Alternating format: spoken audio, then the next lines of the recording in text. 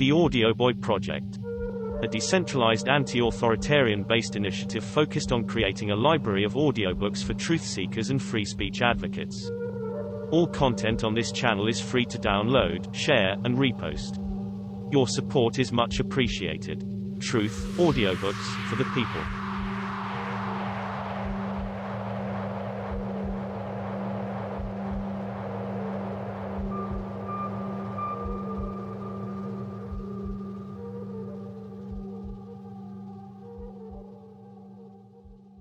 Chapter 14. A key player begins to talk. A step closer to the shadowy truth, fear not guilt stood in the way. The teller now far from youth, his life waning day by day. Early in 1997, I began to have discussions with Lloyd Jowers' lawyer, Lewis Garrison, about the possibility of Jowers meeting Dexter King and myself and setting out everything he knew about the killing. The main impediment to such a meeting was Jowers' fear of being indicted, convicted, and going to jail for the rest of his life. To overcome this, Dexter, on behalf of the family, and I, agreed to give undertakings that we would support a grant of immunity for Jowers if he told us everything he knew about events leading up to the killing and the murder itself. I had no doubt Jowers was in the brush area at the time of the killing, and that he knew who actually pulled the trigger. The rub, of course, was that he could have fired the shot himself. In any event, I argued he would be far better off with the support of the family, who were only interested in the truth and were not trying to seek retributive justice. Jowers agreed to meet, but he kept backing off. The investigation of Judge Colton concerned him for a while. Then certain newspaper reports focusing on his involvement chilled his cooperation. Garrison received inquiries about our planned meeting from a Memphis commercial appeal reporter with contacts in the Attorney General's office. This led Garrison and me to believe that his phone was still being tapped. Then, at the request of the District Attorney General, the Tennessee Bureau of Investigation began to interview witnesses and visited members of Jowers' family, telling them they were going to indict him. This seriously panicked Jowers, who threatened to leave the country. Finally, a meeting was arranged. Dexter and I met with Jowers and Garrison at the Sheraton Inn in Jackson, Tennessee on October 27, 1997. Over 3 hours, the truth, or at least some of the truth, as known firsthand by Lloyd Jowers, which he had kept bottled up for 30 years, gradually came out. Jowers continued to be fearful and tried to hedge his statements. I was able to interrogate him with Attorney Garrison, prompting him to confirm facts they had discussed since 1993. I asked Jowers to start at the beginning. He said he first met Memphis produce dealer Frank Liberto when he was in the Memphis Police Department, MPD. He was told by another officer, John Barger, who acted as an unofficial mentor to the young Jowers, that Frank Liberto was a mafia operative who could do a lot for a cooperative young policeman. When Jowers left the MPD and went into business, first running clubs and then bars and restaurants, the relationship continued. He learned early on that Liberto was into a variety of illegal activities, including gun running, drugs, prostitution, and gambling. Jowers would help handle money for Liberto, who would hand over a bundle of bills and instruct him to deliver the package to a particular person. He performed this task a number of times over the years. So when Liberto came to him in early 1968 and once again asked him to receive a bundle of money and turn it over to a man named Raul, who Liberto described in some detail, he was not surprised. When he received the money in a vegetable box, Jowers put it in a disused stove in the kitchen at Jim's Grill, which is where Betty Spates remembers seeing it. When Raul turned up a day or two before the assassination, Jowers gave him the money. I placed a photograph spread of 6 pictures in front of Jowers. He picked the photograph of the man who was also identified as Raul by Glenda Grabo, her brother Royce Wilburn, Sid Carthew, and James Earl Ray. Jowers wryly commented that Raul's very distinctive face was not easily forgotten. It is important to keep in mind that Jowers has, in the past 20 years, for understandable, though self-serving reasons, given inconsistent accounts of what happened in and around Jim's Grill on April 4, 1968. For example, Jowers initially denied the presence of Betty Spates. He also initially claimed to be inside the grill pulling beer at the time of the shot. He refused to acknowledge having any contacts with murder weapons after the shooting or involvement in planning meetings held in the grill or giving instructions that no one go upstairs. Eventually, these denials were refuted by evidence I obtained from Betty Spates, her sister, and taxi driver McCraw, and even by Jowers himself, who was boxed in by his earlier lies. This would emerge as a main criticism of him in the June 2000 Department of Justice limited investigation report discussed below. Now, he said he recalled that after Frank Liberto approached him, there was at least one and probably up to 3 meetings in Jim's Grill to prepare for the assassination. While he maintained that he did not sit in on these planning sessions, he remembered them taking place and recalled most of the participants. They included his old, now-deceased friend John Barger, by then an MPD officer, and undercover police officer Merrill McCullough, whose military intelligence role was unknown to Jowers. At an earlier time, Barger had brought McCullough to the Grill and introduced him as his new sidekick. In his 1977 testimony to the HSCA, McCullough had denied any intelligence role at the time of the assassination. Now, with the CIA, McCullough was interviewed in April 1997 by ABC Primetime Live. He confirmed he knew Lloyd Jowers. When asked about Jowers implicating him in the King assassination, he said he had no comment and put the phone down. Local contacts have attempted to get McCullough to talk to me without success. Another MPD inspector who Jowers said was at the planning sessions has had a high profile in the case from the outset. He is still alive. The 4th participant was MPD officer Lieutenant Earl Clark, who died in 1987. Clark ran the MPD firing range out at the Armor Center and was regarded as perhaps the best shot in the force. Jowers also confirmed something I had learned some years ago. Clark was exceptionally close to Frank Liberto. Jowers said Liberto had told him that the police would not be around at the time of the killing, and they had a fall guy in place. Jowers had previously told Attorney Garrison that he received the murder weapon from Raul the day before the killing and gave it back to him near the actual time of the assassination. He had also said he did not leave the Grill for a night or 2 before the killing. In our session, he stated that the weapon was picked up by Earl Clark on the afternoon of the killing. Jowers said that he was instructed to go out through the kitchen into the brush area just before 6 p.m. and wait. He had the impression someone in Dr. King's group was going to get Dr. King out onto the balcony around that time. After the shooting, he was to take the gun and keep it until it was picked up by Liberto's man the next morning. Liberto, he said, made it clear to him that the weapon was his personal property. The following morning, a Mexican employee of Liberto's came to the Grill, drank coffee, and waited until customers had left. He then picked up the gun and took it away. Jowers never saw him again. At other times, he had said that Raul picked up the weapon. While he continued to deny that Betty Spates was there on the afternoon of the killing, he effectively confirmed her account. His attorney, Lewis Garrison, noted that Jowers had for some years essentially validated her story. Betty Spates, as noted earlier, remembered 2 rifles. Jowers brought one in from the brush area around noon on the day of the killing and broke it down in front of her. She saw him carrying the second gun into the kitchen seconds after the fatal shot. Jowers confirmed Betty's recollection that he placed the murder weapon under the counter. Taxi driver James McCraw always insisted that this was where he had seen it on the morning after the killing, though Jowers previously denied showing it to him. Jowers admitted being in the brush area with the shooter and taking the rifle, still smoking, from the assassin and running inside with it. Jowers made this crystal clear. He even said that he attempted to flush the extracted cartridge shell down the toilet off the kitchen and that it stopped it up. Though never emphatic, he indicated that the other man in the brush area, the actual assassin of Martin Luther King Jr., was the MPD's best shot, Lieutenant Earl Clark. He said that the shooter passed the rifle to him and took off. Jowers was too busy making tracks himself to notice where he went, but seemed to recall that he headed back toward the building. I have now come to question not Clark's involvement. I believe that he was totally involved and was one of the people in the bushes at the time of the shooting, but the allegation that he pulled the trigger.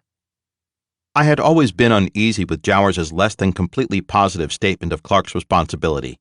There was an ever-present hedge. Now I believe that I know why. As for Clark, in a sense I had come full circle. I had strongly suspected him of being the assassin in 1988 and 1989. When I interviewed his former wife, Rebecca, in 1992, she gave him what appeared to be a cast-iron alibi. She insisted he had been at home and asleep at the time of the killing, and that when he was called in over his police walkie-talkie, she had to drive to the cleaners to pick up his uniform. She seemed believable. She had been divorced from Clark, who had remarried, and therefore had no reason to stand up for him. However, she was still raising his son, who sat in on our interview, and who had obviously been very attached to his father. I began to question Mrs. Clark's credibility in 1995. Taxi driver McCraw told me that on the night of the shooting, he had picked her up in downtown Memphis and taken her miles away from home. McCraw had also made it clear to me that Clark, a Jim's Grill regular, had openly boasted that he would kill Dr. King when he came to town. I had dismissed it as so much racist talk, but in 1995 McCraw told me he had seen Clark emerge from the south side of the rooming house around 6:20 p.m. wearing his MPD uniform. Jowers recalled him wearing light-colored civilian clothes at the time of the shooting. There were, and continued to be, inconsistencies about these and other details, but the scenario was coming together. The facts have been there, capable of discovery from the beginning. The first glimpse of the Liberto connection surfaced with John McFerrin's courageous report of the fat man screaming down the telephone to his shooter, "Shoot the son of a bitch when he comes on the balcony." This was further confirmed by his own admissions to Whitlock 10 years later. There were other independent corroborating sources, but it would take the courage of Betty Spates and James McCraw to force Lloyd Jowers to come forward in 1993, offering to tell all he knew in return for a grant of immunity. The reluctance of the authorities to hear what Jowers had to say was understandable, given how far up the line the conspiracy went. The Marcelo Liberto Memphis PD assassination operation provided the government with a plausibly deniable alternative to the use of its own trained professionals who were waiting in the wings and ultimately not required. We have seen that organized crime frequently fulfills this need and insulates federal, state, and public officials and agencies from responsibility for a variety of illegal acts. The underlying financial arrangements, even commercial collaboration, such as gun running and drug-dealing joint ventures, which finance the illegal covert operations, rarely come to light. When they do surface, massive damage limitation and cover-up operations are mounted. The assassination of Martin Luther King Jr. was a tragedy for the American people. The shameful truth behind its execution and subsequent cover-up is a searing indictment of betrayal and abuse of power. James dies.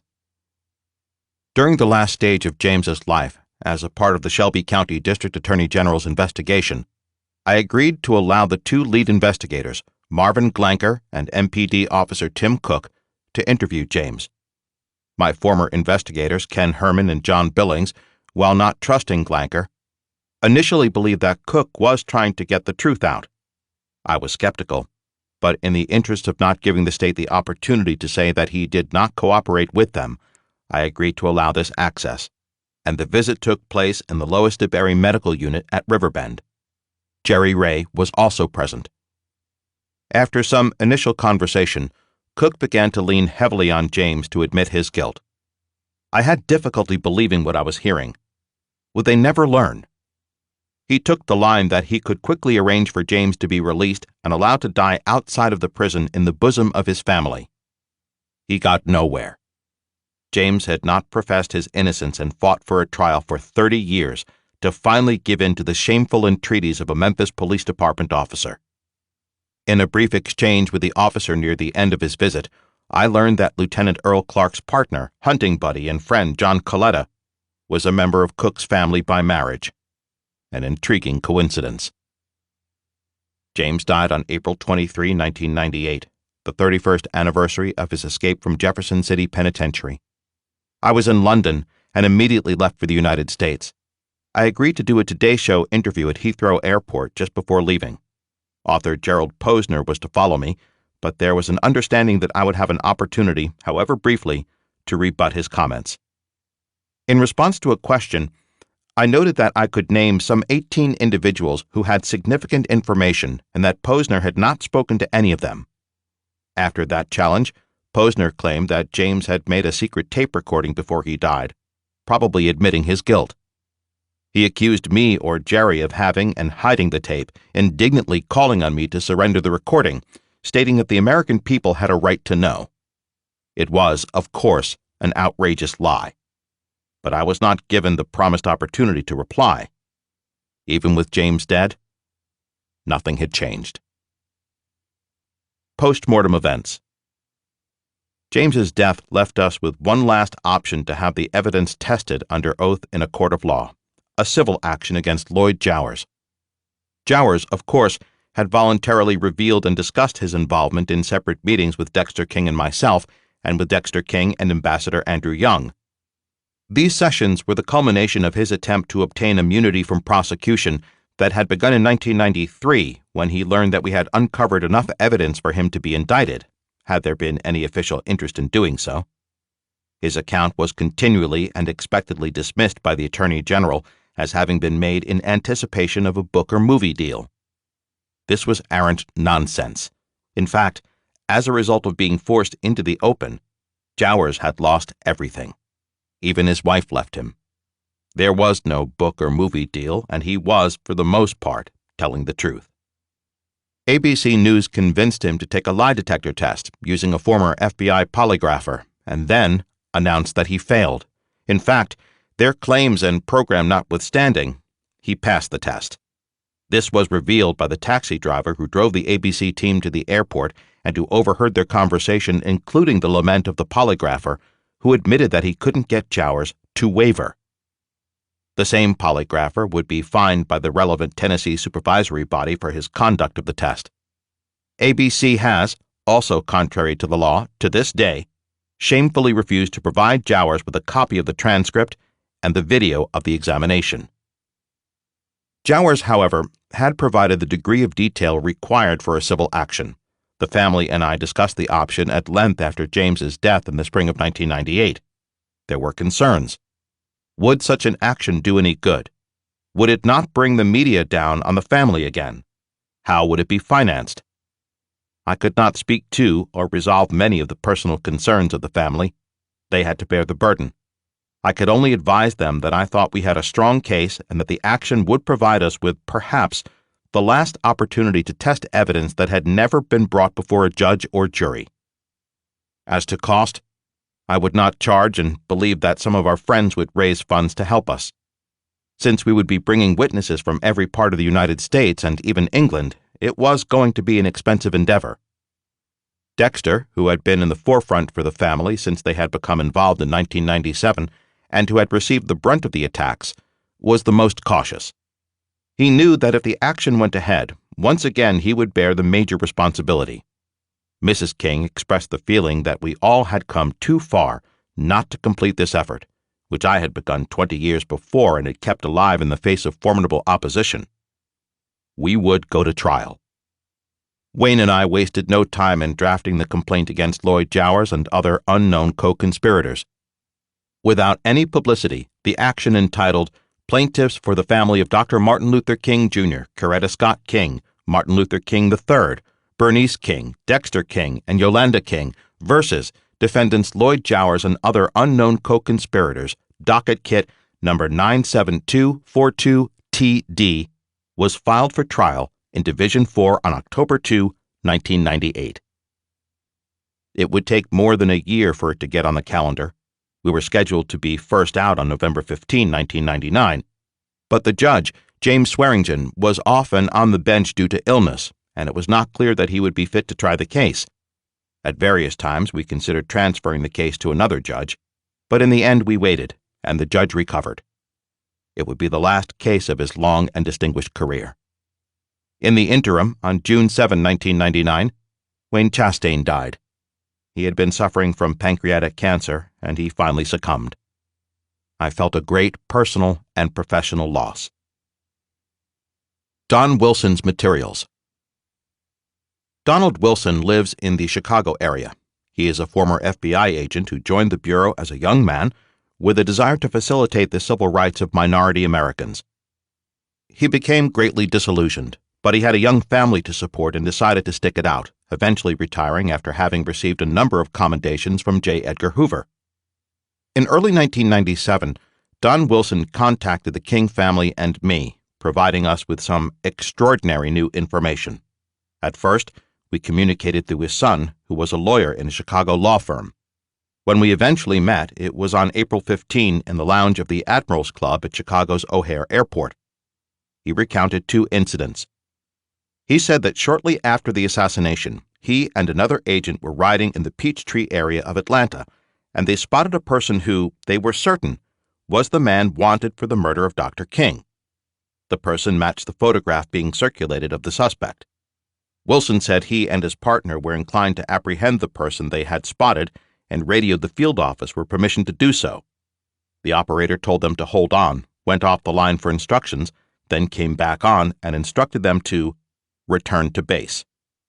Surprised and disappointed, they did as they were told. To this day, Don Wilson finds it strange and unacceptable that they were not allowed to detain the suspect and yet were not given any explanation. What he told me next was more significant. When the field office received a request from the Atlanta police to check out a white Mustang, which had been parked for some days at the Capitol Homes housing project, he went along with a senior colleague to the scene. The suspicion was that the car, with Alabama license plates, had been involved in the King assassination. Wilson said that when he opened the car door on the passenger side, an envelope and some papers fell out. Instinctively, he put his foot on the papers, bent over, picked them up, and put them in his pocket. The young agent was nervous, thinking that he might have disturbed the evidence at the crime scene. Later, when he had an opportunity to examine the individual sheets of paper, he was shocked and realized that if he turned them over to his superiors, they would never see the light of day. He kept them hidden for 29 years. One piece came from a 1963 Dallas, Texas telephone directory. It was part of a page that had been torn out. The telephone numbers on the page included those of the family of H.L. Hunt, but more significantly, in handwriting at the top of the page was the name Raoul, the letter J, and a Dallas telephone number of a club in Dallas which at the time was run by Jack Ruby, the killer of Lee Harvey Oswald. The second piece of paper contained several names. Alongside of each were sums of money. It appeared to be some sort of payoff list, and at the bottom was Raoul's name and date for payment.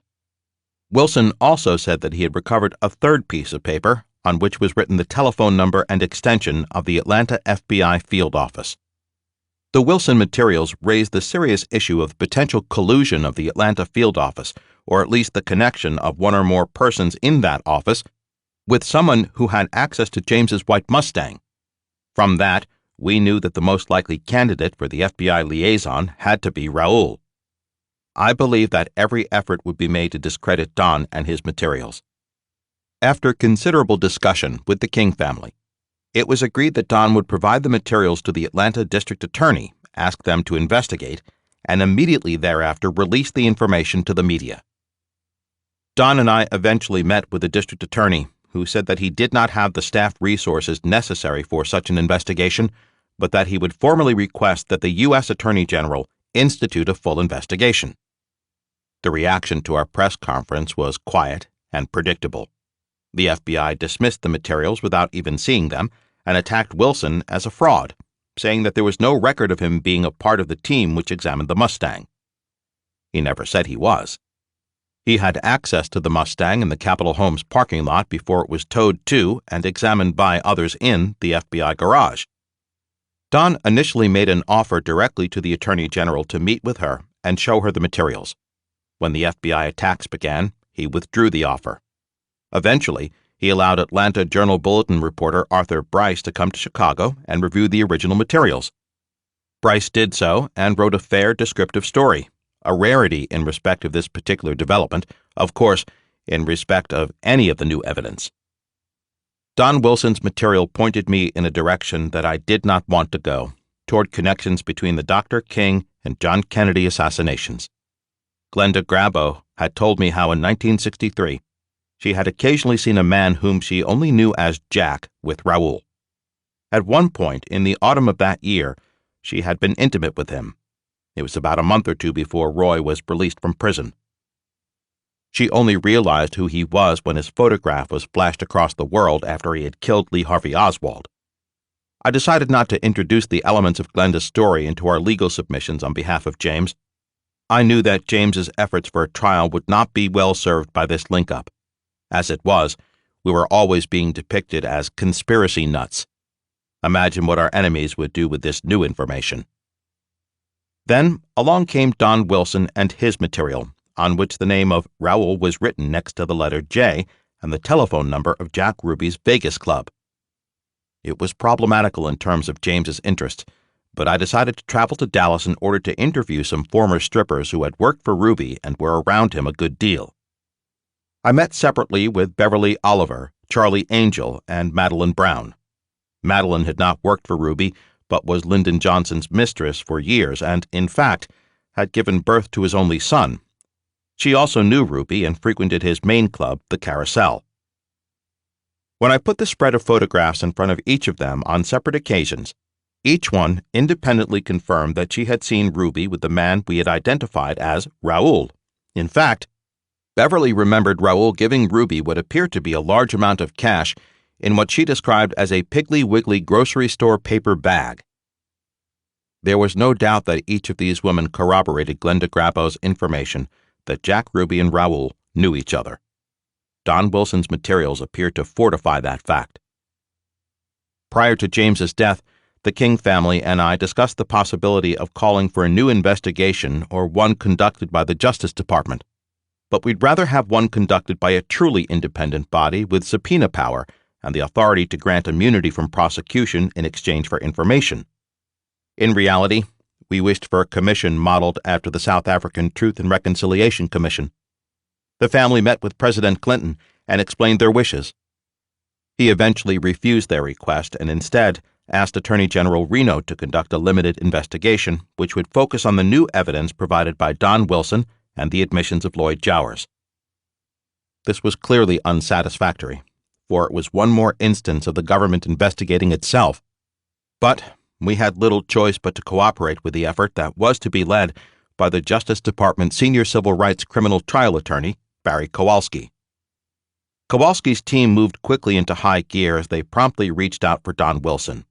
The early contacts were amicable, but it soon turned ominously nasty.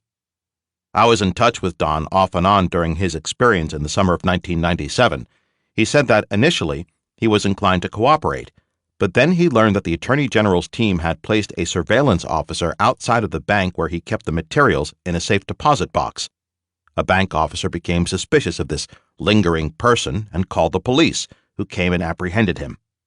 When the officer flashed the documentation of a federal marshal, Don knew that he was a part of the Attorney General's team, and he was livid. He refused to cooperate and became hostile to the Attorney General's team effort to acquire his materials. His life changed drastically after he went public with his story. Before he surfaced, he ran a profitable talent agency representing a number of music groups. After he went public, it all went away. Clients were contacted and told that their careers would not be benefited if Don Wilson continued to be their agent. His business was ruined. In order to make a living, he took a teaching job. It got worse.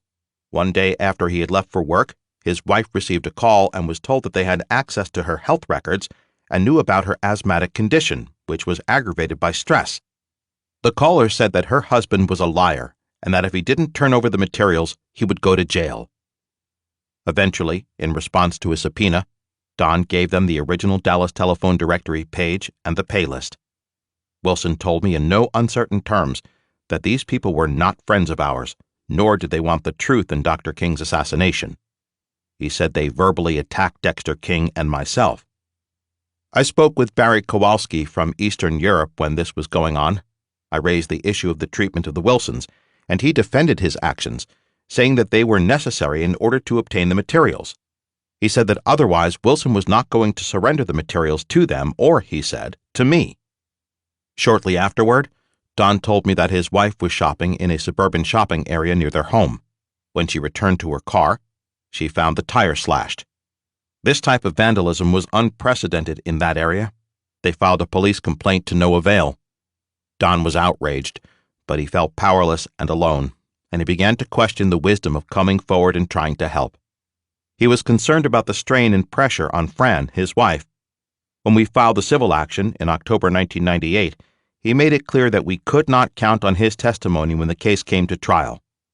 By the time the trial date rolled around, November 15, 1999, it was firm. Don would not be moved by any entreaties. I considered him and his story to be a casualty of the Attorney General's investigation. The task force seemed to be attempting to speak to a wide range of people, each of whom had various pieces of information. In November 1999, I learned that the previous June they had obtained what work records of Raoul's were available. This was revealed to me when I obtained the same records. Those records, however, indicated a history of extended absences and time off, strange for a simple automobile worker. The Justice Department team never did speak to Lloyd Jowers. Jowers understandably wanted immunity before he would meet with them. While they indicated that they could arrange it with the Shelby County District Attorney's Office, in fact, an offer never materialized, and they would not be able to interview him. Though they appeared to be close to finalizing their report in the summer of 1999, the trial would come to an end in December, without a report being issued.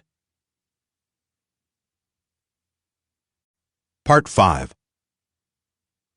Chapter 15. The Civil Trial. Where once an ordeal with pain as the goal, a jury now was the means to heal, and truth imposed the only toll. Day after day they were there, unsmiling and troubled they stayed, citizens all required to care, assessing the facts before them laid. After the passage of 1 year, while the Justice Department investigation had yet to produce a report, our case against Lloyd Jowers and others was called. We were indeed first out in Judge Swearington's courtroom on November 15, 1999. The judge agreed to let one media pool camera in the courtroom along with our own video camera. The media camera, like the media itself, would come and go. They were nearly always absent, with the notable and sole exception of local anchorman Wendell Stacy, who almost lost his job at the time over his insistence that he attend every day. He was eventually fired, but won a wrongful dismissal action and was rehired.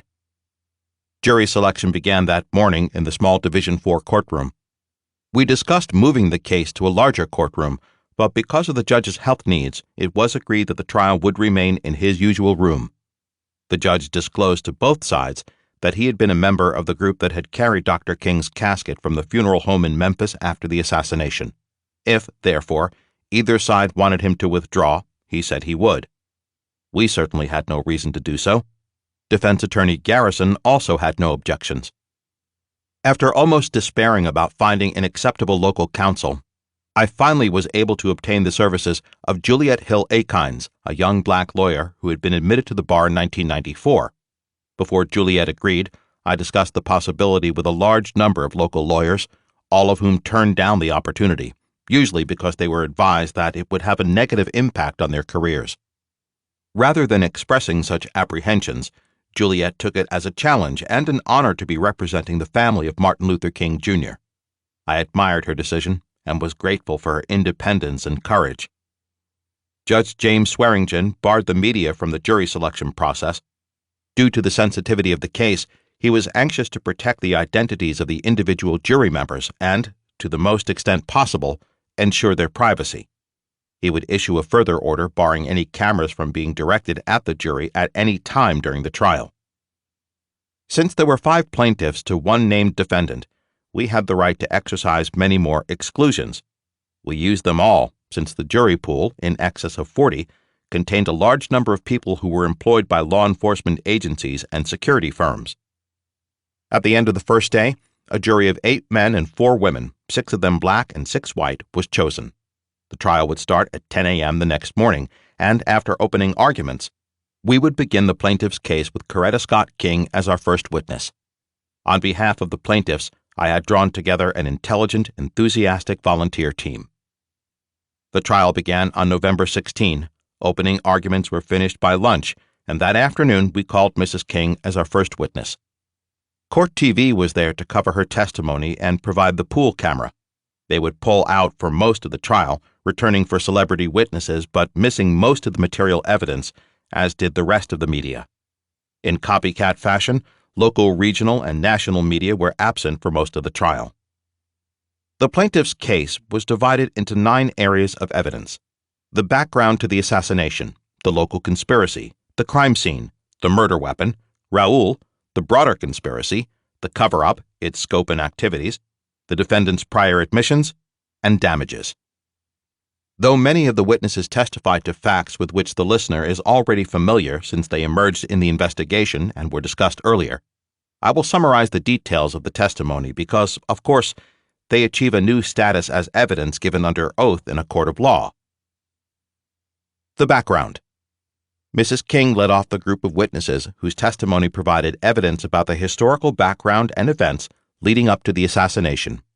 She set the background, stating, "He felt that it was important that he give this support to them because they were a part of what he was really struggling to get the nation to understand, that people work full-time jobs but, in a sense, for part-time pay. Even people who were poor who worked could not make a decent living. So, they would then be invited to join the mobilization for the campaign which was to be held in Washington." Transcript of trial proceedings, November 16, 1999. She continued, "I must say that my husband had wanted to speak out against the war in Vietnam for many years before he actually did so. He understood the conflict that existed in Vietnam from its inception, and he realized that it was an unjust war in the first place. Then it was being fought against, people of color who were poor. And wars, of course, for him, didn't solve any social problems but created more problems than they solved. He felt that this particular war we could not win. Of course, history proved him right within a very short period of time after he spoke out. As a matter of fact, 1 year after he spoke out against the war, he was vindicated in that the nation had reversed itself and its policy toward that war. That was April 4th, 1968, when he actually spoke out against the war in his first public statement. But he said he had to do it because his conscience. He could no longer live with his conscience without taking a position. He felt that doing so, perhaps, he could help to mobilize other public opinion in support of his passion, which was, again, against the war. Concerning the family's efforts to obtain a trial for James, she said, "Well, as a matter of fact, it was because of new information that we had received and largely because of the effort that you had put forth to investigate a number of these leads that had come out and found that they were reliable enough. When we looked at it and investigated it, we felt then that we had to take a position. For years we hoped that someday someone else would find the answers. We wanted to know the truth. But the truth was elusive. We wanted to go on with our lives. We felt the only way we could do it was to really take the position that we did take, because the evidence pointed away from Mr. Ray, not that he might have not had some involvement, but he was not the person we felt that really actually killed him." They offered various perspectives and facts, and described the official hostility to Dr. King's vigorous opposition to the war in Vietnam and his commitment to leave a massive contingent of poor and alienated people to Washington, where they would take up a tent city residence in the capital and lobby the Congress for long overdue social legislation. Dr. King's support of the sanitation workers' strike was described by Reverend James Lawson, as was the eruption of violence in the March of March 28, which Dr. Kobe Smith of the Invaders testified, appeared to be the work of out-of-town provocateurs. Dexter King stressed the importance of his father's opposition to the war in Vietnam and the media reaction. Now, the truth of the matter is if my father had not, if he had stopped and not spoken out, if he had just somehow compromised, he would probably still be here with us today. The role of the Invaders and their sudden departure from the Lorraine Motel were testified to in detail by former Invaders members Dr. Smith and Charles Cabbage. Smith said that the Invaders decided to work with Dr. King in the planning of the April March because they had been wrongly blamed for the violence which had broken up the previous march. He insisted that they conduct their own investigation and become convinced that the disruption was caused by out-of-state provocateurs. He said they had reached a basic agreement with SCLC and Dr. King, and in order to facilitate their participation in the planning process, the group had moved into 2 rooms in the Lorraine Motel. Their rooms were also on the balcony level some doors south of Dr. King's room, and he said that they had participated in various planning sessions and meetings with Dr. King following his arrival on April 3. Cabbage described the Invaders' sudden departure within 11 minutes of the shooting. He said that a member of the Lorraine staff knocked on their door. It must have been after 5:30 p.m. They were told that they had to leave because SCLC was no longer going to pay their bill. This appeared strange because the bill for that evening's lodging would have clearly been paid or obligated to be paid much earlier in the day. Though it made no sense from any standpoint, he said they accepted the order, which he said they were told came from Reverend Jesse Jackson. They quickly packed up their things and left around 10 minutes before 6 p.m. The timing of their departure was later confirmed by the testimony of MPD Captain Willie B. Richmond, retired, who noted the event in his surveillance report developed from his observation post inside and at the rear of the fire station.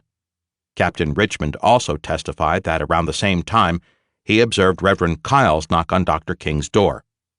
Richmond said Dr. King opened the door, spoke with him briefly, and then closed the door.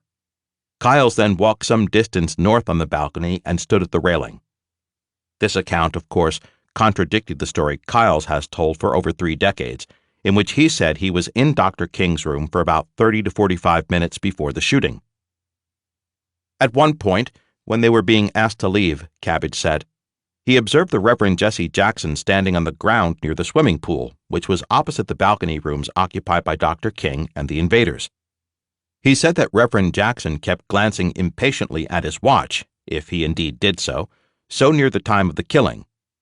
Reverend Jackson has reportedly stated subsequently that he didn't even remember that the invaders were staying at the Lorraine. Cabbage never understood it. In his testimony, he also confirmed that the invaders occupying the Lorraine rooms were quite heavily armed, as was their usual custom, because of the hostility of the MPD. The local conspiracy.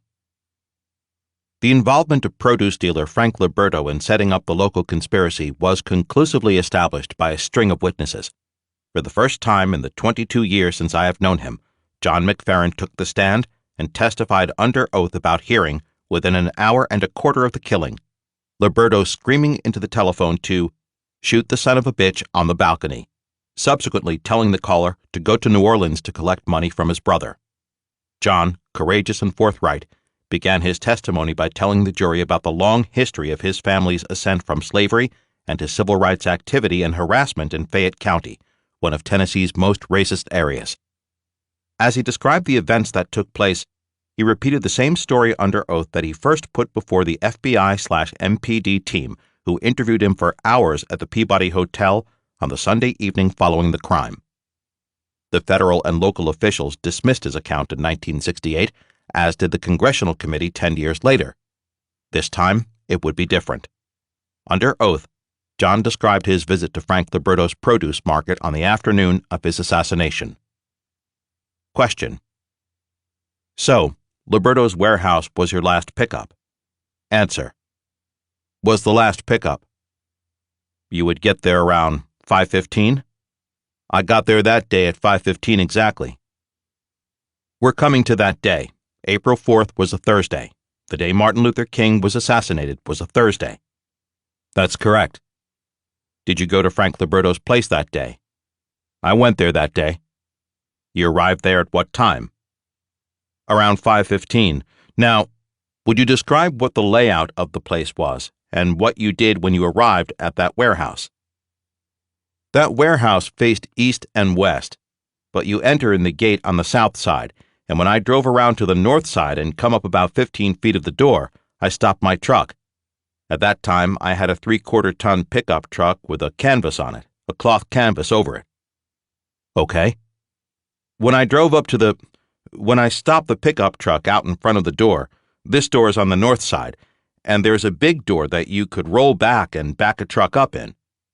Coming in from the north side on the right side, there is a little small office, and when I got within 10 to 15 feet of this office, why, Latch was standing up. Who was Mr. Latch? Mr. Latch had a scar around his neck like this. What was his relationship with Mr. Liberto? He was a handyman. I never did know because I was always scared of Mr. Latch. You see, if you looked at him, he had a scar from right here to right there, and he would always be mean. But Mr. Liberto was always friendly. I wouldn't fool with Mr. Latch. I would stay away from him if I could. So, you walked in that afternoon, into the entrance and the office. You said you were how far from the office? 10 to 15 feet? 10 to 15 feet from the office. That's correct. Then what happened next? The phone rang. When the phone rang, Latch picked it up. When Latch picked it up, Latch said, "That's him again." He gave it to Mr. Liberto. Mr. Liberto said, "Shoot the—" You can just say what he said. "Shoot the son of a bitch on the balcony." Well, at that time, they didn't have noticed me. I was just standing up a little closer to them, just looking. I was a cash-paying customer. He would always tell me, "You go get what you want and come by the office and pay for it." If the warehouse hadn't been changed, the doors, you have a line forming going in there. Let's go back over what you saw. You heard Mr. Liberto talking on the telephone. Telephone. Around what time of day was this? I'd say that was around 10 minutes after 5:15, around 5:25, not quite 5:30. 5:25 to 5:30, you heard him talking on the telephone. Telephone. He received a phone call. What did you hear him say once again? Shoot the son of a bitch on the balcony. The role of Frank Liberto was further confirmed by the testimony of Nathan Whitlock and his mother Lavada Addison, who provided details about the admissions Liberto made to them separately in 1978, leaving them no doubt that he had participated in the Memphis hit on Dr. King, that there would be no security, the police were cooperating, and that a scapegoat was in place. In subsequent testimony, Dexter King and Ambassador Andrew Young testified that in their separate interviews with Lloyd Jowers, he had told them that sometime in March, after Dr. King's first speech on behalf of the sanitation workers on March 18, he was approached by Liberto, to whom he said he owed a big favor. He basically confirmed the story he had told on the Primetime Live program without any mention of Frank Holt being involved. Liberto told him that he would be given $100,000 in a vegetable delivery box and that he was to turn this money over to a man named Raul, who would visit him sometime afterward. He told Dexter, Andy, and me that Liberto had told him no police would be around and that they had a scapegoat. In fact, he said, it all happened in exactly that way. Planning sessions for the assassination were held in his grill, involving Lieutenant John Barger, whom he had known from his own early days on the police force, Merrill McCullough, a black undercover officer introduced to him by Barger as his new partner, MPD sharpshooter Lieutenant Earl Clark, who was a hunting companion of Jowers, a senior MPD inspector, and finally, a fifth officer whom he did not know. He said he remembered that there were 5 because he had to pull up a chair to the 4-seater booth. Jowers said that if James was at all involved, he was an unknowing scapegoat.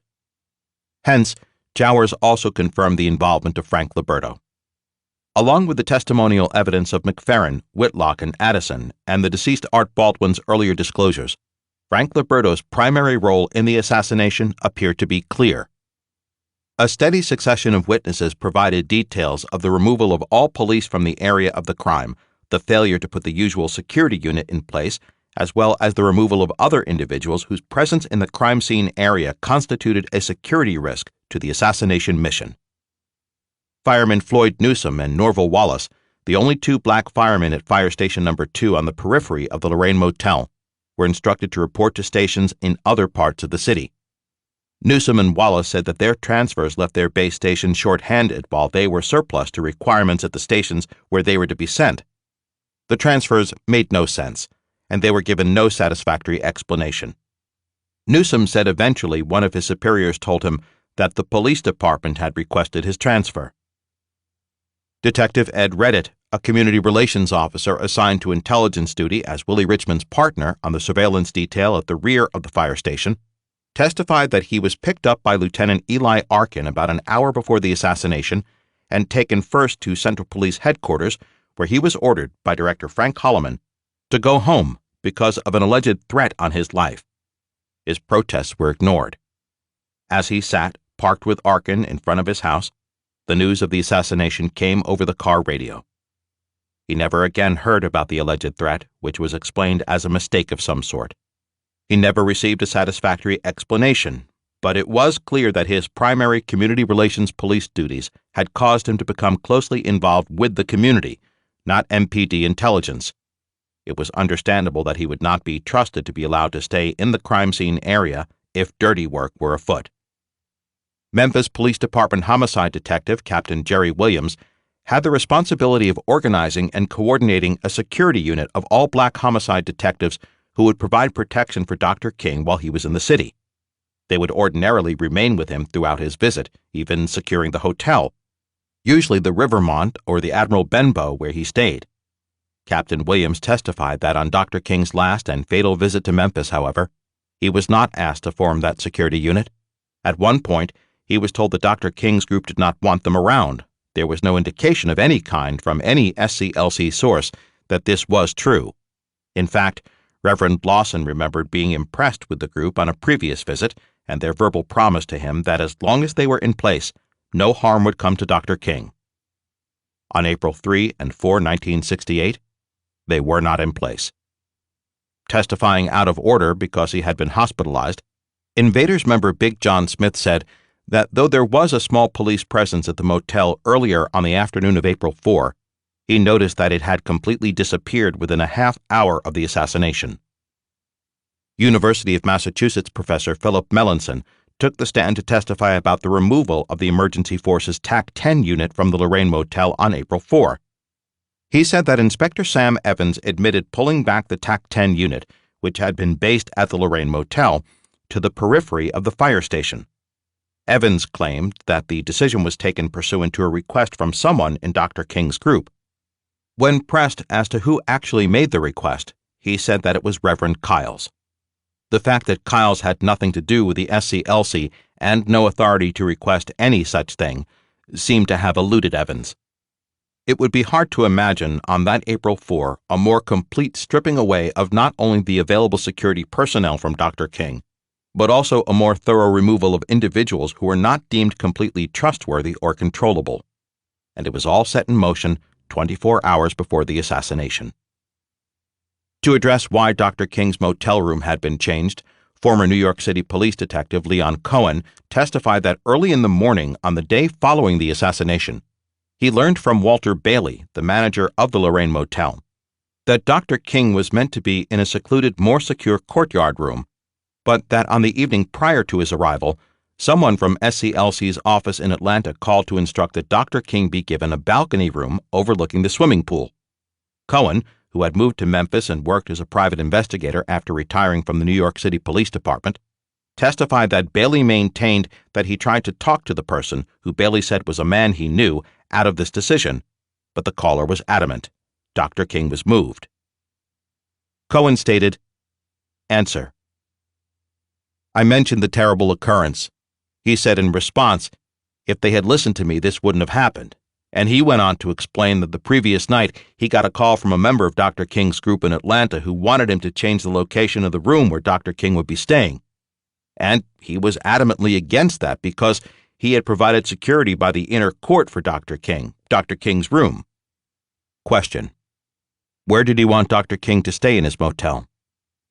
There was an inner court behind the office which had very good security. In other words, it was not exposed to public view, per se.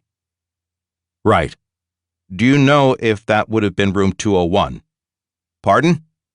Do you recall the number of that room? No, I don't. But it was in an inner court area? Yes, sir. And instead, where did Mr. Bailey say he was being instructed to move Dr. King? The room, I don't recall a room number, but the room which Dr. King had occupied that night, that's the room that they wanted him to occupy. A balcony room. Yes, sir. For the record, that was room 306, that balcony room. So Bailey said he was instructed to move Martin King from room, well, you didn't know the number, but from a courtyard room to a balcony room. Yes, sir. Did he say he opposed that? He adamantly opposed it. Did he say who in Dr. King's organization wanted him placed in that exposed balcony room? He just mentioned that a member of Dr. King's group had told him, advised him, he wanted the room changed. He said he knew the person, but I did not question him as to who it was or his name or pedigree or whatever. Did he indicate when he spoke to you, if you can reflect very carefully, Mr. Cohen? Did he use the pronoun he or she? He used the pronoun he. So some male member of Dr. King's Atlanta office instructed the room change? Yes, sir. Once again, when did he receive that instruction? He said the previous night that Dr. King was supposed to stay there, prior to the arrival. Yes, sir. At the time of the trial, taxi driver James Milner had known Lloyd Jowers for over 25 years. He testified that, in fact, in the early to mid-1970s, Jowers had basically told him the same story that he revealed in 1993 about how he became involved with the assassination, how it was planned and carried out, and that the deceased Lieutenant Earl Clark was likely to have pulled the trigger. Jowers' ambivalence about the shooter's identity was consistent. He definitely pointed in Clark's direction, but never positively. Clark was dead. If someone else had been the shooter and was still alive, this could explain Jowers' conduct, but if not Clark, who? Who, I agonized, could Jowers be protecting? At one point, I remembered that he had said there was a 5th MPD officer at the planning sessions in Jim's Grill, but Jowers said he did not know him. Possible? Of course. But not likely that he would not have been introduced to him as he had been to the other stranger, Merrill McCullough. Could this 5th officer have played an ultimately more sinister role? Was he the shooter? Another driver, J.J. Isabel, testified that on the occasion of St. Patrick's Day 1979 or 1980, he and Jowers drove 2 chartered buses to Cleveland, taking a Memphis group to a bowling tournament. They shared a hotel room, and after a meal and some drinking on the first evening, when they returned to their room, Isabel said he asked Jowers, "Lloyd, did you drop the hammer on Martin Luther King?" He said that Jowers hesitated for a moment or two and then replied, "You may think you know what I did, but I know what I did, but I will never tell it in court." The value of Milner's and Isabel's separate testimony is, of course, that like Whitlock, Addison, and McFerrin, they provide corroboration, at least of a local conspiracy, as well as aspects of Jowers' story, long before his involvement became an issue. One of Jowers' former waitresses, Bobby Balfour, née Smith, testified that on the day of the killing, Jowers told her not to carry food up to a tenant in the rooming house, Grace Walden Stevens, who was ill. She said that it had been her regular practice with Lloyd's approval to bring food up to Charlie Stevens' common-law wife during her illness, but on that day, Lloyd explicitly told her to stay away from the 2nd floor.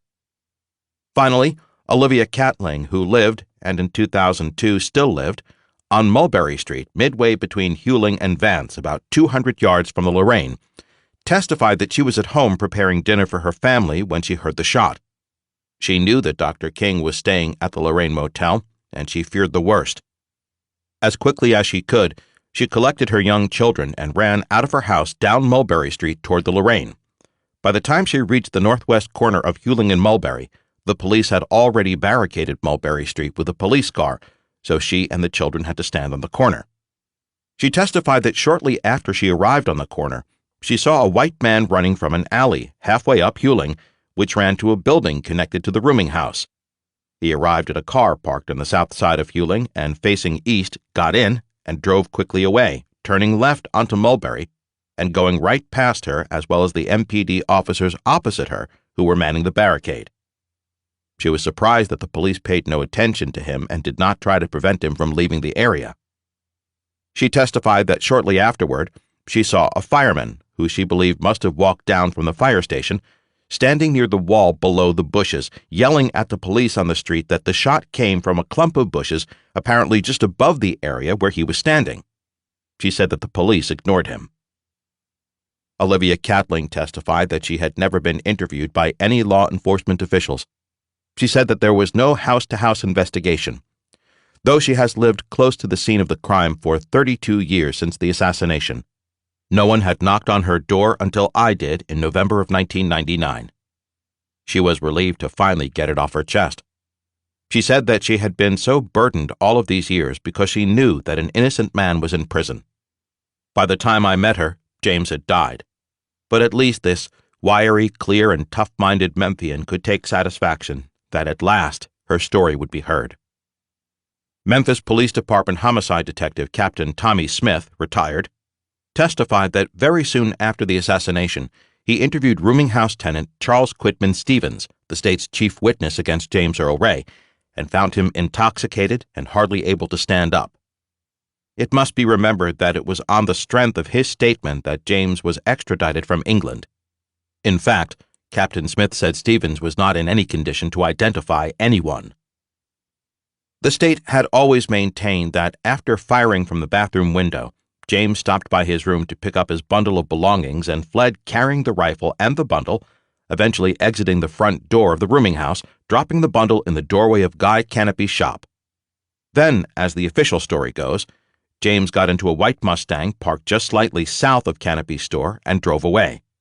Stevens was supposed to have caught a glimpse of the profile of the fleeing man. Charles Hurley testified that while waiting to pick up his wife from work, he parked behind that white Mustang about an hour and a quarter before the shooting.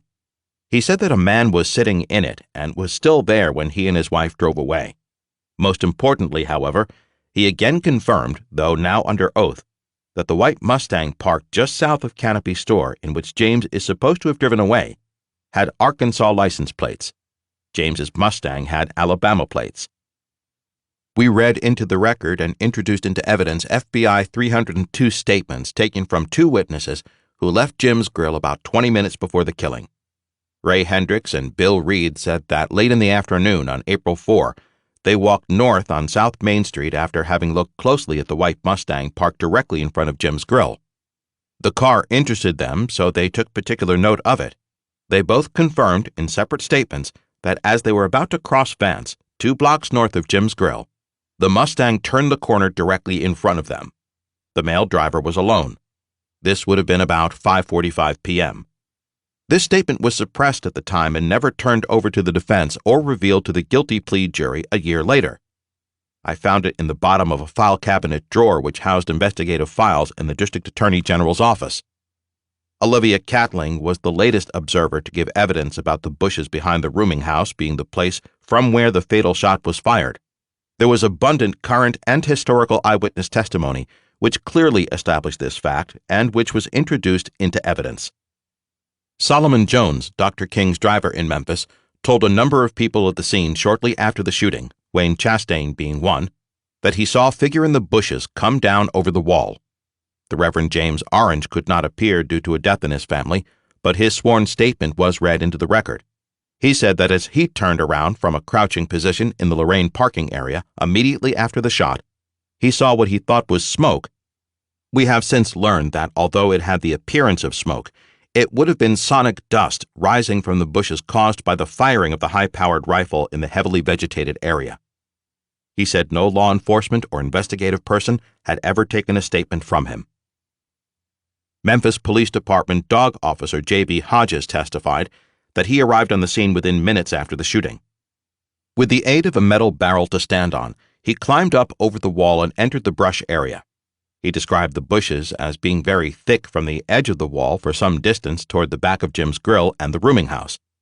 He said he had to fight his way through the formidable thicket, but that eventually he arrived at a clearing and went to the alleyway, which ran between the two wings of the rooming house. Not too far into the alley, he said he found a pair of footprints heading in the direction of the rooming house. At the end of the alley was a door leading to the basement that ran underneath the entire building. It had rained the night before, and the ground cover was wet, but there was no growth in the alley, and the mud revealed apparently fresh-made large footprints, size 13 to 13.5. Hodges guarded his discovery until a cast was made. Those footprints have never been identified or explained. Eventually, I would wonder about the shoe size of the 5th MPD officer at the planning session described by Jowers. As a part of their testimonies related to their questioning of Lloyd Jowers, Dexter King and Andrew Young separately recounted how Jowers admitted taking the rifle from the assassin, whom he said had, in fact, fired from the bushes. An earlier deposition of Jowers' former waitress/lover, Betty Spates, was read into the record, in which she claimed having seen him carrying a rifle, running from the bushes in through the back door of his kitchen. In this last instance, the defense raised the question of her credibility, noting that she had altered her story when questioned by official investigators. As noted elsewhere, this was true, but it was the result of their harassment. The last statement she gave to me under oath was consistent with what she originally told me in 1992. Former New York Times reporter Earl Caldwell could not break prior engagements in order to testify, but the defense agreed to allow a video of his testimony at the television trial on the condition that the cross-examination conducted by former U.S. Attorney Hickman Ewing was also played.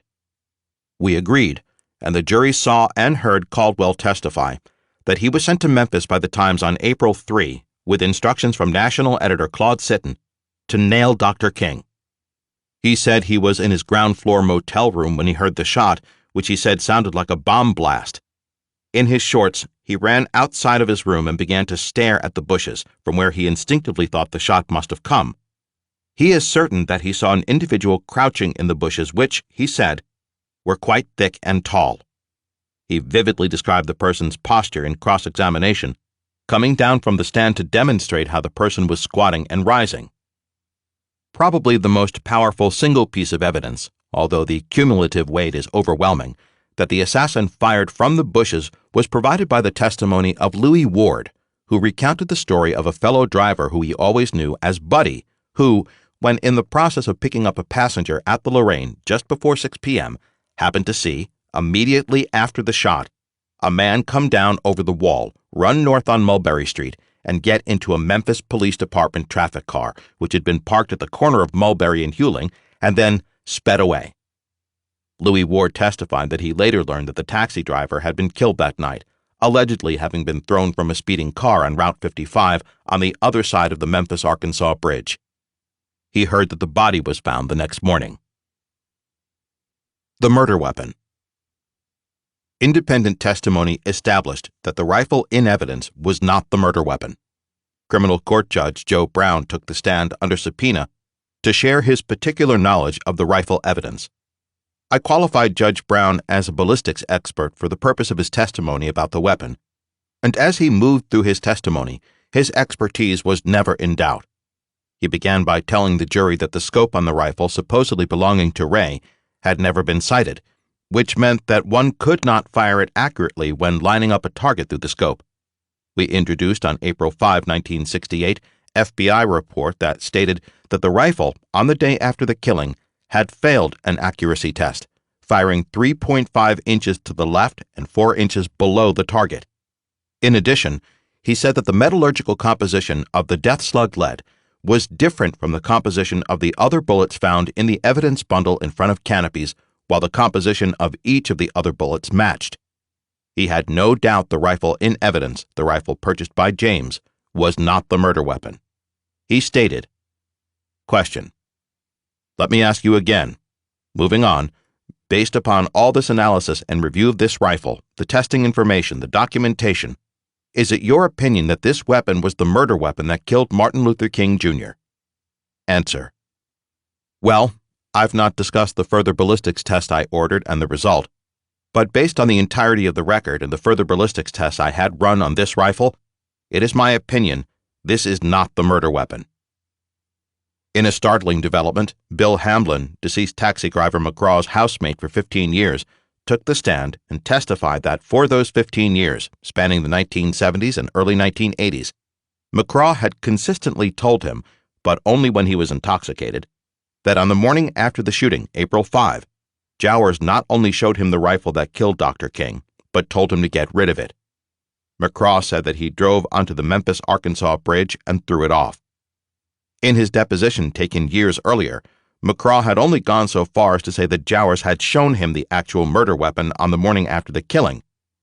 If we are to believe that testimony, and there is no reason for Hamblin to lie, but also that Jowers was telling the truth to McCraw, then the actual murder weapon used to kill Dr. King has been deep in the mire of the silt of the Mississippi River since 1968. Hamblin also testified that on one occasion, when he and McCraw were renting rooms in a house on Peabody owned by an FBI agent named Purdy, he told the FBI landlord that he should talk to McCraw sometime because he had information about the killing of Dr. King. Promptly after that conversation, he said, they were given their eviction notices, and during the 30-day grace period, the MPD harassed them on a number of occasions. At the time of the assassination, Bill Hamblin was working in a Memphis barbershop, the Cherokee Barbershop, and his boss was Vernon Jones.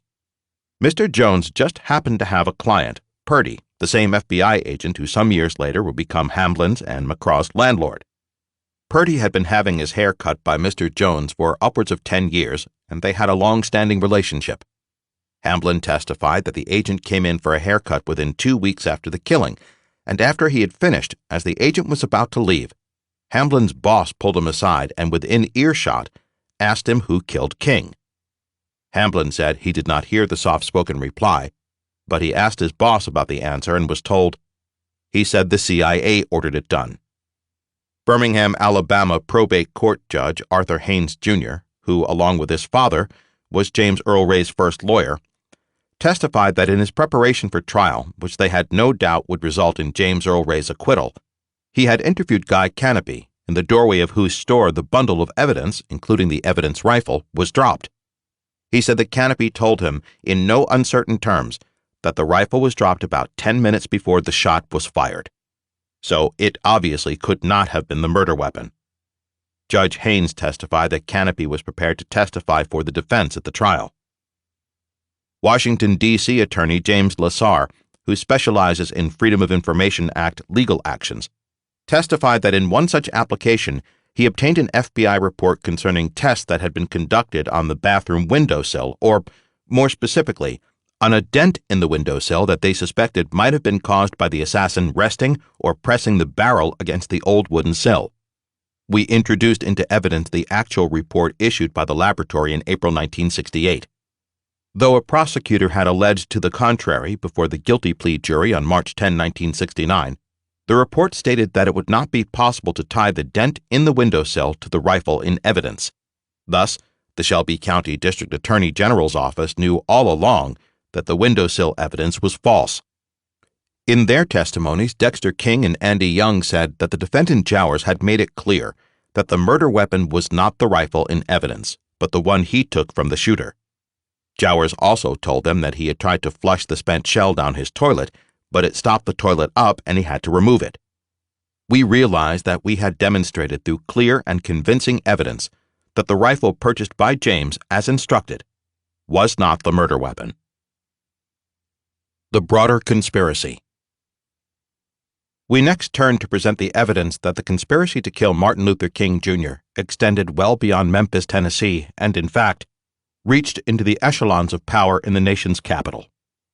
Former Memphis Police Department intelligence officer Jim Smith took the stand under subpoena. His testimony at the television trial had resulted in him losing his security clearance, being put under surveillance, and eventually being in fear for his life, leaving Memphis, only to find that the FBI had permanently blocked him from ever again obtaining a position in law enforcement. Now, 6 years later, he returned to Memphis, having been transferred there in another line of work. He was uneasy and not willing to testify unless subpoenaed. We served him. He basically restated his earlier testimony that on March 18, 1968, he was assigned to assist a two-man surveillance team parked in a van in the area of the Rivermont Hotel. The van contained audio surveillance equipment and two agents. He did not know which federal agency they were from. I had earlier concluded that they were Army Security Agency ASA operatives and that they listened in on conversations and activities in the suite occupied by Dr. King. He did not himself directly participate in any of the surveillance, but he observed it and understood what was going on. Back in 1992, I had been able to obtain a detailed description of the location of the microphone placements in the suite. It was so extensive that even if Dr. King went onto the balcony, his conversation would be heard on the tape recorders in the van below.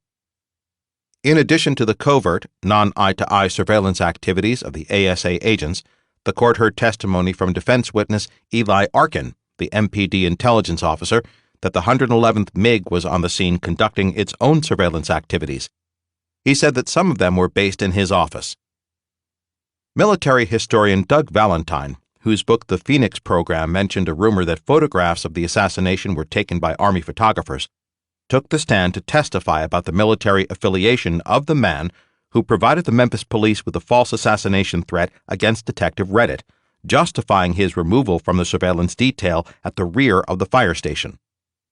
Valentine said that when he interviewed the individual, Philip Manuel, who had been in Memphis on April 3 and 4, ostensibly pursuant to his position as a staff member of the McClellan Committee, he learned that Manuel previously, and perhaps then as well, worked with the 902nd MiG. I had gradually come to believe that this little-known unit coordinated the federal agency task force activity in Memphis and also liaised with the non-military side of the operation.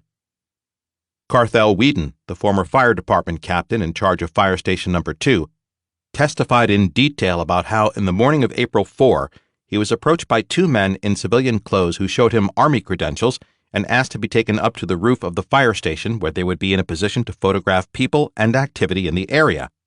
Though Carthel was not certain exactly how he led them up to the roof, it must have been up the outside iron ladder that, at the time, was attached to the north side of the building near the side door and the fire hose tower.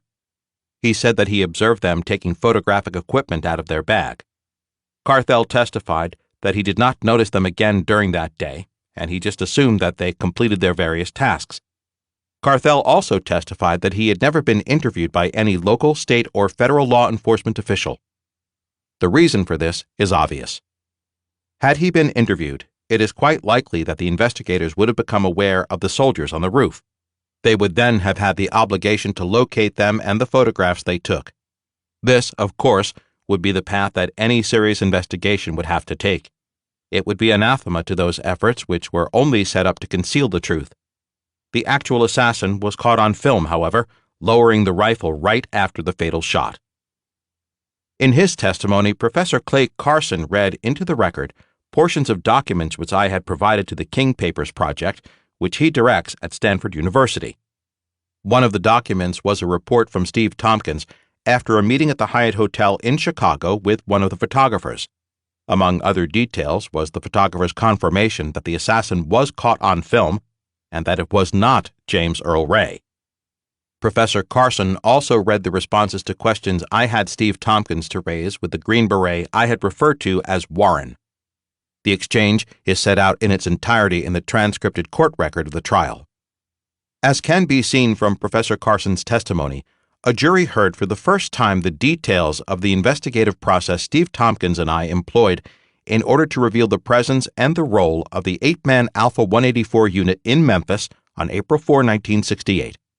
It became abundantly clear from Professor Carson's testimony that the team did not carry out the assassination, but were in fact in position to do so. Steve had always maintained that they were only going to be ordered to shoot in the event of a riot.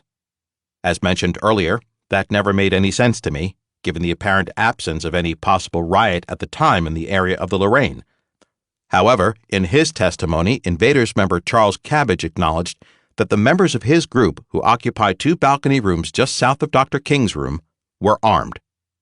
When ordered to leave the hotel shortly before the assassination, actually leaving within 11 minutes of the event, the invaders might well have been expected to react violently, disrupting the surface comm of the motel. If, instead of leaving peacefully, the invaders had reacted violently, that could have created the required circumstances and cover for any military action deemed necessary. In any event, the invaders left peacefully. The killing was not carried out by the Army snipers who were ordered to withdraw from their position promptly after the shooting and leave the city immediately. Covert operative Jack Terrell desperately wanted to testify in person, but his liver cancer became worse and he was not allowed to travel. We had to use his video deposition taken in Orlando, Florida on February 7, 1999. It stunned the court. After describing his previous covert activities on behalf of the government, he described his close friendship with the 20th SFG Green Beret J.D. Hill, whom he came to know in Columbus, Mississippi, contradicting the Alpha Team leader and 20th SFG Commander Cobb's statement on ABC's Turning Point. He said that J.D. told him that the 20th would train for 2 weeks every summer at Shelby and that he would return in excellent physical condition.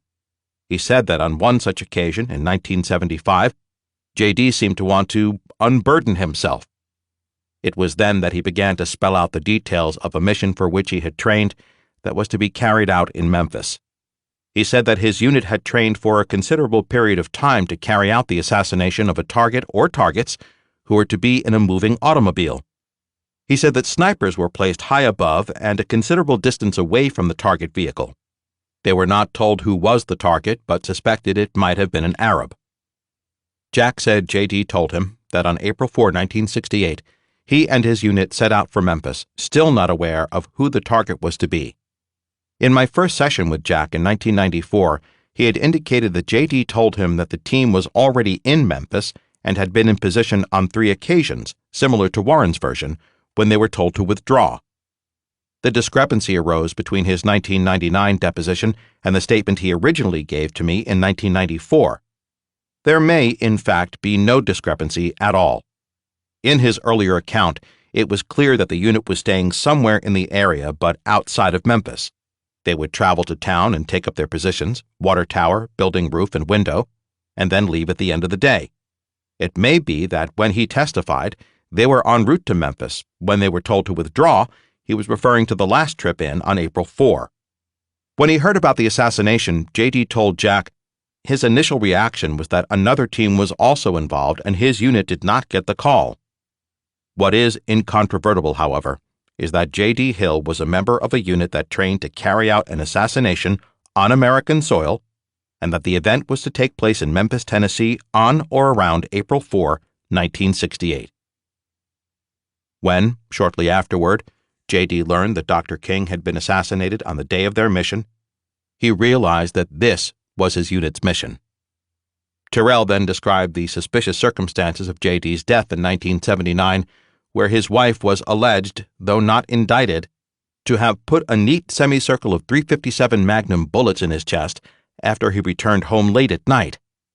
As noted earlier, Terrell said it was impossible for J.D.'s wife, who weighed about 90 pounds, to have handled the .357 Magnum with such precision. The cover-up. A large number of witnesses testified to the extensive range of activities that caused the truth in this case to remain hidden and justice denied for nearly 32 years. Incredibly, the chronicle of events and actions included murder, solicitation of murder, attempted bribery, suppression of evidence, alteration of the crime scene, and the control, manipulation, and use of the media for propaganda purposes. Former taxi driver and security officer Louis Ward testified, as noted earlier, about what he learned from the observation of yellow cab taxi driver Buddy, who, when picking up a passenger at the Lorraine at the time of the shooting, saw a man come down over the wall, run north on Mulberry Street, get into a Memphis Police Department traffic car, and be driven away. Louis Ward testified that he heard this account directly from Buddy, who was driving car number 58 on that day. He said that Buddy told him this story just before two police officers arrived and were told the same thing. Later that evening, Ward said he saw a number of MPD cars parked at the yellow cab offices. He was certain that they were taking a statement from Buddy. Since he was only a part-time driver, Ward said he did not return to work as a driver for about 2 weeks. When he did, he asked where Buddy was. He said he was told that he was dead, having been thrown from a car on Route 55 on the other side of the Memphis-Arkansas Bridge on the night that Martin Luther King Jr. was assassinated. Ward testified that he watched the newspaper for an obituary or death notice, but did not see any. Massachusetts attorney Raymond Coleman testified that he had inquired about death records in Memphis and the neighboring states and found that there was no record of Buddy's death. Though we were never able to locate with certainty the dispatcher on duty that night, one person who Ward believed also knew what happened and who may have been the dispatcher on duty the evening of April 4, refused to discuss the matter. This same person apparently came into a substantial amount of money after the event and bought a very expensive house, which would have certainly been beyond both his means as a taxi driver or any apparent family resources. We had no doubt that Louis Ward was telling the truth. He had no reason to come forward at this point in time and lie. He never asked for anything, and our team concurred unanimously that he was one of the most credible witnesses we put before the jury. The effectiveness of the cover-up of this side of the murder event, however, was staggering. There was no police report or statement taken from the driver in any file, and no death record or report existed.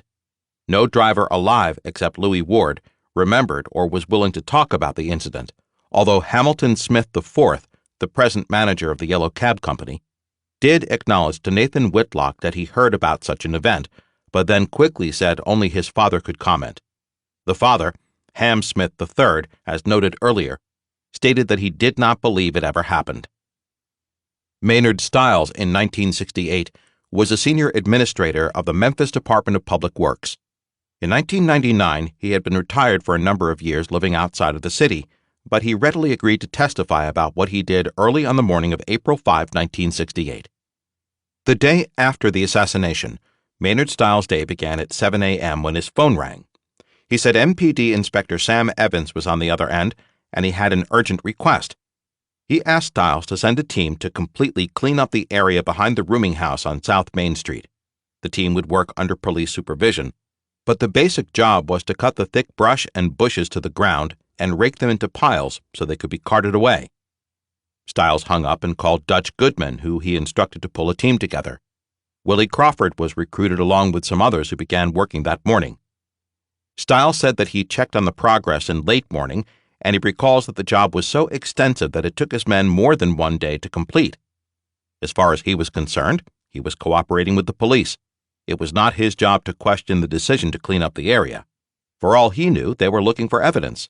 In fact, a cardinal rule of criminal investigation was contravened. An area which was part of the crime scene was not only sealed off, preventing intrusion, but also a cleanup crew was brought in for the express purpose of drastically altering the entire physical setting itself so that it could never be examined, considered, and analyzed as it was at the time of the crime. Where potential evidence was stumbled upon or acquired, it frequently was ignored or suppressed. This was the case with the two FBI 302 statements given by William Reed and Ray Hendricks, which we put into evidence. They were the two men who left Jim's grill about 20 minutes or so before the killing and spent some time looking at James's Mustang before walking north on South Main Street. Just as they reached Vance about 2 blocks away, they saw the white Mustang, driven by a dark-haired man, turn the corner in front of them. These observations, in fact, corroborated James's account of how he left the scene several minutes before the shooting in an effort to have the flat spare tire repaired. In other words, they constituted an alibi, but were kept from the defense and suppressed. Also suppressed were critical scientific reports known to the prosecution at the time. First, that the dent in the bathroom windowsill, which the state contended had been made by the murder weapon, could not have been proved to have been made by a rifle.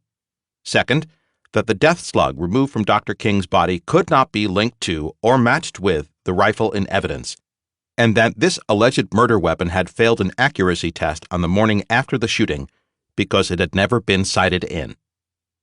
Though this evidence was noted earlier, it is important to focus on it here in terms of the cover-up. Near the end of his tenure as James Earl Ray's lawyer, he was replaced by Mark Lane in 1977, and during the early period of the investigation by the House Select Committee on Assassinations, Jack Kershaw testified that he was asked to attend a meeting in the offices of a Nashville publishing company. The meeting was held in a large conference room, and those present included author William Bradford Huey. He didn't recognize any of the other persons, but he said that 2 of them appeared to be government types. He was asked to take an offer to James Earl Ray. The offer consisted of a sum of money, in this instance $50,000, parole, and an opportunity for a new life if James would finally admit that he was the killer. Kershaw said he listened, challenged Huey at one point in terms of the reason behind the offer and the feasibility of the arrangements, but agreed to take them to his client. He said James rejected the proposal out of hand. James's brother Jerry took the stand to testify how, some time later, he was personally contacted by author Huey, who made the same offer, except that this time the amount of the offer had increased to $220,000. James was still having none of it. The jury heard evidence of 2 other, more sinister cover-up efforts to put an end to James Earl Ray's protestations of innocence and request for a trial. Former Congressman and HSCA King Subcommittee Chairman Walter Fauntleroy testified that after James Earl Ray escaped with a number of other inmates in 1976, they learned that the FBI had immediately and uninvited sent a SWAT team consisting of upwards of 30 snipers to the prison. Their information was that this unit was there not to help capture Ray, but to kill him. Fauntleroy said that, at his urging, HSCA Chairman Stokes called Tennessee Governor Ray Blanton and asked him to intervene in order to save their main witness and Blanton's most famous prisoner. Blanton promptly took a helicopter to the prison and ordered the FBI out of the area, thus saving James's life, for he was captured non-violently shortly afterward. April Ferguson, who later became a federal public defender, was, in 1978, Mark Lane's assistant. She testified that their office was contacted by an inmate named Tim Kirk at the Shelby County Jail. When she and an assistant went out to interview Kirk, he told them that he had been asked by Memphis mob-connected topless club owner Arthur Wayne Baldwin to put out a contract on James Earl Ray. Kirk, who had some lethal connections at the Brushy Mountain Penitentiary, could have organized the hit, but he became suspicious. Baldwin did not reach him that first time, and he had to return the call. When he did call back, he realized that the number was to a suite of rooms in a hotel near the Memphis airport, where rooms were kept by the local U.S. Attorney's Office and the FBI and used to interview witnesses and for other purposes. He thought that he might have been set up, and so he decided to contact Ray's lawyer. Another effort to silence James was aborted. Half a day was occupied with the testimony of attorney William Schaap, who we qualified as an expert on government use of the media for disinformation and propaganda purposes. After providing the jury with a survey of these practices by governments throughout history in a detailed question-and-answer exchange, Schaap introduced the court to these practices of the United States government in other cases or issues where intelligence and/or national security interests were believed to be involved. A number of examples were cited. One, for example, involved a CIA propaganda story that was spread all over the world and widely believed for 4 years regarding Cuban troops fighting in Angola. 1. Raped Angolan women. 2. Were tried and convicted of these crimes. 3. Were executed by the victims. In fact, none of the above was true. The story was revealed by the agent who promulgated it to be false and to have been totally concocted at the CIA station in Zaire and disseminated through the extensive worldwide agency network. Schaap revealed that his research clearly indicated that the agency alone, not to mention its counterparts in the rest of the American intelligence community, owned or controlled some 2,500 media entities all over the world. In addition, it had its people, ranging from stringers to highly visible journalists and editors, in virtually every major media organization. As we had seen and were indeed experiencing every day of the trial, this inevitably resulted in the suppression or distortion of sensitive stories and the planting and dissemination of disinformation. Schaap then turned to the coverage of the King assassination and examined the extraordinary universal media hostility against Dr. King when he came out against the Vietnam War, and the same reaction against his family when they decided to advocate a trial for James Earl Ray. Cited were specific examples of media distortions and blatant lies, which characterized the media coverage of the case and James Earl Ray's alleged role for over 30 years. Particular mention was made of the totally baseless New York Times front-page column piece reporting on alleged investigations by the FBI, the HSCA, and the Times of the 1967 Alton, Illinois bank robbery. This piece was far worse than distorted or slanted reporting, since the investigation did not take place and the Ray brothers were never even suspects, as the Times article stated. It was a domestic example of the type of pure fabrication similar to the story about the Angolan rapes. Schaap explained that a Harvard neurologist had helped him to understand the power of the neurological impact upon human cognizance, intelligence functioning, and reasoned decision-making when the story is told over and over again. The impact makes sense when the same story is told repeatedly. That impact makes the story a knee-jerk part of the people who are exposed to it. Even if they are convinced on one occasion by powerful evidence to the contrary, the next day will usually find them reverting to the long-held belief, which has become a part of themselves, often integral to their very identity. Nothing less than some sort of intense deprogramming experience with ongoing reinforcement is required. After analyzing the powerfully comprehensive control of the media by the forces that control American public policy and examining their identical policy and coverage in terms of the assassination, the systematic brainwashing of Americans in respect of this case became abundantly clear to the court, jury, and those present. Bill Schaap's analysis and testimony highlighted the absence of the media in our courtroom. In effect, by not being there, they proved his point. As noted earlier, only one local television journalist stayed. Considering all of the aspects of the cover-up in this case, the ongoing media role is the most sinister precisely because it, if not powerfully controverted, as was done with the trial, perpetuates the lies and disinformation from one generation to the next for all time. The defendant. The defendant, Lloyd Jowers, had made a number of admissions over the years that, taken cumulatively, constituted powerful evidence of his involvement in the assassination. A number of witnesses took the stand, each with a particular piece of the picture of Jowers's role. Taxi driver James Milner, who met Jowers in the early 1970s, recounted how he came to work closely with Jowers during 1979 and 1980, seeing him about 8 hours a day. On one occasion during this time, about 20 years ago, he testified that Jowers told him that Dr. King was killed not by James Earl Ray, but by a law enforcement officer, and that he knew all about it. Milner said that after Jowers told him that Dr. King was actually killed by a law enforcement officer, he added that, "You can take that to the bank." After that admission over 20 years ago, Milner said that in 1998 he carried on a long-distance telephone relationship with his friend over a period of around 3 months. During these conversations, Milner testified that Jowers essentially told him what happened. Milner said he asked Jowers if he pulled the trigger, and the response was, "I was involved to a certain extent, but I did not pull the trigger." He said Jowers stated that Frank Liberto sent him a large sum of money in a produce box. He took it and put it in an old stove. Then the man he knew as Raoul picked it up. Lloyd told him that the assassination was planned for over 2 days in meetings in his cafe, attended by 5 men, only 3 of whom he knew.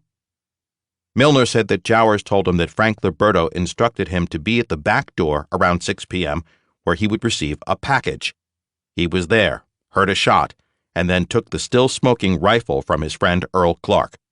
He tried to flush the cartridge shell down his toilet, but it stopped up his toilet. When he retrieved it later that night, he threw it in the Mississippi River. The next morning, Jowers said Raoul picked up the rifle. As noted earlier, J.J. Isabel testified, confirming his earlier statement that he and Jowers each drove a chartered bus to Cleveland and shared a hotel room, and after dinner and beers, with Jowers having more than a few, sat on their beds talking. Isabel said Jowers confirmed his knowledge about his involvement in the assassination. Isabel said Jowers' response gave him pause. He dropped the subject and never raised it again. Bobby Balfour, Betty Spate's sister, previously Smith, one of Jowers' waitresses, testified that on the morning of the day of the assassination, Jowers instructed her not to bring food upstairs in the rooming house to Grace Walden Stevens, who was bedridden and recuperating from an illness. Grace and Charlie Stevens' room was right next to the one rented by James Earl Ray in mid-afternoon, and which appeared to have been used by Raoul for setting up James. Ms. Balfour also testified that Jowers picked her up and drove her to work the next morning. On the way, she said, he told her that the police had found the murder weapon out behind the cafe. Betty Spates' story, which first surfaced in 1992, was put into evidence as a rebuttal witness through her deposition and her earlier affidavits, in which she stated that she was standing at the back door of the Grill's kitchen around 6 p.m. on April 4, 1968, when she saw Lloyd running from the bushes carrying a rifle. His face was white as a sheet, and the knees of his trousers were wet and muddied. Rushing by her, she said he broke down the rifle, then, wrapping it in a cloth, he carried it into the grill where he put it under the counter. For all the intervening years, Betty Spates thought Lloyd himself was the assassin, because she didn't see anyone else in the bushes. Defense counsel Garrison attacked Spates' credibility, quoting from a statement she gave to the Shelby County District Attorney General and FBI investigators, in which she denied seeing anything. She had subsequently told me that she felt threatened by the 2 official investigators. We intended to call Defendant Jowers at this stage of the proceedings, but after the first week of the trial, his health deteriorated, preventing his return to the courtroom. Consequently, we read portions of his deposition into evidence. That evidence included the statements discussed earlier that he confirmed he made in a December 16, 1993 television interview with Sam Donaldson on his Primetime Live program, in which Jowers admitted that he became involved in facilitating the assassination at the request of Memphis mobster Frank Liberto, to whom he owed a big favor. As noted earlier, he was told that no police would be around and that a scapegoat was in place. The most critical testimony in terms of evidence-damning admissions by Lloyd Jowers came from Ambassador Andrew Young and Dexter King. Both testified that Jowers admitted to being approached by Frank Liberto. Jowers would receive a lot of money, which he was to turn over to a person named Raoul, who would visit him and who would leave a rifle with him. He said these events took place, and subsequently there were meetings in his grill where the assassination was actually planned. The testimony revealed that Jowers said that on the day of the planned event, Earl Clark collected the rifle from him within an hour of the killing. The next time he saw the rifle was when he took it from the shooter when it was still smoking after the shot. Jowers insisted that he didn't know who was going to be killed and contended that he did not actively participate in the planning sessions. Both Dexter King and Andrew Young testified that on this point, they didn't believe him. They agreed that he appeared to be an old man wanting to relieve himself of a great burden, but that he didn't quite seem able to bring himself to be completely truthful as to his role and the extent of his knowledge in front of the victim's son. The interview session conducted by Dexter King and Andrew Young was tape-recorded, and that recording, authenticated by Ambassador Young, was introduced into evidence in its entirety. Damages.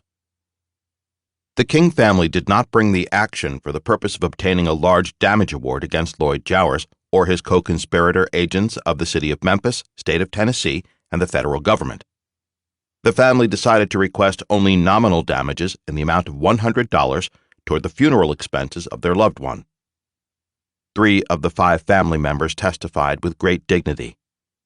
Mrs. King, Dexter, and Yolanda, each in her or his own special way, told the jury what it meant to lose Martin Luther King Jr. as a husband and a father.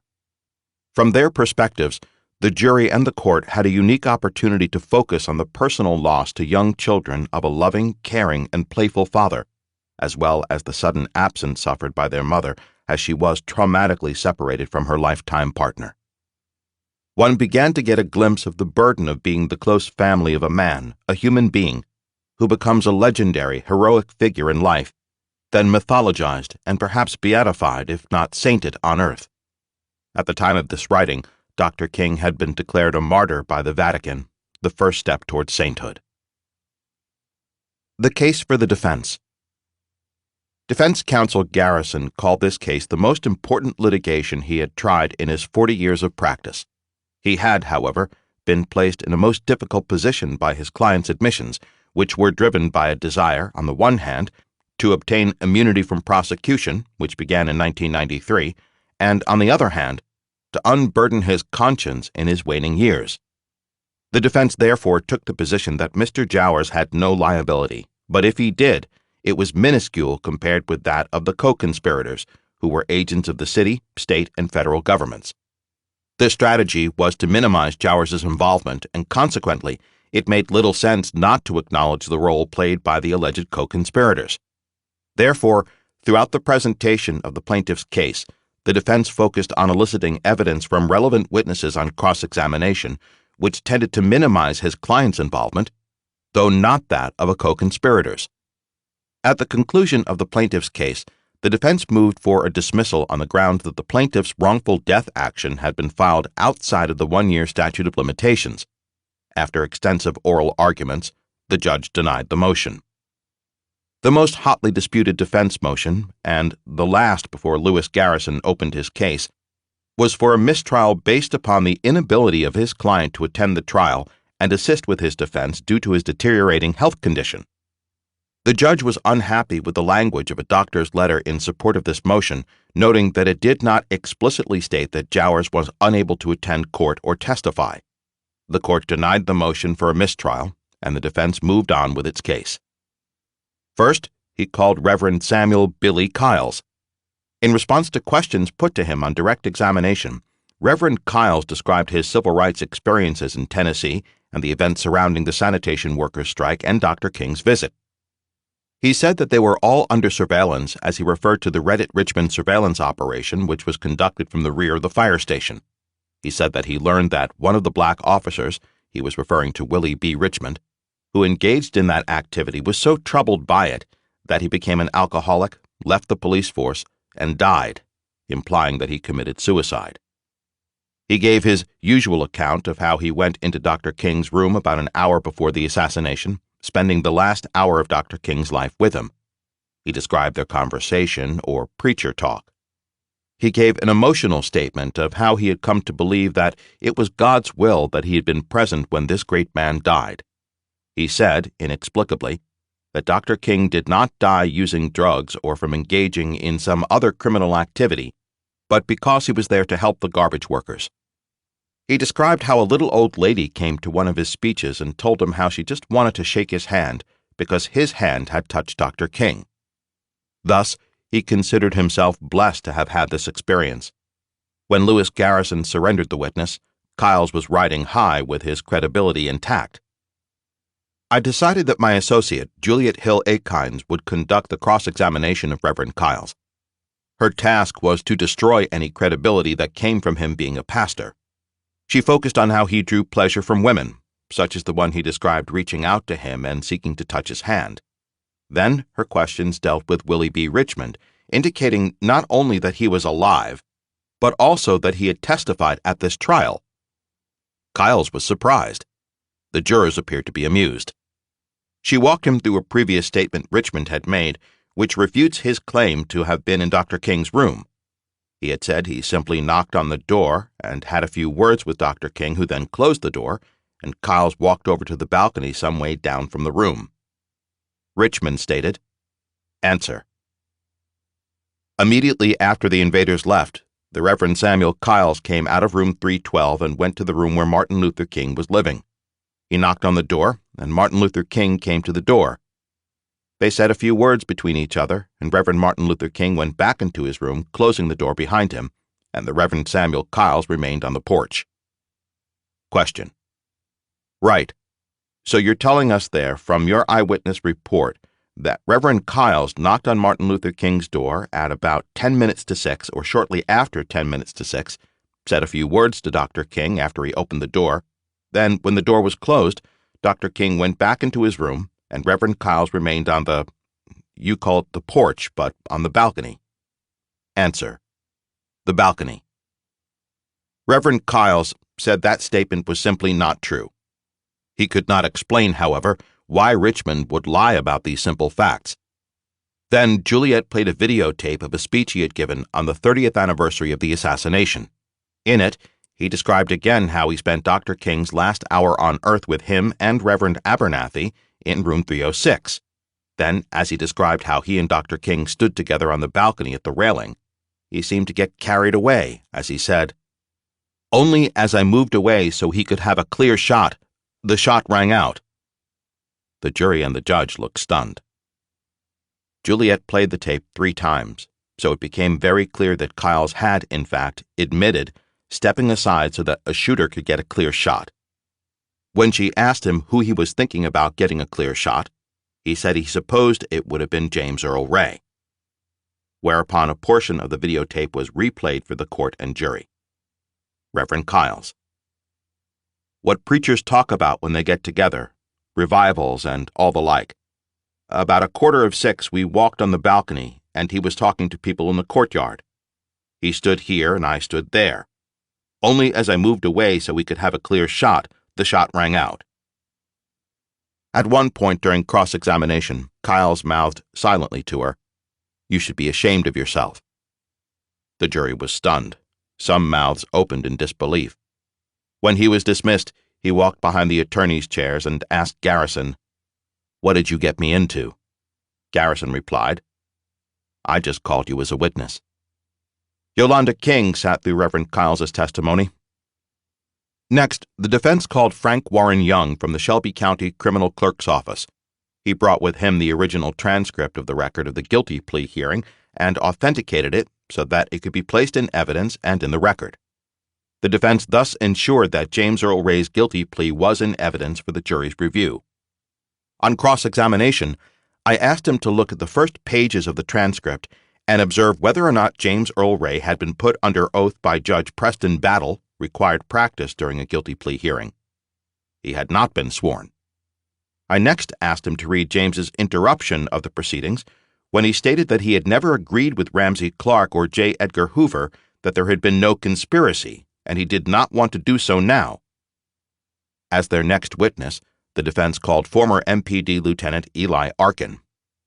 Arkin, who was a senior intelligence officer, confirmed that he had picked up Detective Reddit at the fire station and eventually, after the meeting in the MPD Central Headquarters, on Director Holloman's instructions, taken him to his home.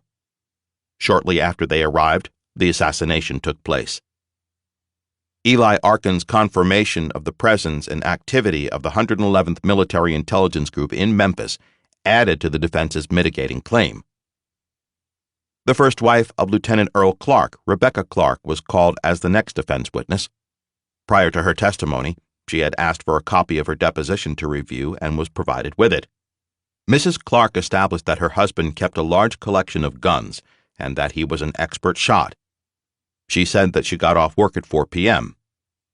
She then said she believed that her husband had got home about an hour or so later and lay down for a nap which lasted 30 to 40 or 45 minutes until a report came over the police walkie-talkie radio, which he had left on the dining room table for her to monitor. When word of the assassination came through, she woke him up, and he told her to go and get his clean uniform from the cleaners before they closed. She set out for the cleaner, which was about 15 minutes away, while he took a bath. When she returned, he left. Attorney Garrison raised the fact that the kind of walkie-talkie she was talking about was not available during those times. She couldn't comment on that. On cross-examination, I came back several times to the question of whether she was lying to protect her dead, divorced husband and her children.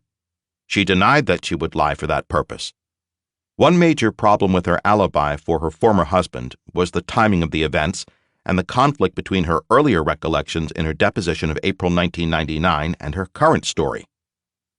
In her deposition, she had clearly stated that she usually worked until 3 p.m., but on that day, she worked until 4 p.m. She also set the time of his unannounced arrival at about 10 to 15 minutes after her own. She indicated that he was not asleep very long when the announcement came on the radio. In court, she now remembered that he could have arrived as much as 45 minutes after her, putting his arrival at or around 5 p.m., and that his nap could have lasted for quite some time, an hour or more. It appeared to me that she was trying to cover up for an unexplained period of an hour, which may have meant that both she and her husband came home earlier and that he left well before the assassination. Attorney Garrison read portions of a John Doe November 5, 1999 telephone deposition into the record. The witness, who contacted Garrison, declared that he was involved in the assassination of Dr. King and that he was present when a contract for the killing was put out by Walter Reuther, the leader of the United Auto Workers Union. He contended that Reuther was being pressed by Hubert Humphrey and Lyndon Johnson because of Dr. King's anti-war activity, and that Carlos Marcello cooperated but was not directly involved, and James Earl Ray was not even there, having left for Atlanta. The defense had subpoenaed Marvin Glankler, the investigator in charge of the Shelby County District Attorney General's last investigation, and retired Judges James Beasley and Robert Dwyer, who were Assistant Attorneys General in 1968, and prepared the state case against James Earl Ray. Beasley's case actually presented the state's evidence to the guilty plea jury. Garrison said that initially they told him they would be pleased to take the stand and defend their work and the case against James. By early December, close to the time they were due to take the stand, their positions had changed. A motion to quash the subpoena was filed on their behalf by the state attorney general. The motion was argued out of the presence of the jury. The judge denied the motion and ordered the former judges to appear. Garrison attempted repeatedly to draw information from Glankler on the Attorney General's investigative report, which was published in 1998.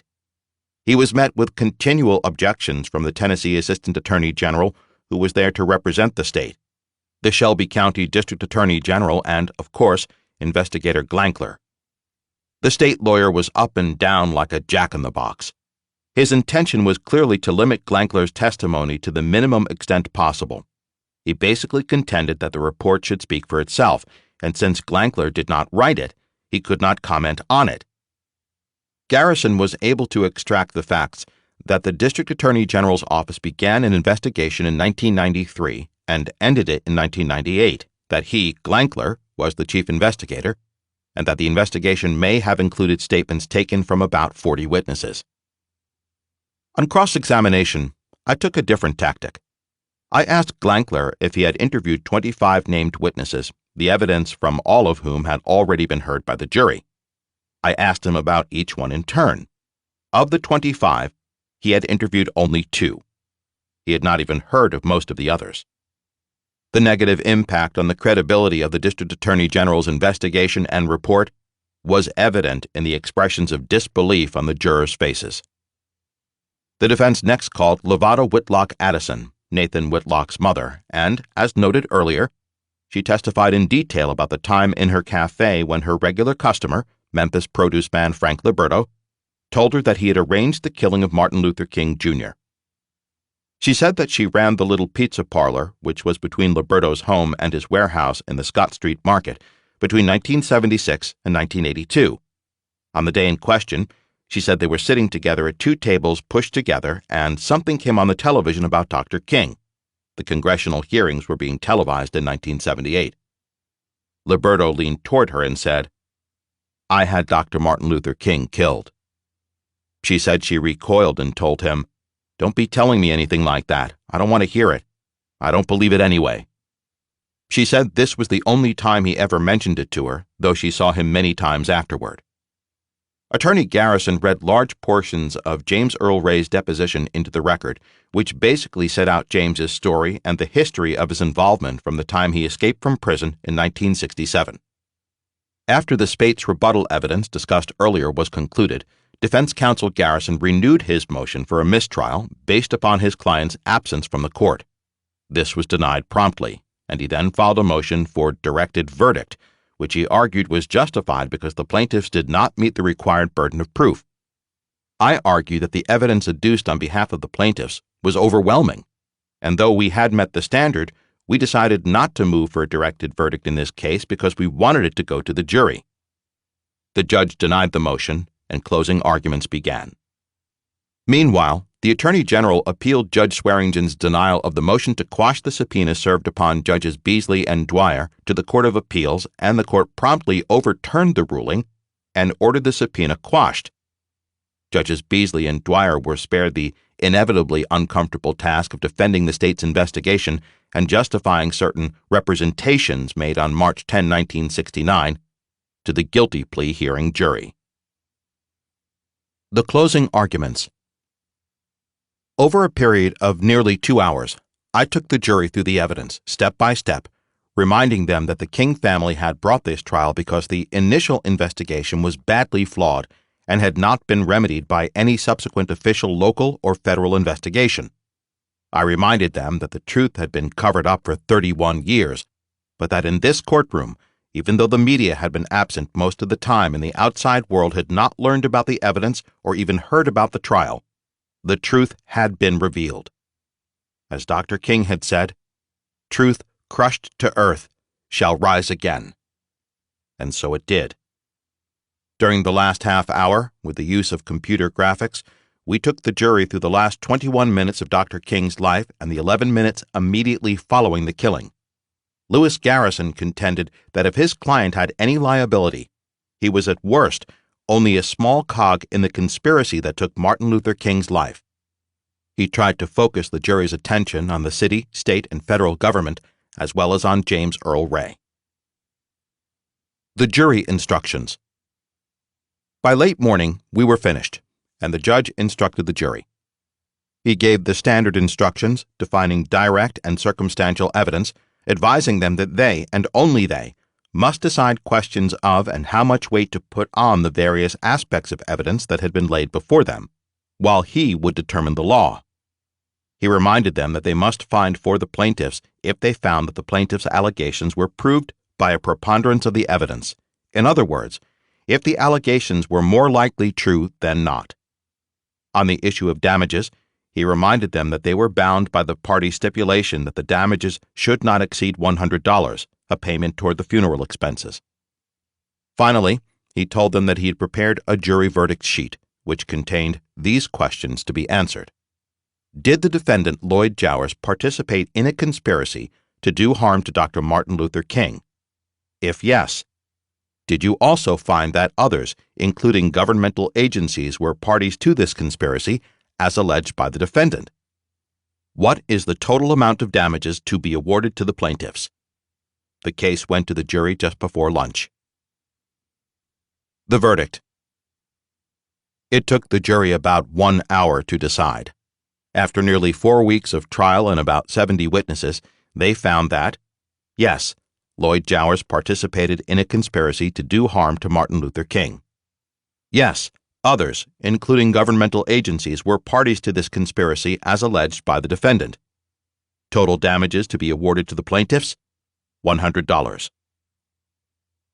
The judgment. The issue of comparative liability was agreed to rest with the judge.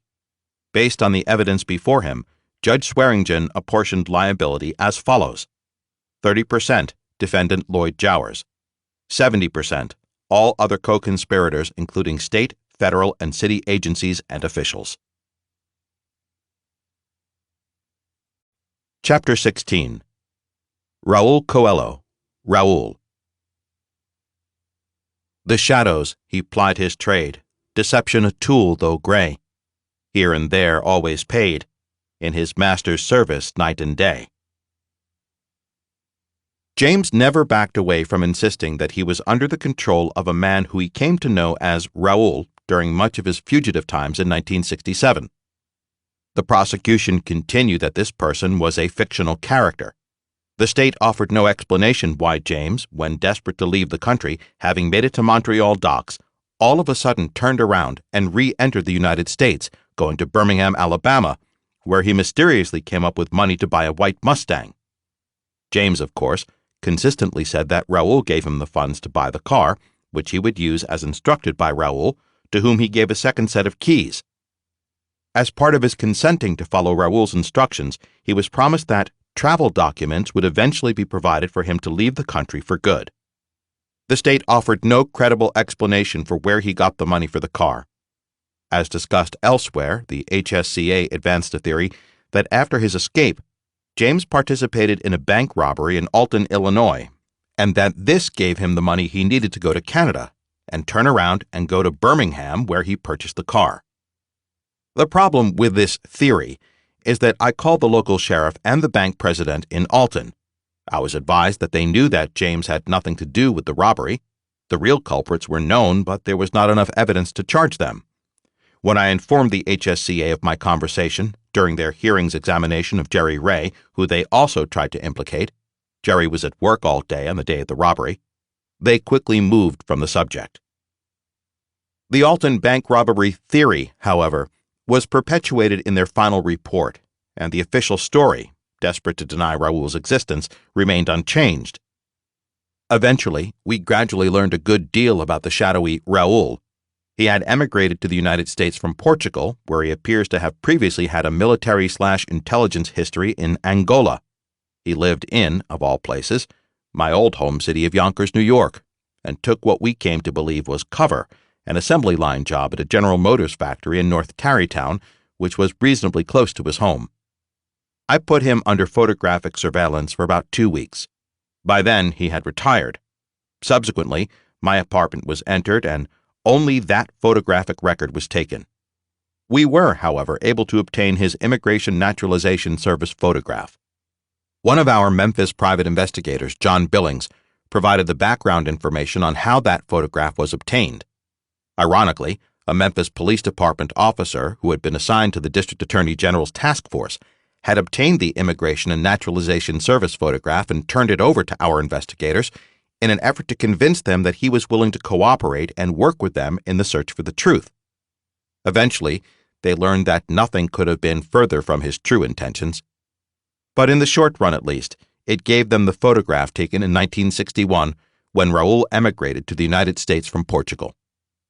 Billings' colleague, then our lead investigator, Ken Herman, organized a spread of 6 photographs to exhibit to witnesses. Billings stated that, in his presence, when he placed the spread in front of him, James Earl Ray readily identified the man in the spread as being the person who had controlled his movements and given him money, and who he had come to know as Raul. As mentioned elsewhere, James had seen the same photograph in 1978 and, at that time, identified it, with some media coverage, so this was not a surprising revelation.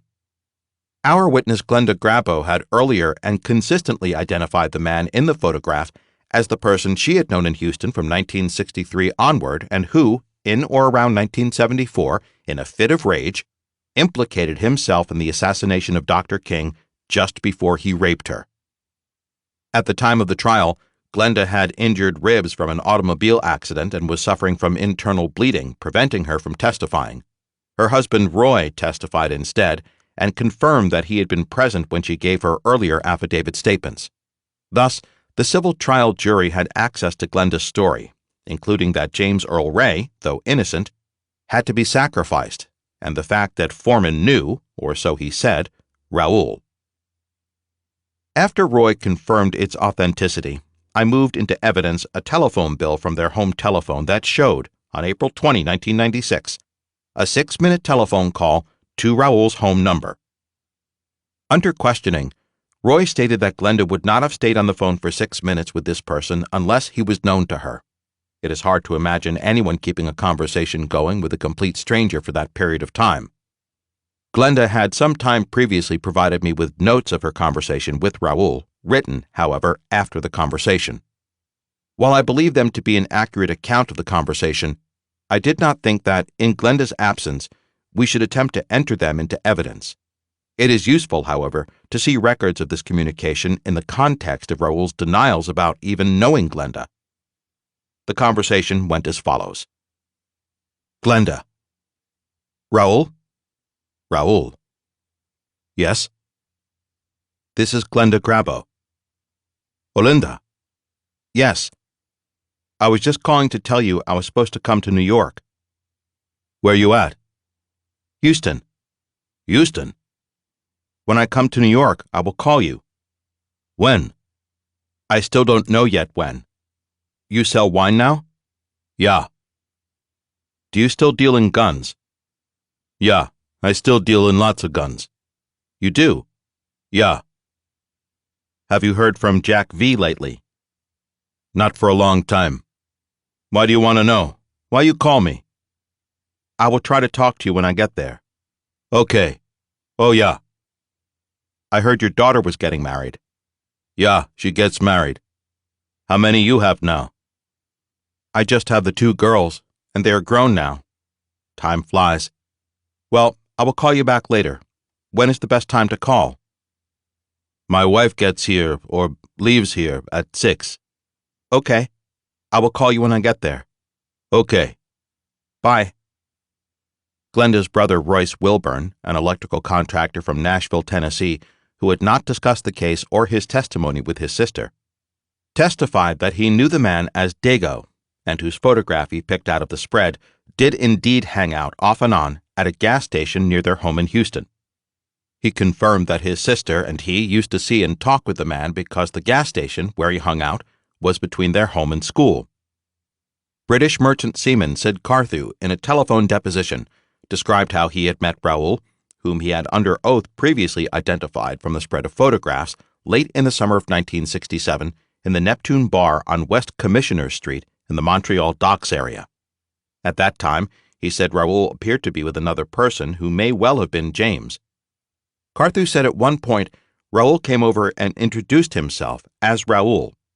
Sid, who was identified with the British Naturalist Party, said that the Neptune was a regular haunt of his and his mates when they came ashore following days at sea on the voyage from Liverpool. Some in the bar must have told Raoul about his politics, because eventually the conversation came around to the question of whether Sid might want to buy some guns. Sid said he expressed interest, and they began to negotiate. Raoul said that their guns were new Army U.S. issue, and the price reflected the money that had to be paid to a sergeant who was organizing the supply. To my mind, this matched Warren's earlier account of guns being taken from Camp Shelby or other military installations, trucked to New Orleans, and delivered to Carlos Marcello, who organized the sales. Former UK Thames television producer Jack Saltman, who had produced the 1993 Thames HBO television trial of James Earl Ray, took the stand to testify that after the trial, when convinced that an egregious injustice had been done, he continued some investigating efforts on his own. He particularly focused on Raoul. At one point, he took the spread of photographs to Raoul's front door. The jury heard the tape-recorded exchange between Saltman and Raoul's daughter, who was on the other side of the door. They heard her admit that the photograph was indeed that of her father. Her words were effectively that anyone could get that picture of my father. It was a startling admission. For now, Raoul's own daughter had joined the ranks of the others who had confirmed that the critical photographic evidence was indeed her father. Both Dexter King and Ambassador Young testified that the civil trial defendant Lloyd Jowers had unhesitatingly identified the photograph as being that of the man who appeared in his grill to pick up the Liberto cash and leave the murder weapon, a package, for the actual assassin. Barbara Reese was very uncomfortable on the stand. Reporters do not like to have to testify in court. She was the primary U.S. correspondent of Público, the largest newspaper in Portugal, and because Raoul was Portuguese, her paper was interested in the story. She was covering the trial and in attendance in court almost every day for the first 2 weeks.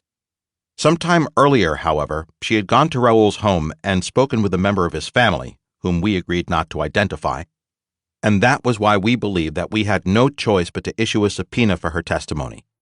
She was outraged, but I believed that the evidence was too valuable not to be put in front of the jury. So, under oath, she reluctantly recounted what she had been told during the course of that interview.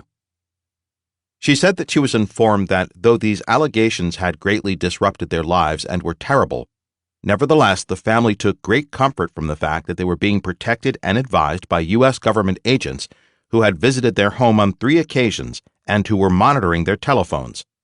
The government was helping them through those difficult days. The fact that the government was helping a retired automobile worker in such a fashion was not lost on the members of the jury. Ordinary private citizens are obviously not afforded these services. It is our contention that Raoul was and will continue to be protected for services rendered and perceived to be in the national security interest of the state or the special interests which determine what is to be designated as national security interests. Don Wilson's resolve hardened, and he refused to testify at the trial. Early on, Don had told Dexter King about the events and given him copies of 2 of the pieces of paper he took away from James's abandoned Mustang. Dexter was, therefore, in a position to identify the materials, the originals which had been with the Justice Department going through a process of authentication for several months. In the course of his testimony, Dexter recounted how Don Wilson originally explained how when he opened the slightly ajar passenger door of James's car abandoned in an Atlanta housing project parking lot, an envelope fell on the ground, and he instinctively put it in his pocket. The young agent was initially afraid that he had screwed up material criminal evidence by allowing it to become separated from an automobile possibly connected with the crime. Later, when he had an opportunity to consider the materials, he decided to hold on to them, in part because he was in a difficult, if not impossible, position for not having turned them in straight away, and also because he genuinely came to believe that the notes would be buried if he turned them over to his superiors at the Atlanta field office. So he retained them for nearly 30 years until he decided to come forward in an effort to support the King family and James Earl Ray. The material did, in fact, contain the name Raoul, as well as what appeared to be a list of payments to be made.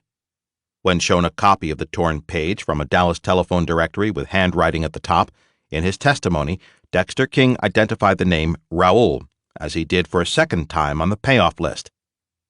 Glenda Grabo's story about the connection between Raoul and Jack Ruby had, in my view, been corroborated. But I eventually decided against introducing into evidence this connection and the link to the Kennedy assassination. I did not want to run the risk of taking the jury down that road. It was, after all, surplus to our main case, and there was always the possibility that the jury would refuse to accept the connection with the Kennedy assassination. I had Madeline, Beverly, and Chari lined up to travel to Memphis, but then did not call them. It was a temptation which had to be resisted. It was not easy because I believed these courageous women, Madeline Brown, for example, were very credible. Some aspects of Madeline's recollections of her life and genuine love for Johnson were compelling. In fact, as I have mentioned previously, she gave birth to his only son. I obtained a copy of Johnson's commitment, through his local lawyer Jerome Ragsdale, to provide support for Stephen, which continued even after the president's death. That she was able to provide such detail about their relationship was impressive. Of particular note, though a digression, was her recollection of the Kennedy assassination. She said she attended a social gathering at Clint Murchison's home. Ostensibly, it was an event to honor J. Edgar Hoover, who was a close friend of Murchison, H.L. Hunt, and the other Texas oil giants. The guest list included John McCloy, chairman of Chase Manhattan Bank, Richard Nixon, George Brown of the Brown and Root Construction Company, R.L. Thornton, president of the Mercantile Bank, and Dallas Mayor Earl Cabell, brother of General Charles Cabell, former deputy director of the CIA, who was fired by President Kennedy after the Bay of Pigs. Madeline told me that near the end of the party, Johnson made an appearance and the group quickly went into Murchison's study behind closed doors. After about 20 minutes, the meeting broke up. Johnson, anxious and red-faced, came up behind her and embraced her with a quiet, grating sound and whispered in her ear a message she would never forget. After tomorrow, those goddamn Kennedys will never embarrass me again. That's no threat. That's a promise. She was stunned, but the next day she realized what he meant. While it is true that her story has been attacked, it was corroborated by employees of Murchison's household, including the man who picked up Hoover at the airport. I decided not to take our case in this direction. It was a tactical decision. But if I am asked whether I believe that Raoul and Ruby knew each other, were associates, and that the same forces were involved with both assassinations, I could only truthfully answer in the affirmative. As for Raoul's existence and role in the assassination of Dr. King, the following facts, in my view, are irrefutable. A photograph of this Raoul was instantly picked from a spread by Glenda Grabo, her brother, Lloyd Jowers, having seen him in the grill, James Earl Ray, who had previously refused to identify anyone from the hundreds of photographs shown to him, but who had identified, covered by a newspaper report, this same photo in 1978, but refused to use the name on the back, which he thought might be a setup, and Sid Carthew, the UK merchant seaman who had met him at the Neptune Bar in Montreal around the time that Ray was there. This same photograph was identified by Raoul's own daughter at their front door when she said on tape, heard on tape, and part of the record of the civil trial in 1999, anyone could get that picture of my father. Glenda had a telephone conversation with him that lasted, as the phone bill shows, for several minutes. The conversation was obviously not between strangers. When she told him who she was, he called her by the name he used for her, Olinda. Thus, she had no doubt as to who he was. Included with some papers that FBI agent Donald Wilson obtained from James's Mustang that was found in Atlanta was a slip of paper with the name Raoul on it. Another piece of paper had the phone number of one of Jack Ruby's places in Dallas. Portuguese newspaper reporter Barbara Reyes's interview with Raoul's wife confirmed that this difficult situation had been made better by the assistance of the U.S. government, who had sent agents and technicians to see them to monitor their phones and advise them how to respond to queries. Imagine that extensive concern being taken by U.S. federal agents over the problems caused by an alleged mistaken identity to a retired automobile plant worker. In fairness to Posner, this incongruous revelation emerged in testimony at the 1999 civil trial after his relatively short research period was over and his book was published. Nevertheless, to the best of my knowledge, he has not commented on this strange, extensive concern and involvement in the troubles of a working-class family. Part 6. Chapter 17. The Verdict and the Media Silence.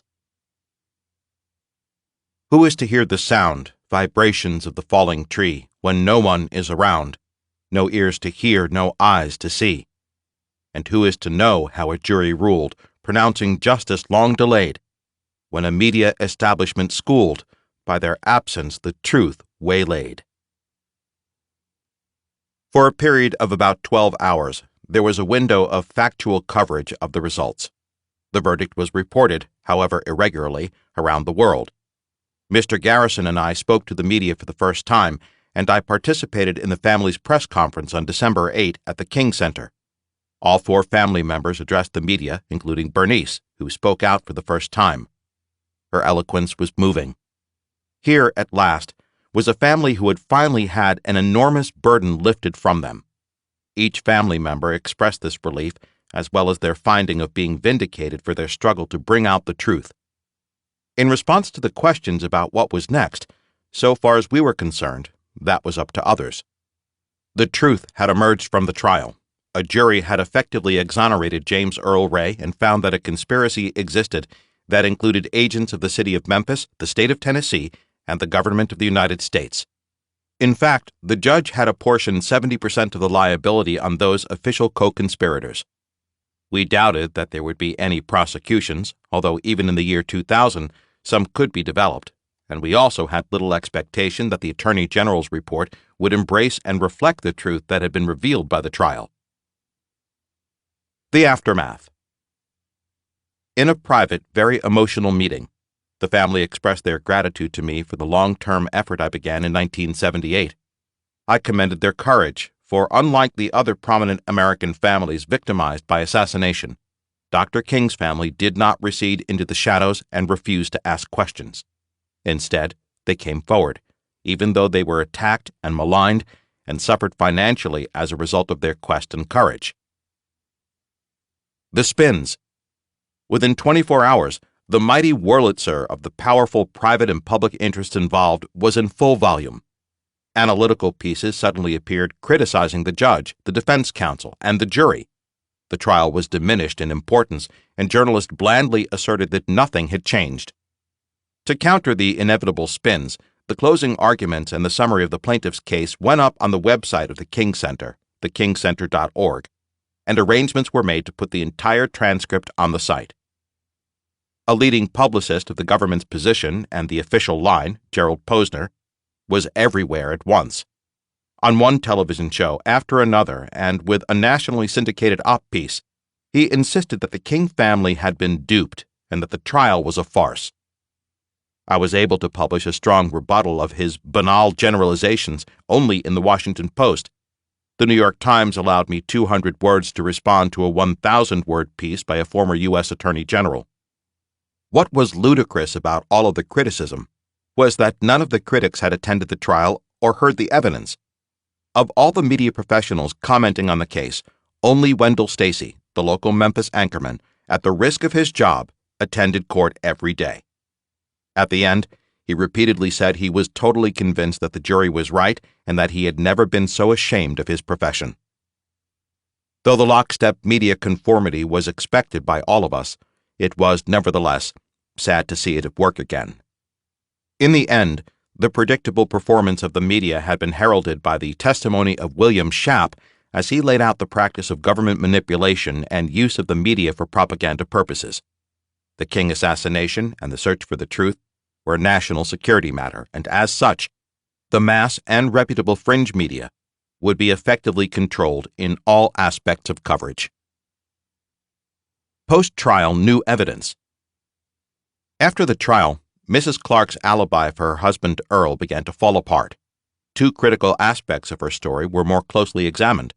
Our post-trial research on the availability of walkie-talkies for MPD officers in 1968 confirmed that there were no walkie-talkies, as we know them, in use at that time.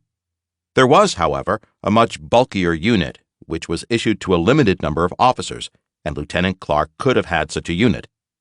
It has alternately been described as being the size of 2 bricks standing side by side, or a lunchbox. Former police officer and private investigator Jim Kellum told me that the unit might well have been referred to as a walkie-talkie. We had to clear up the point if at all possible. I asked Reverend Jim Douglas, an Alabama minister who sat through the entire trial taking copious notes, if he would mind going to Memphis and having a non-threatening word with Mrs. Clark now that the trial was over. He agreed, and on a weekend in February 2000, he visited her in her home.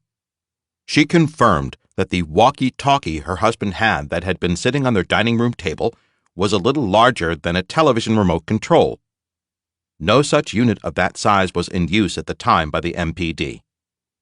In her deposition taken on April 23, 1999, over 7 months prior to the date she testified at trial, Mrs. Clark repeated her trial testimony and stated that on the afternoon of April 4, 1968, she arrived home from work at about 4:15 p.m., and her husband arrived a short time later, perhaps around 4:30 p.m. She said he laid down to take a nap on the living room sofa and asked her to monitor the police walkie-talkie, which was on the dining room table. She said he was not asleep for very long, perhaps 30 or 40 minutes, when the word came over the radio that Dr. King had been shot. She woke him instantly, and he told her to go and get his uniform from the cleaners.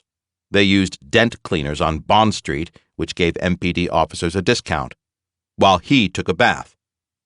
She said that she drove the 15 to 20 minutes to the cleaners from her home on Barron, picked up the uniform, and returned home, the whole trip taking about half an hour. Her husband then left in the MPD car in which he had driven home. She said he would not have been home for more than an hour and a half. Toward the end of this deposition, Mrs. Clark stated that she could not be 100% certain that she woke up her husband as a result of hearing about the assassination or because she heard him being called back to work. The obvious problem posed by Mrs. Clark's statements at the deposition is that if one sticks to her time frame, she would have had to have heard the news of the assassination being broadcast over the walkie-talkie sometime between 5 o'clock and 5:15 p.m., an hour or so before it actually occurred. Prior to testifying at trial, Mrs. Clark asked for and was given a copy of her deposition to review. Therefore, she could have become aware of this 1-hour discrepancy. Her initial story would have had the assassination taking place around 5:15 p.m. rather than 6:01 p.m. This clearly would not do, so in her testimony at trial, she changed the time. She extended her husband's arrival to about 1 hour after she came in at 4:15 p.m., and she lengthened the nap to a full 45 or 50 minutes. She could not, however, change the time when she said she awakened Lieutenant Clark because that was determined by the known time of the assassination and when it came over the air, between 6:05 and 6:10 p.m. Thus, she could not alter the time when she left the house for the cleaners, which must have been between 6:10 and 6:20 p.m., depending upon her state of readiness. Given the time it would have taken her to drive to the cleaners, 15 to 20 minutes, she would have arrived at the earliest around 6:30 p.m. to pick up Lieutenant Clark's uniform. When speaking with Jim Douglas, she confirmed that she did arrive at the cleaners around 6:30 p.m. After the trial, I had an opportunity to speak with D.V. Manning, a longtime friend of Mr. Dent, the owner of the cleaning establishment, who eventually bought the business from his old friend. Mr. Manning said that the cleaners usually closed no later than 6 p.m. Then I spoke with staff who were on duty on April 4, only to learn that, in fact, they went home at 4 p.m. that day. Next, I spoke with Mr. Dent's daughter, Ms. Tilly Folk, who remembered her father calling right after the assassination and telling them not to go anywhere because of the riots that were certain to occur. This call was, of course, shortly after 6 p.m. She said that her father usually had dinner with the family at 6:30 p.m. That night was no exception. Since the shop was about 15 to 20 minutes from his house, Mr. Dent was sitting down having dinner by 6:30 p.m. According to Mrs. Clark's story, she would have arrived at the cleaners sometime between 6:20 and 6:30 p.m. Dent Cleaners would have been closed when she arrived, and she would not have been able to get the clean uniforms for her husband. Mrs. Clark's story is untenable. Eventually, I located and spoke with Tom Dent, Ms. Folk's brother, who was also in Memphis on the day of the assassination. He said that earlier in the day his father was in and out, but that afternoon he was in the dry cleaning section in the back of the shop. Tom Dent said that he knew Lieutenant Earl Clark, and in fact the MPD officer was in the shop during the afternoon of April 4 for about 20 minutes. Tom Dent said that Earl Clark came in sometime between 4:30 and 5 p.m. and went into the back to have a word with his father. He said that his father, who was a hunter, sometimes provided bullets to Clark and other officers. Apparently, the elder Mr. Dent knew a man who loaded bullets for them. The inventory included 30-06 cartridges. He said hello to Clark as the officer entered and went in the back to see his father. Clark was definitely not there to pick up his dry cleaning. He remembers him leaving sometime after 5 p.m. and believes he drove off in a white private car. He was wearing a gray uniform shirt and trousers. Tom Dent said that he left the shop at 5:50 p.m. that evening and went home. He said it was his father's practice to lock the doors every evening at 6 p.m. He continued serving anyone already in the store but let no one else in. That evening, he said, his father followed him home. It was about a 15 to 20-minute drive and arrived home around 6:40 p.m. Why would Rebecca Clark and presumably her husband Earl have had to concoct the false alibi story if Earl Clark was not deeply involved in the assassination of Dr. King? If Judge Swearingen had remained on the bench, we would have sought a hearing on the charge of perjury. With him in retirement, this seemed futile, though we resolved to depose Mrs. Clark one more time. This deposition took place in Memphis on April 27, 2002. The previous day, I attended Mrs. King's 75th birthday celebration, which took place on board the Henry C. Grady paddle wheel boat on the lake in Stone Mountain Natural Park, and then went on to Memphis that evening. I thoroughly enjoyed spending several hours with the entire family and was especially pleased to meet Martin's fiancée, Andrea. I also appreciated spending time with Bernice, the youngest daughter. I had not had the opportunity before, never wanting to intrude on her privacy since I knew how deeply she had been affected by the loss of her father when she was 3 years old. Bernice, a preacher and a lawyer, is without peer when it comes to preaching. Her passion, clarity, and power ever remind me of her father. We agreed to keep in touch. In Memphis, I impulsively drove to the Ridgeway Inn, where the television trial jury had been housed, and where Wayne Chastain and I would frequently go to respond to our thirst. I sat at our usual table and thought of the past and the long struggle for some time, and then I left to begin to prepare for Mrs. Clark's deposition. The deposition began around 10 a.m. in Daniel Dillinger and Dominski's newly merged offices at 100 North Main Street in Memphis. Brian Dominski was the court reporter, and the deposition was videographed. I led Mrs. Clark through her story. She had told us that her blood pressure had climbed to horrific levels after she received my subpoena. She also said that she had spoken with U.S. Assistant Attorney Barry Kowalski, calling him at the Department of Justice after she received the subpoena. I explained to her that we were obligated to schedule this deposition because of new information. She stuck to her story, except that she denied having told Reverend Jim Douglas that the police walkie-talkie was the size of a television remote control. She described it as being larger and square. Somehow she had become aware that instruments of the current remote control size were not available in 1968. When confronted with the affidavit of Thomas Dent, the son of the owner of the dry cleaners where she stated she had gone on the afternoon of April 4, she seemed shocked. I informed her, as noted above, that Mr. Dent, whom I located on the island of Guam, where he is married and teaches school, categorically stated that he was working in the dry cleaners on the day of the assassination and that he had not seen her at any time. He said he never recalled her picking up her husband's dry cleaning, but that Lieutenant Clark, whom he knew, always came in himself. Mr. Dent also confirmed that his father always closed the shop promptly at 6 p.m. and that they ate together every evening around 6:30 p.m. On the evening of April 4, 1968, he recalled that his father got home between 6:30 and 6:40 p.m.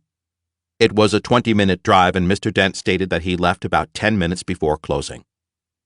Thus, it was clearly apparent that Mrs. Clark's story would not hold up. Even if Mr. Dent was wrong about seeing her husband in the shop around 5 p.m., she could not have reached the cleaners while it was open.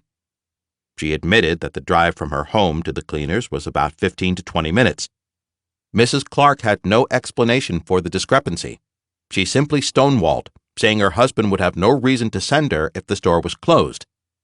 Nevertheless, she continued to insist that he came home and took a nap. She woke him up before going to the cleaners.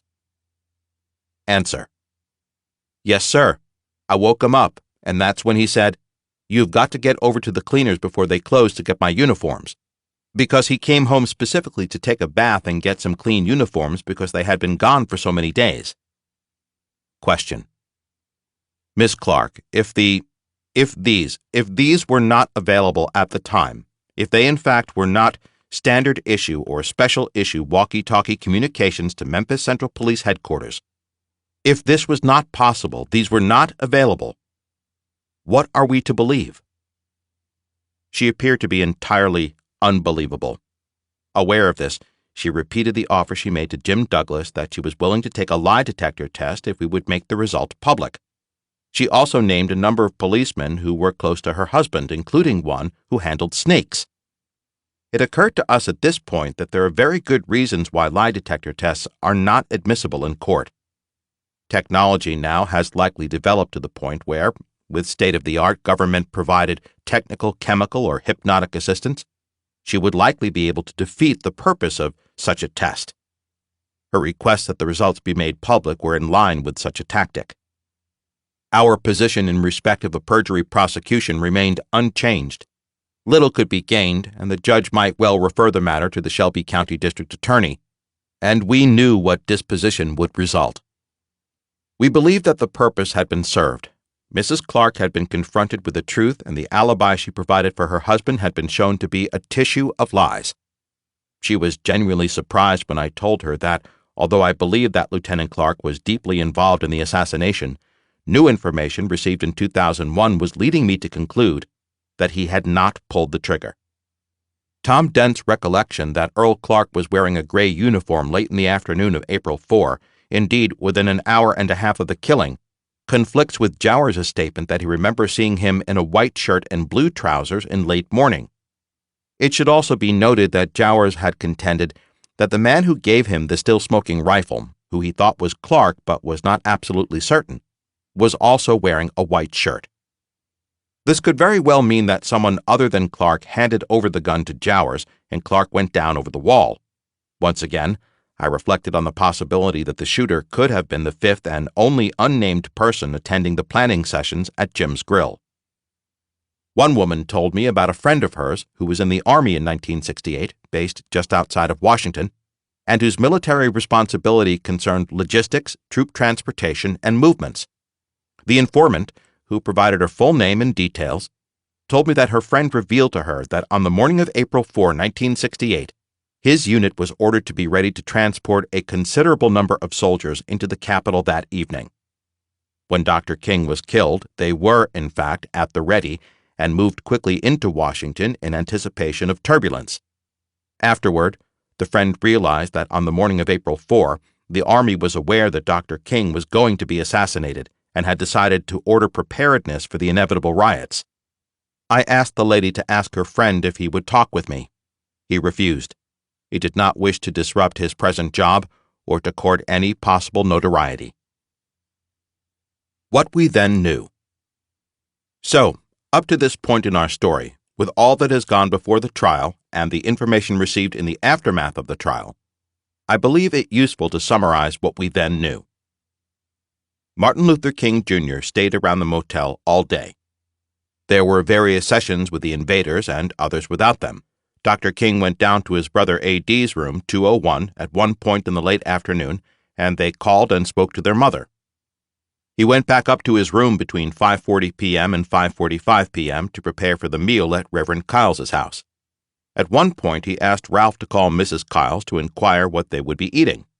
Around 5:45 or 5:50 p.m., Andy Young emerged from his room and put his coat on as Bevel and Orange were tussling.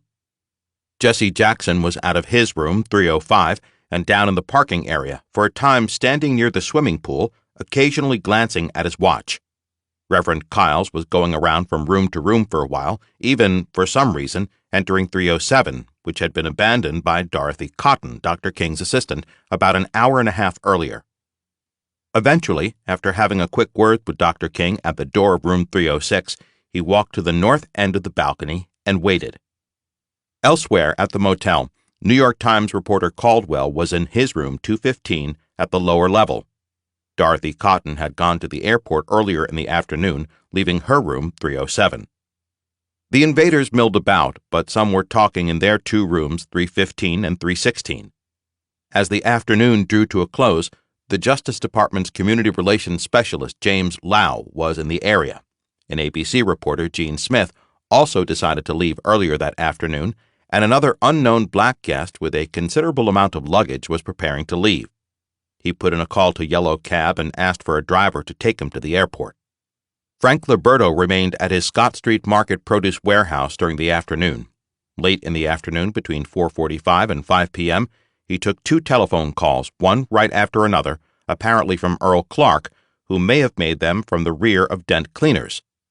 These were the phone calls overheard by John McFerrin as he completed his shopping for the day at LL&L, Liberto's warehouse. We now know that it was not possible that Earl Clark went home that afternoon for any extended period, if at all, despite the desperate and perhaps understandable attempts of his former wife to shield herself and her family from the stigma surrounding the possibility of her husband's involvement in the assassination. We now know what he actually did on the afternoon of April 4. It is likely that he left a rifle up in room 5B of the rooming house with Raoul. The rooming house registration book had disappeared, making it impossible to see if there were any other rooms let out during that week. When, at the television trial, I questioned the MPD officer, Glenn King, who inspected it shortly after the assassination, about why he had not taken it into evidence, he simply said he did not know. Clark, and/or the fifth person who, in all likelihood, was also an MPD sharpshooter, descended the back staircase, and one of them was fleetingly seen going down the stairs by Grace Walton Stevens, who was lying on her bed looking through the opening in the door. Clark and his colleague probably entered the brush behind the rooming house no later than 5:45 p.m., making their way far forward to a previously chosen spot on the north side of the lot, some feet back from the wall. They were eventually joined by Lloyd Jowers shortly after getting settled. They knelt on the ground, still soggy from the previous night's downpour, and watched and waited. James was out of the rooming house most of the afternoon, having been told by Raoul that he expected some gun dealers to arrive late in the afternoon, and he wanted to see them by himself. After returning with the binoculars, James left, went outside, and ate a hamburger. He walked around for a while and then went to the Chiska Hotel for some ice cream. He came back in around 5 p.m. or a little earlier, and Raoul told him to go to a movie but to leave the car since he would need it later. James went downstairs, walked around, and sat in the car for a while. He eventually decided to have the flat spare tire repaired just in case Raoul had any problem. That morning, he had changed the right rear tire, which was getting flat, putting on the spare. Raoul remained in the rooming house, monitoring events. He may have intended to drive James's Mustang away before the shooting, ditch it somewhere, leaving the car registered to Eric Galt to be found by the police, thus completing the circumstantial evidentiary case against James Earl Ray. It would eventually emerge that, as Harvey Lohmeyer, James had purchased a rifle, not the murder weapon, which would be thrown down near the scene. As John Willard, he rented room 5B in the rooming house and later bought a pair of binoculars. Finally, the car, a white Mustang, seen leaving the scene soon after the shooting, when found, would be registered in the name of Eric S. Galt, the identity used for the last 9 months by escaped prisoner James Earl Ray, whose prints on the thrown-down rifle would reveal his true identity. In the end, the process was somewhat delayed, and Raoul probably had to leave on foot since James drove off to try and get the spare tire repaired, in the process almost hitting Ray Hendricks and William Reed as they walked from Jim's Grill to the Clark Hotel as he turned right onto Vance Avenue in search of a service station. An unnoticed MPD traffic car pulled up and stopped at the intersection with Mulberry, having been directed into position either by Raoul or Clark, once Clark and the fifth man were set and the time appeared near. Everything was ready.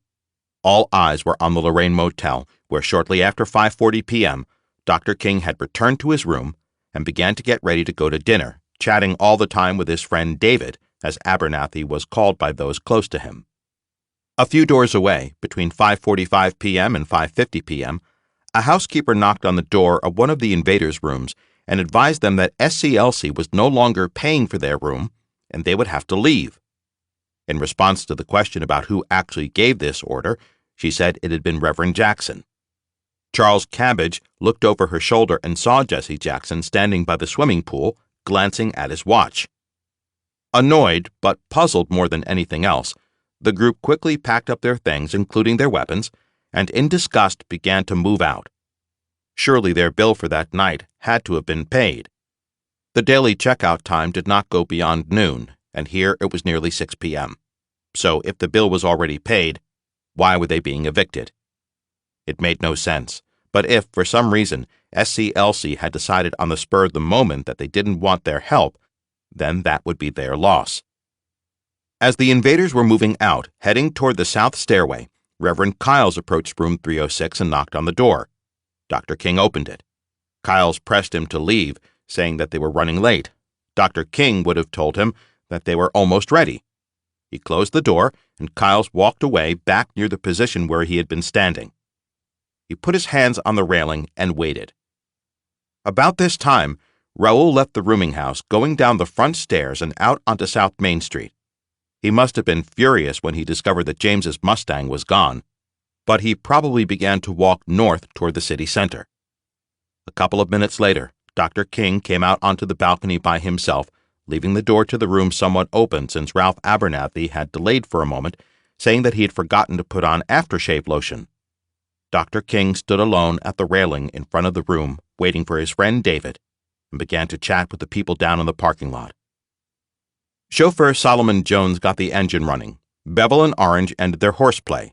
Merrill McCullough moved toward the north stairway. Andy Young had by now put on his coat. As he did so, he was being observed by the sniper team on the roof of the Illinois Central Railroad building. And yellow cab number 58, driven by Buddy, pulled into the driveway at just about or a little before 6 p.m. to pick up his passenger who was impatiently waiting off to the side and who immediately brought his luggage to the rear of the cab so that it could be put into the trunk. At this moment, Ernestine Campbell, the owner of the Trumpet Hotel, had begun to drive home, proceeding west on Butler toward Mulberry with her windows closed. As she passed the motel driveway opening on Butler, she glanced to the right, and through the passenger side window she saw Dr. King standing on the balcony. When she reached Mulberry, she stopped briefly and turned right, heading north. As cabbie Buddy was helping to load the luggage, he stopped to look at the bushes across the road because some type of movement caught his eye. His passenger immediately redirected his attention to Dr. King standing on the balcony. The shooter took careful aim from a low position, slightly above his target, with Jowers kneeling not far away off to the side and just behind him. It was a headshot he was looking for, and for him, it was a piece of cake. He had the full target less than 200 feet away. As he squeezed the trigger, Dr. King must have moved slightly. The shot rang out, striking Dr. King in the lower face and jaw, proceeding downward, nicking the spine, and coming to rest just under the skin beneath the left shoulder blade. The shooter handed the gun to Jowers, who raced back in through the rear door of his grill. He was inside within 20 seconds after the shot, being confronted inside the door by Betty Spates. He would placate her, eject the shell, and throw it into the toilet where it refused to flush. He then wrapped the weapon in a tablecloth, put it under his apron, and slipped into the cafe behind the counter. He accomplished this within a minute after the shot was fired. The customers were still talking, drinking, and playing shuffleboard. He quickly and discreetly placed the rifle on the shelf under the counter and went over to taxi driver Harold Parker and asked if he had heard the noise. Then he went back behind the counter where he remained until Sheriff's Deputy Vernon Dollahite burst open the door and ordered him to lock the place up and keep everyone inside. Jowers then rushed from behind the counter to lock the door. Clark, meanwhile, had raced down over the wall to the ground and headed north on Mulberry to the intersection at Hewling, where he entered the MPD traffic car, which began to move west, picking him up on the north end corner and driving away at a fast clip. The shooter also instantly ran in the other direction, entering the alleyway between the buildings and eventually went down into the cellars. Immediately after the shot, Merrill McCullough raced up the stairs, running past Reverend Kyles to reach the prone body of Dr. King to check him for life signs. As others began to gather, he responded to a question and said that the shot came from the building across the street. Jesse Jackson also began to climb up the north stairway, hesitating on the first step to take out or put something into a bag he was carrying. The reason for or purpose of the bag, as well as where it came from, has never been clear. As this was happening, Ernestine Campbell had stopped in front of the driveway and observed him.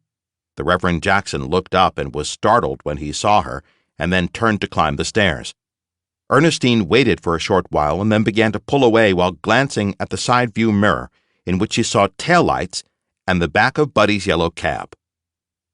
Buddy had meanwhile called his dispatcher and described what he had seen, including the man coming down over the wall, running to the MPD traffic car. Under some pressure from his passenger to get to the airport, he drove away out the Butler Street exit. At the airport, after dropping off his passenger, he told fellow cab driver Louis Ward what he had seen. He then repeated the story to MPD officers who showed up to interview him.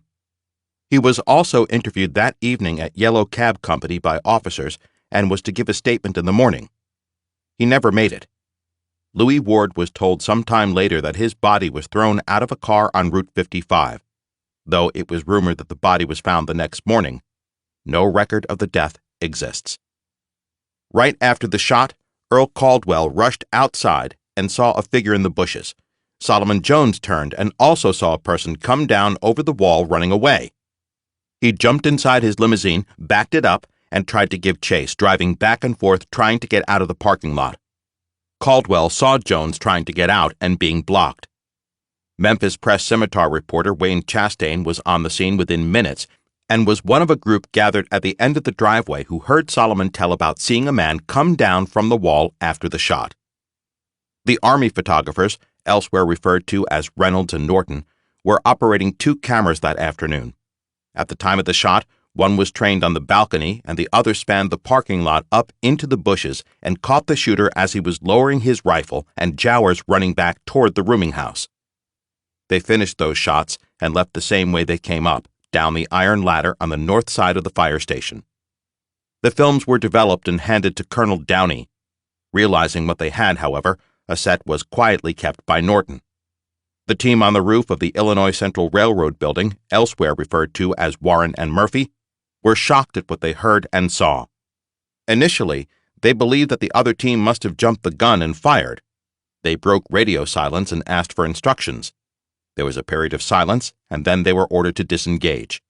They packed up, went down from the roof the same way they came up by the stairs, and then headed west across the railroad tracks to the river, where they took a boat upstream to an appointed spot. They sank the boat and got into a car that was waiting to take them back to Camp Shelby. MPD policemen saturated the area in force within minutes of the shooting. They advanced wearing white uniform shirts and blue trousers. It can be presumed that all of the other units of the task force wrapped up their activity after the shooting and withdrew from the area. There continued to be a military intelligence, FBI, and MPD presence at the hospital and in the city as turbulence was expected. Then, within about 8 minutes after the shot, police barricades were set across the Butler and Huling intersections with Mulberry. At various times throughout the day, Bell South telephone repairman Hassel Huckabee noticed a man hanging around Huling. He apparently had gone into the building adjoining the rooming house and was seen by Olivia Catling running from the alleyway onto Huling, jumping into a Chevrolet car, and driving away at high speed. She noticed that he turned left on Mulberry and went north, passing right in front of her and her children standing on the corner. He also passed directly in front of the unconcerned MPD officers manning the barricade. Soon after, a fireman standing on the sidewalk next to the wall, who may have been walking along Mulberry at the time of the shooting, yelled to a police officer nearby that the shot came from the bushes. James Earl Ray first heard the sirens as he waited to be helped at the service station. Feeling uneasy and impatient as it became obvious that he was not going to be waited on any time soon, he began to drive back to South Main Street where he intended to leave the car for Raoul. As he reached the area, he found it swarming with police and was diverted away. He didn't need any encouragement to leave. He was an escaped convict, and being around police made him nervous. He headed south through Mississippi toward Atlanta. On the way, he heard on his car or some other radio when he stopped that Dr. King had been shot and they were looking for a white man in a white Mustang. Inspector N.E. Zachary raced from headquarters to the crime area and took control of the bundle which, with other evidence, was turned over to the FBI for prompt transportation to their laboratory. The FBI moved in quickly and in force and effectively began to monitor the investigation. Dr. Martin Luther King, Jr. was rushed to St. Joseph's Hospital, where he was pronounced dead within the hour. Part 7. Chapter 18. A courageous witness comes forward. Courage, meek and mild, conscience of steel, sent us to reveal the truth. Society's sickness he sought to heal. In waning years beyond his youth, the story he told let us know. The assassin's acts that faithful day, including practice down below, until the time he went away. He saw the hate and felt the dread and feared the worst. A rifle range was full of lead. He wept and knew his day was cursed.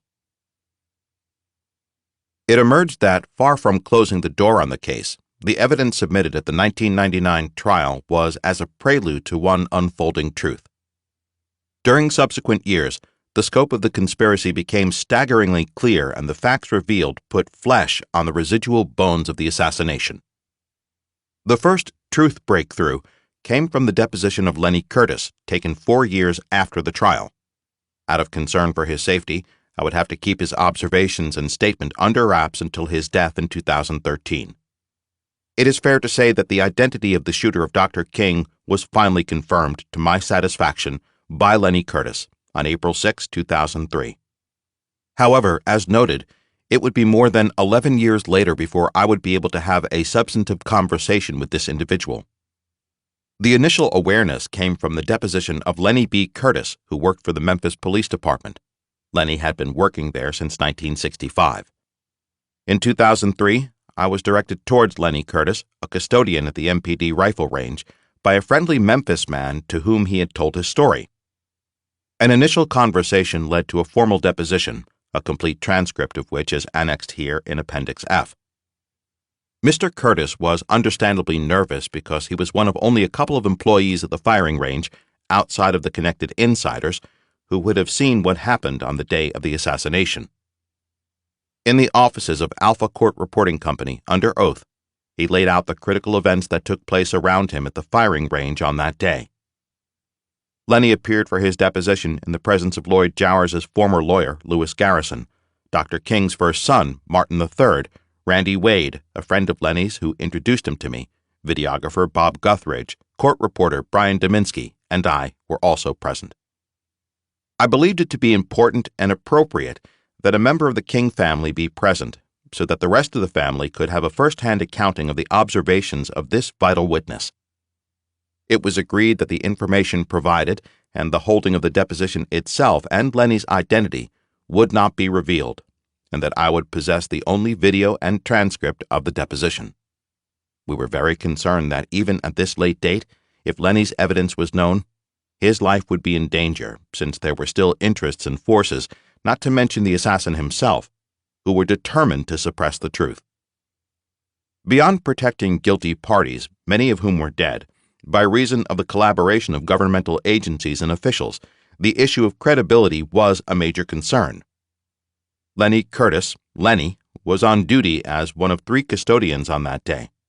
About 4 or 5 months prior to April 4, he said he heard, referring to Dr. King, a particular MPD officer assigned to the range say in the lounge that somebody was going to blow his motherfucking brains out.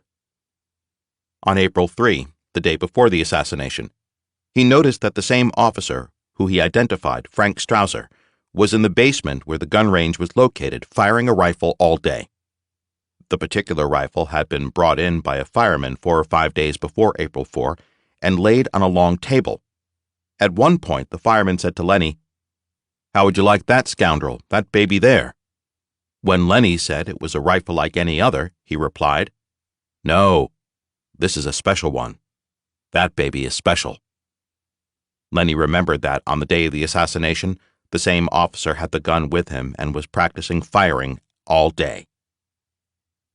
Mr. Garrison. All right, sir. Before April the 4th of 1968, you knew or knew of an officer there whose name was Earl Clark. Am I correct, sir? Mr. Curtis. Captain Clark, yes, sir. And also there was an officer named Frank Strausser. Is that right, sir? He was a patrolman. A patrolman. Now, Mr. Curtis, just tell us before April the 4th some things you heard from both of those sources about Dr. King's presence here in Memphis. All right. I heard Mr. Strausser say that somebody was going to blow his... Say the word. Blow his motherfucking brains out. How long was that before April the 4th, would you say? That was about 4 or 5 months, I believe. Okay. Was there some time before April 4th where Dr. King was on television and Mr. Strausser made the same statement?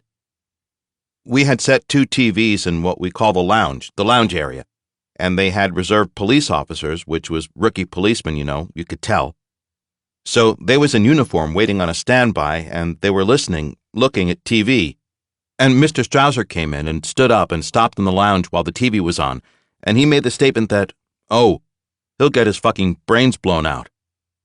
He went on down into the area where the gun range was, down in the basement. That was what first gave me... I started thinking, because we was in an area where he couldn't see us. We was warming our food for lunch. We was in the kitchen in the cook area of the lounge. He couldn't see us, so I told James not to say anything. So we just stood, quietly. He went down into the gun range. We came out of the lounge and went down into the fire operation floor of the fire department. We talked about it. I told James, I said, I don't feel good about that, because he was shooting that gun all that day. The day before. Yes. This Officer Strouser is a very large individual, a very big man. He lifted weights all the time. He was real built, like macho. Now, on the date, let me ask you this. Before April the 4th, had you heard them, had they brought in a rifle that you had seen and they said this is a special gun? It was a rifle that Mr. Roy Young, a fireman, he laid it on the counter. We had a long table where we, like I said, where we would pass out garments to do exercise. So he laid it out on the table. He said, he always would say crazy things. Lenny, how would you like that scoundrel, that baby there? I said, it is a rifle like the rest of the rifles. He said, no, this is a special one. That baby is special. Mr. Wade. How did the rifle look? It looked like a regular hunting gun with a sight, with the thing, a scope on it. Mr. Garrison. It had a scope on it. Deposition of Lenny B. Curtis, April 6, 2003.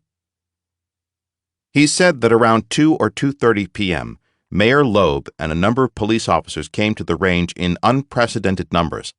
They went into a 30-minute meeting in a separate room and were joined by this officer and Captain Earl Clark. He noticed the officer around 3 p.m., the time they usually left the shooting range, carrying what appeared to be the special rifle. He went out to the fireman's red Chevrolet convertible, ruffled his hair, put the top down, and laid the rifle on the back seat. Then he looked more like a fireman, white t-shirt, blue pants, and dark sunglasses. Lenny said that he tried to call people, Reverend Smith and Vasco Smith, to let them know his suspicions about what he observed during the day, the meeting with Mayor Loeb, but he was unable to reach anyone and ran out of money.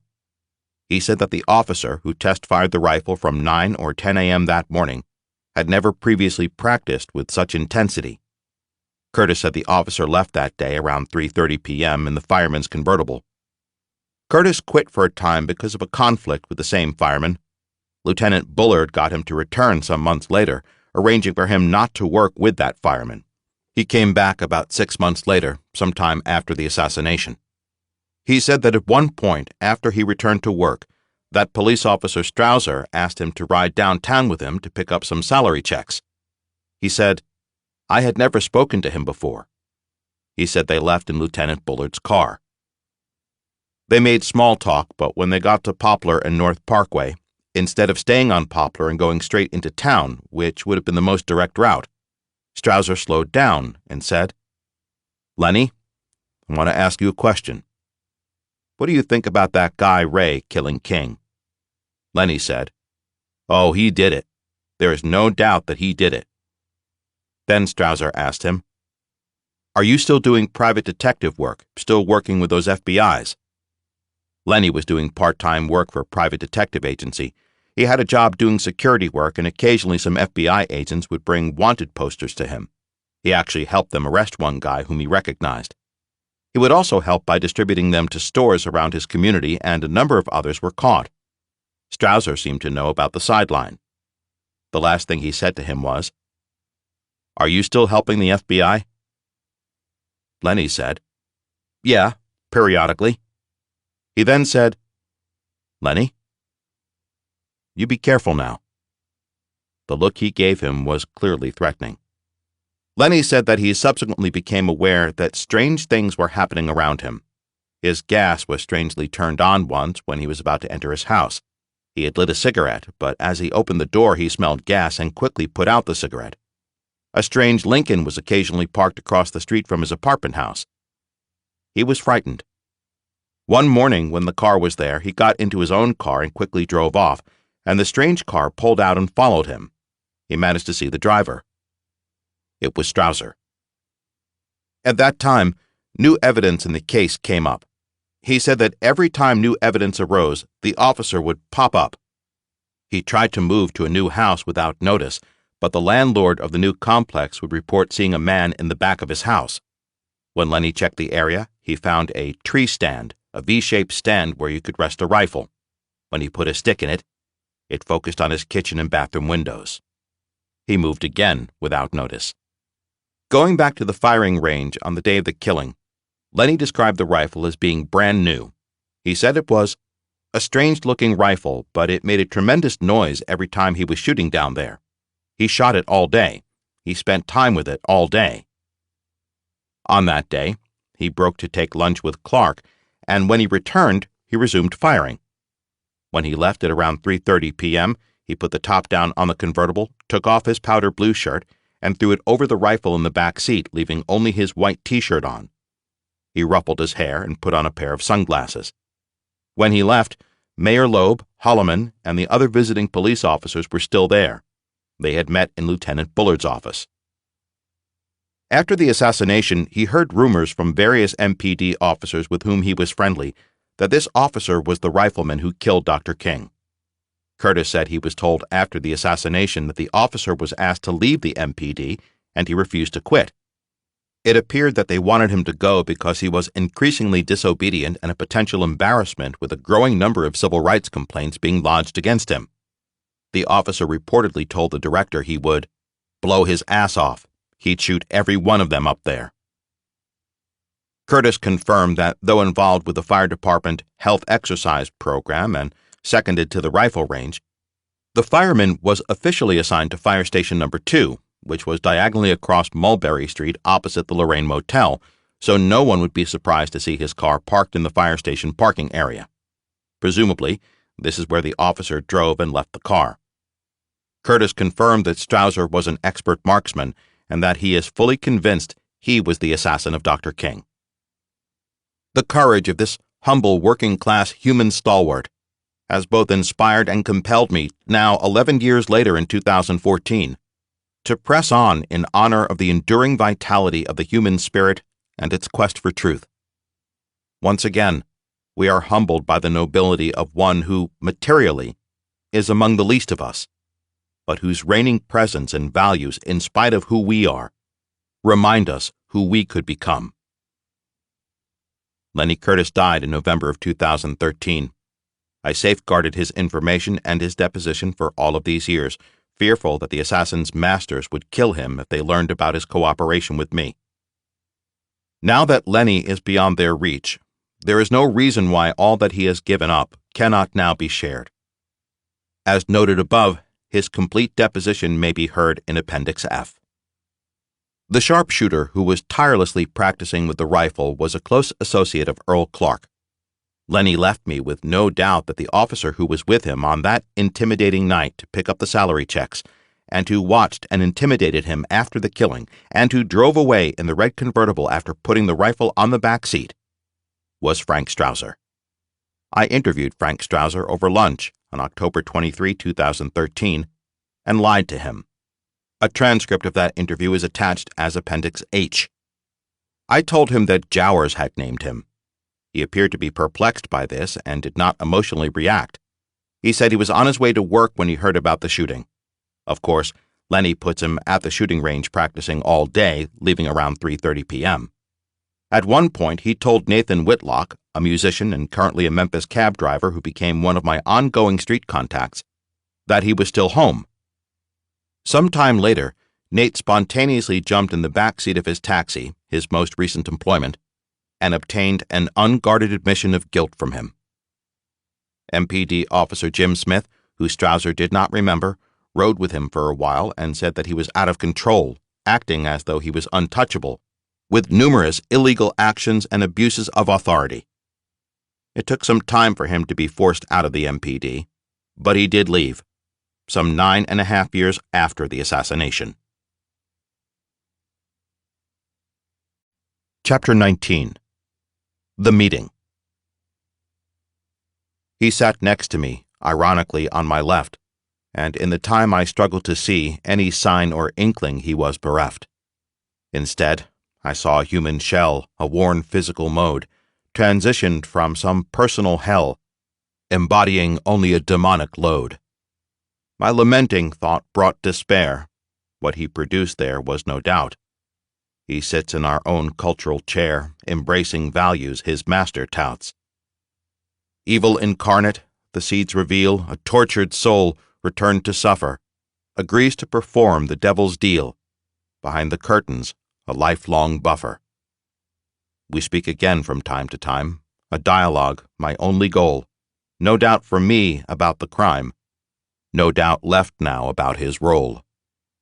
And then one night, old Nate phoned. He said he jumped into Strausser's cab. Laid out a threat, the driver groaned. So long ago, he said, no tab. King was a shit-starter and had to die. Any good cop would have done the same.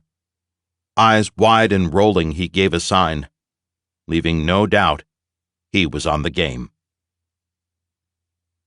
I arrived in Memphis on October 22, 2013, the day before I planned to meet with Strausser. I met with some friends and colleagues, including British documentary maker John Edgington, whose interest in the case dates back to the first BBC documentary in 1989. Due to the shortage of funds for his follow-up work, I agreed to do an interview with a California documentary group that agreed to pay the expenses along with a small fee for their production. The day before the scheduled meeting, I was able to meet the case comrades and plan for the meeting. These professionals are legally and in writing bound to the attorney work product confidentiality of my office, so it is clear that they are familiar with all of the evidence and information I possess. Should anything happen to me, they are instructed to widely distribute the evidence I uncovered concerning the assassination and the assassin himself, upon whom I have decided to impose the biblical mark of Cain. For the unfamiliar, when Cain slew Abel, the Old Testament of God proclaimed that Cain should be marked, and that mark should protect him against any retributive violence being taken against him. The mark of Cain was God's way of saying that violence begets and perpetuates violence, and this must be avoided. Permit a digression. We live and have been weaned and raised in a capitalistic, materialistic, consumerist-focused society. As I grew, I learned the strict code. If someone punches you, you punch back, and if you do not, you are a pussy and less of a man.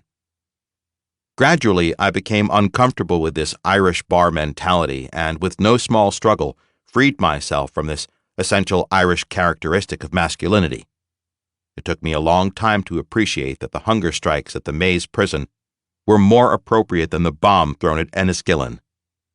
Having revealed this process, this is the baggage I bring to the execution of our contemporary prophet, Martin Luther King, Jr. It was in this context, historical awareness and sense of urgency, that I finally decided to set up a luncheon meeting with the shooter whom I had met, face-to-face in his apartment building some years ago. After the meeting, a few sporadic attempts to meet had been unsuccessful for a variety of reasons. Now, from more recent conversations, he seemed willing to meet. His current day job made a $500 fee for a chat much more acceptable. By way of background, from specific sources, including a former MPD officer who had ridden with my interview/lunch guest, I learned that after the assassination, he had been involved in some bizarre behavior, ranging from running prostitutes from the squad car, shooting a fleeing purse snatcher, shooting up one black bar in an effort to get information, and threatening to blow the ass off Holloman, the director of police and fire, if he persisted in trying to coerce him off the force. I also learned that he obtained a position through connections as a bodyguard to a famous black female singer and even traveled with her. During this post-assassination period of time, he apparently came into some serious money, but also became involved with cocaine. At around 5 p.m. on October 22, 2013, I excused myself from the group and went to call him. It was an amicable chat, as I said I was calling to confirm a lunch at which I was going to pay him $500 to talk with me about history. We agreed to meet for lunch around 2 p.m. at the Capriccio restaurant in the Peabody Hotel. The film company had put me up there under the name of John Book at my insistence. I would learn later from a mutual street acquaintance that an FBI contact was trying to locate where I was staying. Now, why would they be doing that?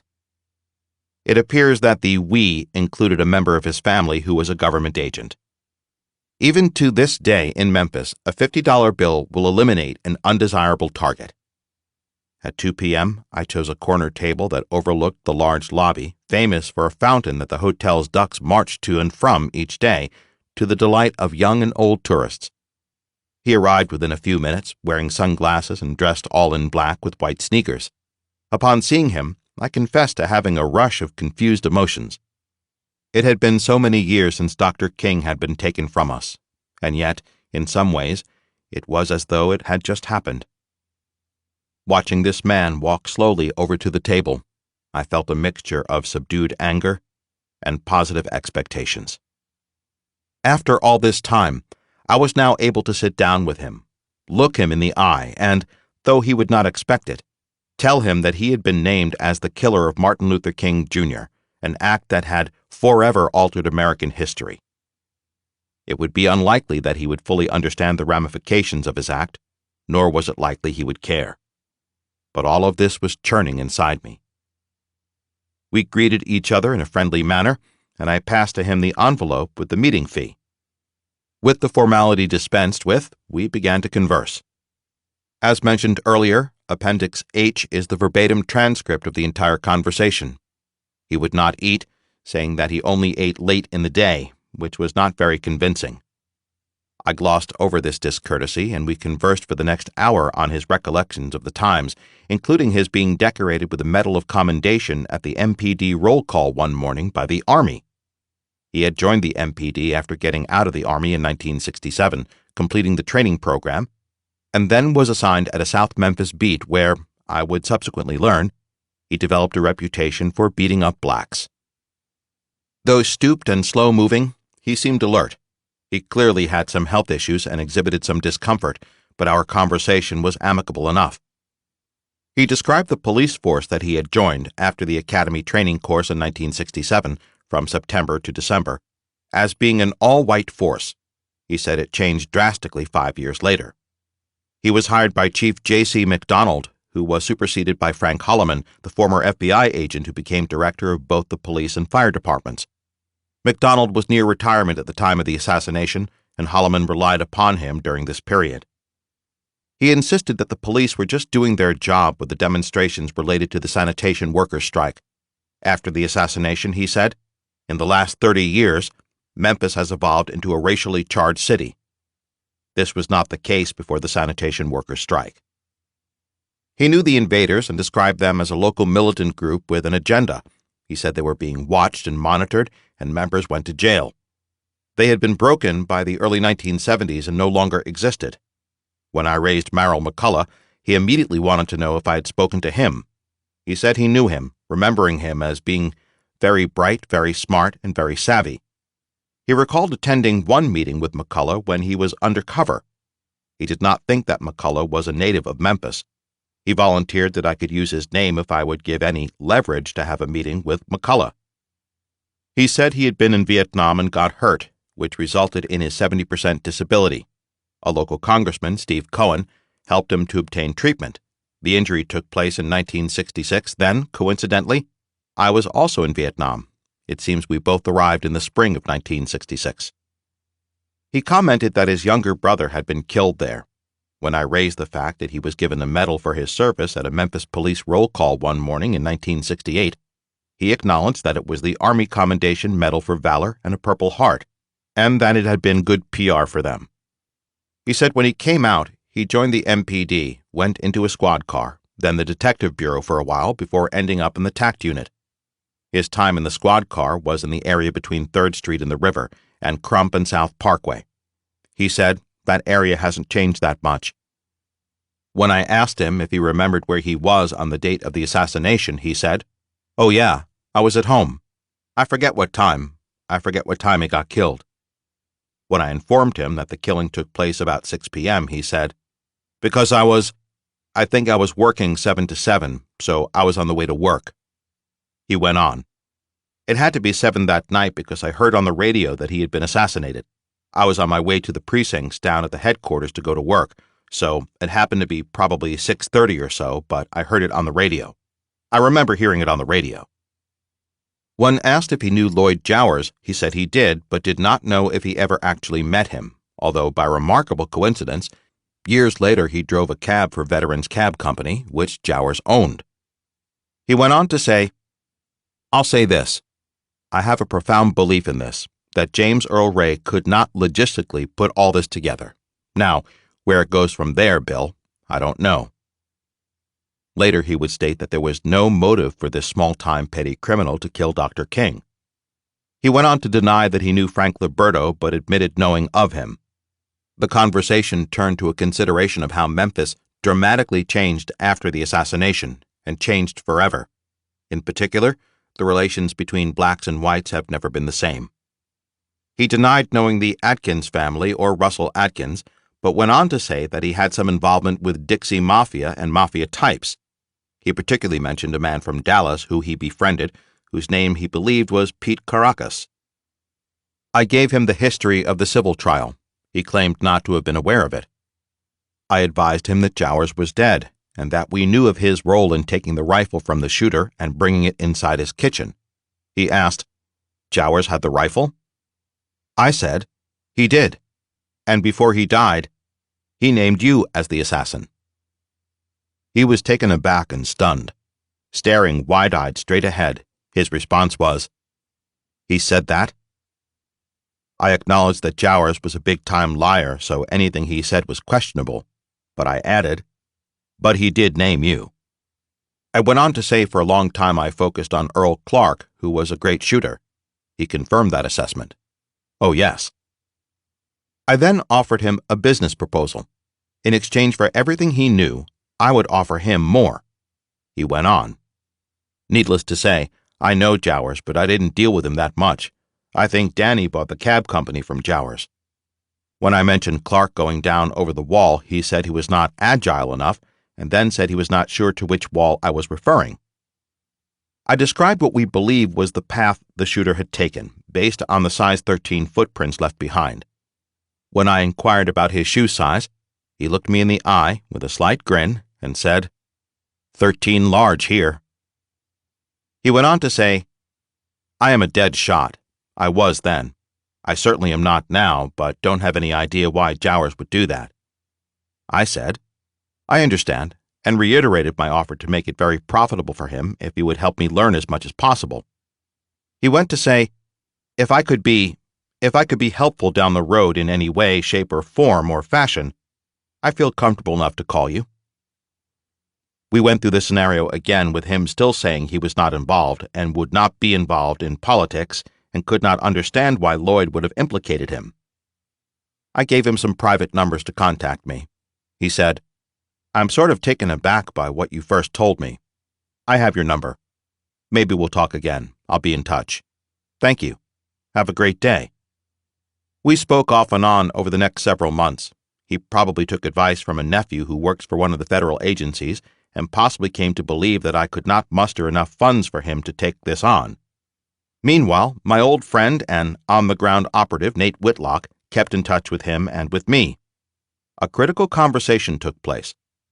On Friday to Saturday, April 11 and 12, 2014, another shoe dropped. Nate Whitlock called. He had learned that Strouser had returned to work and was picking up passengers downtown. On the spur of the moment earlier that day, Nate had gone to the taxi stand where he was waiting for passengers. Without saying a word, Nate opened the door and got into the back seat of the cab. He said that at first, Strouser thought he had a passenger. Then Nate began to raise the issue by saying, "You know Joe Brown is running for DA, and if he wins, he is going to reopen the King assassination and indict you." Nate said he opened his eyes wide and exclaimed, "Why would I be indicted for something I did 30 years ago? Or something I knew about?" He was clearly disturbed. Nate said, "Look, Frank, you've been a friend of mine for 30 years, but you've got a problem. The Jowers deathbed confession names you. You remember Byron de la Beckwith, who they got after all those years for the murder of Medgar Evers?" Question. I elaborated on what I wanted Nate to do. Okay. But what I wanted to talk to you about was the help you've been in facilitating Frank Strausser's situation. You've known him for a number of years, haven't you? Answer. Yeah. I had a lot of years. Yeah, a lot of years. I had, as you know, I had a session with him. Oh, quite some time ago, but better that. Yeah, you went out to dinner with him. Sorry? You went out to dinner with him. That's right. We had lunch. But after that, you were very successful in a sense that I think this is back now in 2014, back in May of 2014. In fact, the note you gave me was on May 21st, 2014. You decided that you were going to talk to him, and you went. I talked to him. Yeah, you talked to him. You went to his car, and you got in the back seat, didn't you? Yeah, I sure did. And this is in front of the Westin Hotel in the morning. The note I had from you said 10:30 in the morning that you went in the back seat. What happened with that conversation? You began to talk to him about this whole thing, and do you recall what he said to you and what you said at that point? I just remember I remember doing that. I remember what he said to me. He said something to do with the nature of something like, how is he going to implicate me on something I did 30 years ago? I mean, something I knew about 30 years ago. It was mid-sentence. That's exactly how he said it. That's right. He said that after you said it to him, something like that, Pepper was pointing to you as having been involved in the killing. That's right, yeah. That's on track right there. Then it just was, how the hell is he going to implicate me on something I did something I knew about 30 years ago? He just stopped then. Something he did or something and then he changed and said, something I knew about. He did. He repeated what he said like back and forth, like, no, like that. Right. It was kind of the same way when I talked to Mr. Liberto. It was the same thing. He couldn't believe it. One of them really kind of frustrated in the middle of everything. He shook his head, and then he had to catch himself, see? Right. What was your impression at that point when you confronted him? You caught him off guard. What was your impression of him and his involvement? What did you think? Quite peculiar. I was real curious on why 30 minutes before Dr. King was killed, he was pulled off the detail. Then, all of a sudden, he is in the bed at home asleep. Then he is with a whore over here coming across town, He has got 3 or 4 different stories as to what he was doing. Right. He didn't really have a serious alibi about where he was at the time, did he? Yeah, but he was pulled off the detail. He said 30 minutes before Dr. King was killed, he was pulled off the detail. That sounds like the true story there. But I'm at home asleep, or I was at a whore's across town, all that is just, I think, made up. The first time I think he said it right. Right. Have you ever had any further conversations or involvement other than what he was saying to you? No, because I got what I needed. Yeah, I think you did. I actually think you did. What did he look like? What did his face look like when you confronted him with this? He was in the same demeanor as Frank Liberto when I just right out laid it down to him. Just, God damn it, like that. Just his face crawled up. He cussed a lot, but that's cab drivers. Yeah, sure. They don't cuss like they used to now because they're all freaking African. It used to be you spoke another language and you cussed a lot. That's how it was. Same with carnies. Cab drivers spoke a lot of the same verbatim as carnies. Same kind of thing. It upset him. And I already had it, so why press him and really piss him off, Yeah. Because he feels like he is Teflon right now. He feels he is Teflon. That means he can never be touched. Is that what he feels? That's what he feels, yeah. Because he has got his son up there in Langley and all that going on. He's got contacts now. So he has got some protection, he believes? Yes, he does. Telephone conversation with Nathan Whitlock, November 3, 2015. Strausser reacted defensively. Brown won't be elected, but anyway, King was a shit starter. I only did what any good cop would have done at that time. Caught off guard. He effectively confessed. Nate confirmed this in a telephone conversation on November 3, 2015. As noted earlier, I would also learn that during my meeting with Strouser, there had been an FBI agent or agents in Memphis trying to learn which hotel I was using. Since I used different names, they were unsuccessful, but the mere fact that they were so active was worrying. It may only have been his nephew, but even so, what was the purpose? It is obvious that I lied to Strouser about Jowers incriminating him. On October 23, 2013, Lenny Curtis was still alive. I had promised to protect him and was not about to put him in danger. Lenny clearly put Strouser in the frame, as well as Holloman, then Mayor Loeb, Earl Clark, and the firemen in whose car Strouser drove off after practicing with the murder rifle all day. Strouser was not at home or on his way to work. He had also given me a different story, and neither was Earl Clark asleep at home, awakened by news of the killing. Both men were at the rifle range, with Clark leaving after lunch and Strouser departing in a red Chevrolet convertible around 5 p.m. Lenny gave us an essential window into the truth, which is only amplified by my interview with the primary assassin and Nate Whitlock's further information. Chapter 20. More Flesh on the Bones. Who are these people, high and low, who take it upon themselves to say, who lives and who dies are allowed to grow in their worlds of black and gray? They love their own, but others hate. From childhood on they follow rules, put on them as though by fate, nurtured by the culture's school. In their domain they reign supreme, denying any unwelcome foe who brings along a different theme.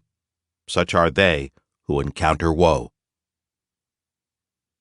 A critical witness came forward near the end of 2009 and agreed to be deposed. The extraordinarily long deposition was taken on December 10, 2009 in Memphis, Tennessee, pursuant to the Tennessee Rules of Civil Procedure and pursuant to post-judgment notice by the plaintiffs in the case of Coretta Scott King et al. Against Lloyd Jowers et al. The witness, Ronnie Lee Adkins, a.k.a. Ron Tyler, was deposed, with his counsel Stephen Toland present. As we shall see, it was Mr. Adkins's testimony that unveiled the fatal connection of Hoover/Tolson, the Dixie Mafia, and the MPD and associated operatives in the assassination of Dr. King. According to the deposition, Ronnie's father was Russell Lee Adkins, the first of 3 sons. At an early age, Russell became involved in the running of heavy land-moving equipment, part of a local good old boy network. This led to a job running the Mallory depots, military bases owned by the federal government that were used as staging areas where equipment was stored for various wars, including World War II and the Korean War. According to Ronnie, in the late 1930s or early 1940s, his father Russell became superintendent of one such plant on Jackson Avenue and eventually retired from that post to take a job at the city sanitation department running heavy equipment. He left the Mallory Depot around 1943 or 1944, and he went over to work for 20 years for the city of Memphis. Affiliated with the engineering division, he worked under Maynard Stiles. His older half-brother, Russell Jr., 20 years older, quit school to join the Marine Corps, where he remained for nearly 34 years, and where he was assigned to the CID, the Central Intelligence Division of the Marine Corps, from 1955 to 1956. Born around 1932, he died in 2002. Ronnie said that Maynard Stiles, his father's public works department boss, often came out to their house and was close to his father, who retired in 1965 and died in July 1967. As for Ron, he said that he was frequently in trouble in school, changed schools regularly, and liked to fight. He did not graduate and was greatly upset by his father's death. He brought a pistol to school and fired some shots, ending up in juvenile court. He was allowed to join the Marines. He served 6 years, 1969 to 1975, and was assigned to the CID. He said his father and associates were lifelong active Klan members and Masons. He sat in on meetings and recalled that his father said they would only have doctors who were Catholics because they would never tell about what was going on. It is for this reason that he only remembers Dr. Breen and Dr. Basil Bland taking care of their family, especially Breen, who was closest to them. His father became a 32nd-degree Mason. The Klan and the Masons worked closely together. Ron said that his father took him to his first lynching when he was just 6 years old. His father and grandfather got along well with boss E.H. Crump, who ran Memphis. From the age of 5 until he was 9 years old, his father took him along to meetings in the house and elsewhere. He would end up bringing coffee and donuts and sit around listening. He remembers John Wilder before he became lieutenant governor attending, along with Mayor Henry Loeb and Frank Liberto. Carlos Marcello and Clyde Tolson, FBI Director Edgar Hoover's deputy, also attended. Despite his father's modest position, he had an enormous ability to get things done behind the scenes. He was a fixer. This power clearly emanated from his positions in the Masons, the Klan, and the Dixie Mafia. According to Ronnie, the Klan and the Masons had different styles. The Klansmen were the heavies and the Masons were more subtle. Together they put Loeb into office. Ron said his father developed a close relationship with O.Z. Evers, a local black leader, and gave him money to start a business. He also referred to Chester Chess Butler, a master killer used by his father. His father bought a house for Chess, his wife and children, Danny and Linda. Clyde Tolson, Hoover's deputy, whom Ronnie was told to call Uncle Clyde from the first time he came to visit them in the 1950s, flew into the old airport where the old National Guard planes were based. Answer: Marcello came up for meetings, but hell, so did Clyde Tolson. Question: We're going to talk about Tolson. I was told you called him Uncle Clyde. From then on, he was Uncle Clyde. Another Clyde. When Daddy said to call Tolson Uncle Clyde, I said, hell, we got an Uncle Clyde. Of course, I didn't say nothing. I thought, well, all right. That's another Uncle Clyde? Tolson was a substantial connection for his father. He provided his father with funds from Hoover for different actions, including local area killings. Of particular interest to this case is that he brought the money which was to be paid to Harold Swenson, the warden of the Missouri State Prison in Jefferson City, Missouri, in order for him to arrange for the escape of James in 1967. At Hoover's request, James had been profiled as a potential scapegoat, although the nature of the crime was not revealed. Ron told us about this assignment because he was an actual observer. He saw the money being delivered by Tolson and then, at his father's invitation, he rode to the prison where the money was paid to Swenson by his father. This took place in November or December of 1966. Ray, who was always kept in the dark about this arrangement, successfully escaped from prison on April 23, 1967, and then, with the wrong fingerprints released, was monitored, controlled, given the protected Galt identity, and moved around until the plans for the assassination and his use were finalized. I came to understand that this use of inmates was not an uncommon practice. Hoover's deputy Tolson came to visit 4 or 5 times a year for such purpose. Ron said that his father took some of the money and gave it to O.Z. Evers to pay some of their guys for particular jobs or information. O.Z. and Russell Sr. spoke roughly every other day. O.Z. provided information about the movements and, according to Ron, the comings and goings of Martin Luther King. This was in the early 1960s. Ron said that O.Z. dispensed money to, among others, Solomon Jones, Jesse Jackson, and Billy Kiles. The money was paid for their obtaining and passing on information. Tolson told his father that Jones, Jackson, and Kiles were also paid informants of the FBI, paid out of the Memphis office, but the money that came from Tolson was separate from the money they received from Holloman and the Memphis FBI office. The Atkins money envelopes were wrapped up with rubber bands and paper with initials on it, BK, JJ, and so forth. His father gave part of that money to Jesse Jackson, and he gave part of that money to Billy Kiles. Question, I continued. Now wait, your father gave money to O.Z.? Answer. My father gave money to O.Z. O.Z. distributed that money under my father's instructions. So, your father told O.Z. to give it to Jesse Jackson and Kiles. How this worked was he would tell my father who needed money and what the money was going to be used for to gather what information. I see. That money was given to Solomon Jones, Jesse Jackson, and Billy Kiles. Again, if we can get as close as we can to a timeline here. I'm going to say Jackson and Kiles, that's going to be early 1960s. That would be in the early 1960s even? Yes, sir. Right. So Jackson and Kiles are being paid off by OZ following your father's instructions to provide information on Martin Luther King's comings and goings, his movements. Yes, sir. And besides that, Daddy had so many connections. Daddy had some good federal connections. This is something I hadn't shared with you, but I'll share it with you today. We're sharing today, right? Right. Clyde Tolson told Daddy that Billy Kiles, Jesse Jackson, and Solomon Jones were all paid informants for the FBI, that they were being paid out of the Memphis office from FBI Special Agent Frank Holloman and others would come to their house every Sunday, as well as Carlos Marcello. For as long as Ron could remember, Carlos Marcello used to come to visit his father bringing cigars. The local mafia lieutenant, Frank Liberto, was also a frequent visitor. Ron told us, providing supporting documentation, about a trip his father made with Clyde Tolson in 1964. Apparently, this was one of a number of trips taken by the two.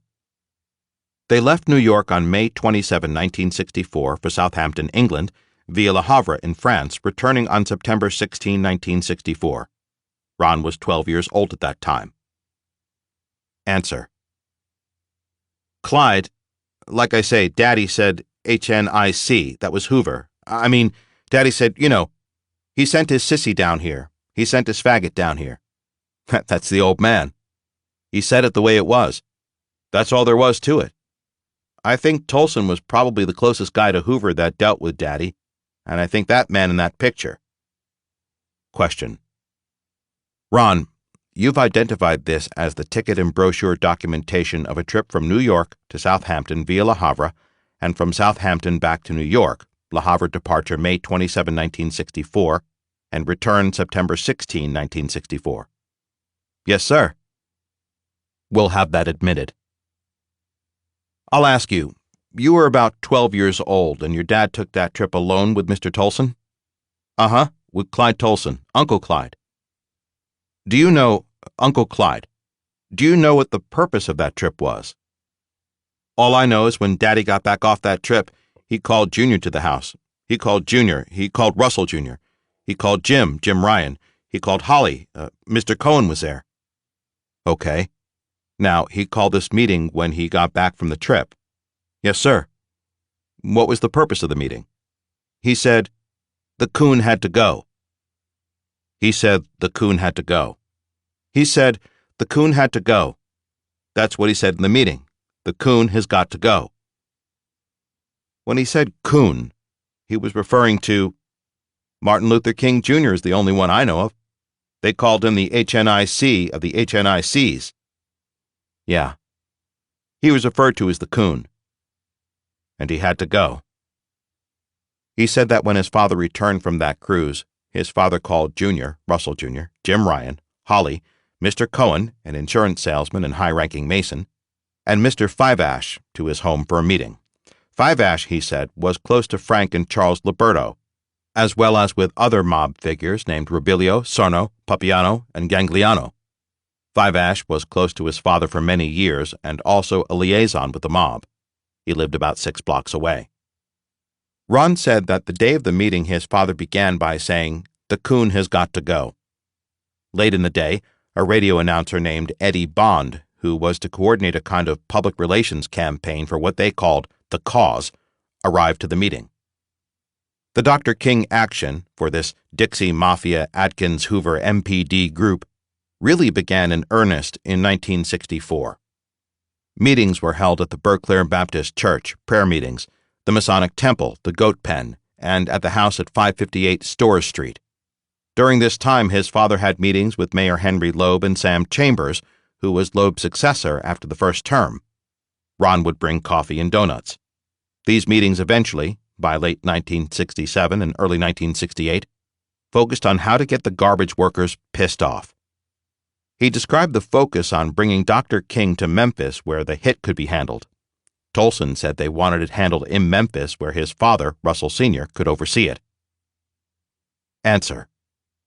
They were talking about how they were going to disrupt the city. The plan was to disrupt the city because they were going to get King to the city because Tolson said that they wanted it handled in Memphis where Daddy and them could handle it, where specifically Daddy and them could handle it. The word that came down. Apparently, the word come down from Hoover. That was his boss. I don't think Clyde was doing that on his own. Question. So they were working on a plan to disrupt the city so they could bring Daddy called them the instigators. So Daddy could bring the instigators down there so the workers would get King to town, is what it all boiled down to. And by getting him to town, then they could take care of him. I think was going to try to kill him at the temple right outside the temple before the next day. I'm not sure that was going to happen, but I think that was going to be a plan before he got popped the next day. So that would have been the 3rd. He got killed on the 4th, wasn't it? Right. So that would have been the 3rd. The thrust of most of these meetings you're talking about had to do with the sanitation workers, control of how it went down, and getting them into, effectively, goading them into a strike. Yes, sir. Which would bring help from the NAACP and bring help, I say the NAACP. That's what they said. I've got some tape. Well, they are not on tapes, but we put them on CD, the records and stuff that they would play at these meetings and stuff, and one of them is called The Flight of the 409. This seems to be a note from Tolson, and I think you have a handwriting expert? That's correct.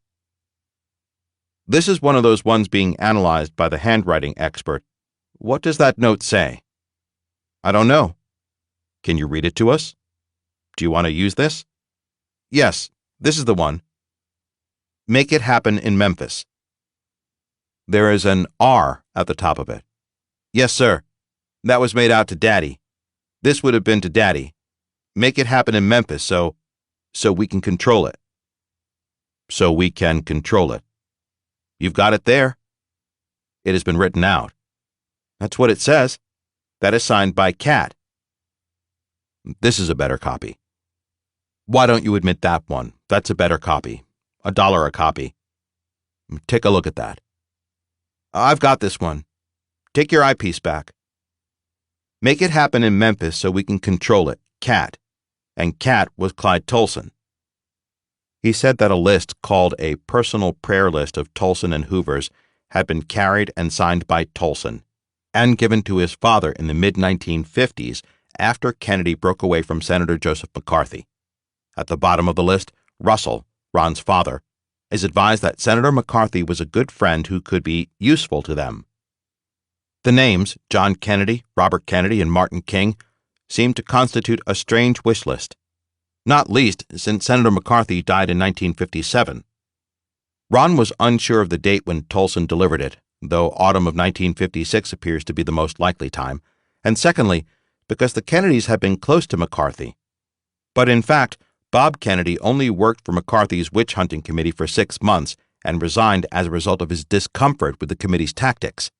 He almost came to blows with Roy Cohn, the chief counsel, and eventually condemned the practices. In addition, Jack Kennedy eventually condemned the senator's actions, and the two had a terminal falling out, though he was in hospital at the time of the Senate censure vote. Hence, Hoover, who was McCarthy's principal ally in government and his main source of information on those individuals being investigated, developed an intense hostility for both Kennedys. It was also at this time that Dr. King was emerging as a formidable dissenting black civil rights leader, which brought him into Hoover's sights. The prayer list, prepared around that time before McCarthy's death, appears to be the result of this animosity. In all likelihood, Hoover identified and targeted the 3 potential leaders who could eventually challenge his domain. Ron indicated that Frank Holloman, even before he became chief of police and fire, was involved. He had been the special agent in charge of the Memphis FBI office before becoming the administrator of Hoover's office in D.C. He regularly had lengthy meetings with Clyde Tolson and was helping with various jobs ordered by Hoover/Tolson in the Memphis area. Notes were occasionally left for Tolson at the mayor's brother's house. Question from Mr. Pepper. This is addressed to Frank. Which Frank is this addressed to? Mr. Toland. Frank Holloman? Mr. Pepper. You think it was Holloman? Answer. I think it was. Yeah, for sure it was Holloman. It says, Frank met with Cat at Lehigh, got orders to stop NAACP workers at crematory, ART. I know about this note. That was to Frank Holloman. The above-mentioned document was marked Exhibit 28. Question from Mr. Pepper. When would this have been written? In other words, was he head of police and fire at this point? Answer. That was either real close to Christmas of 1966 or first part of 1967. Question. At that point in time, he was not yet head of police and fire in Memphis. Answer. Uh-huh. He had just retired from the feds. Question. But what was he doing? Was he still out of the bureau, or was he in the office in Memphis? Answer. I don't know. The witness. Roy, when did he leave out of the office? Question from Mr. Pepper. He was with Hoover for about 8 years. Mr. Johnson. I think he was in Washington or Virginia. He was third in command in the Office of Operations. Ron said that Maynard Stiles, who was part of Atkins' inner circle, also was delivered a note from his father asking him to attend a prayer meeting at 5:30 p.m. It indicated that Marcello would be there. Stiles was clearly present at a number of sessions and quite close to Russell Atkins. Stiles had testified in both the HBO and the King civil trials. In both instances, he recounted how, in his official capacity with the sanitation department, he sent a team to clean up the area, the crime scene, behind the rooming house at the request of the MPD. In any event, he was on the list Ron recited, under oath, of all those whom he personally knew and saw in attendance at the preliminary planning sessions for the assassination. The list included the following who had different jobs: Clyde Tolson, his father Russell Atkins Sr., Frank Liberto, Chess Butler, Frank Holloman, Henry Loeb, Earl Clark, Jim Ryan, Louis Michaud, who owned a liquor store, Mr. Long, Mr. Holly, Maynard Stiles, Lloyd Jowers, Jim Lanham, Tommy Smith, an inspector with the Memphis Police Department, 2 Tennessee Highway Patrol officers from the Summer Avenue Highway Patrol Identification Bureau, Russell Atkins Jr., Little Holly, Mr. Cohen, Mr. Five Ash, E.B. Bowen, and Ron himself. The principal players who were the most involved, according to Ron, were Ozzie Evers, Holly, Frank Holloman, Frank Liberto, Henry Loeb, Sam Chambers, Chess Butler, and Jim Ryan. Stiles was not in this group. According to Ron, Russell Jr. seemed troubled by the fact that their father used the words nigger and coon, but he agreed that there was a chance to use the feds, Hoover and Tolson, to bring benefits to the community. But he heeded that, if you get into bed with those snakes, you gotta snuggle up to work with them. He knew the feds were using him. He knew they were getting him to work with the Libertos and the likes of Holloman, but he thought he could still accomplish necessary things for his community. He also said that his father was tight with John Wilder, the lieutenant governor, who was one of Liberto's lawyers and confidants. When their father died in 1967, according to Ron, his brother Russell Jr. took over the assassination planning with Holloman. The mayor's job was to promote the sanitation workers' strike. Question. All right, now, we're into 1968. The sanitation workers' strike hits. Answer. Yes, Daddy is dead. Your father is dead? Right.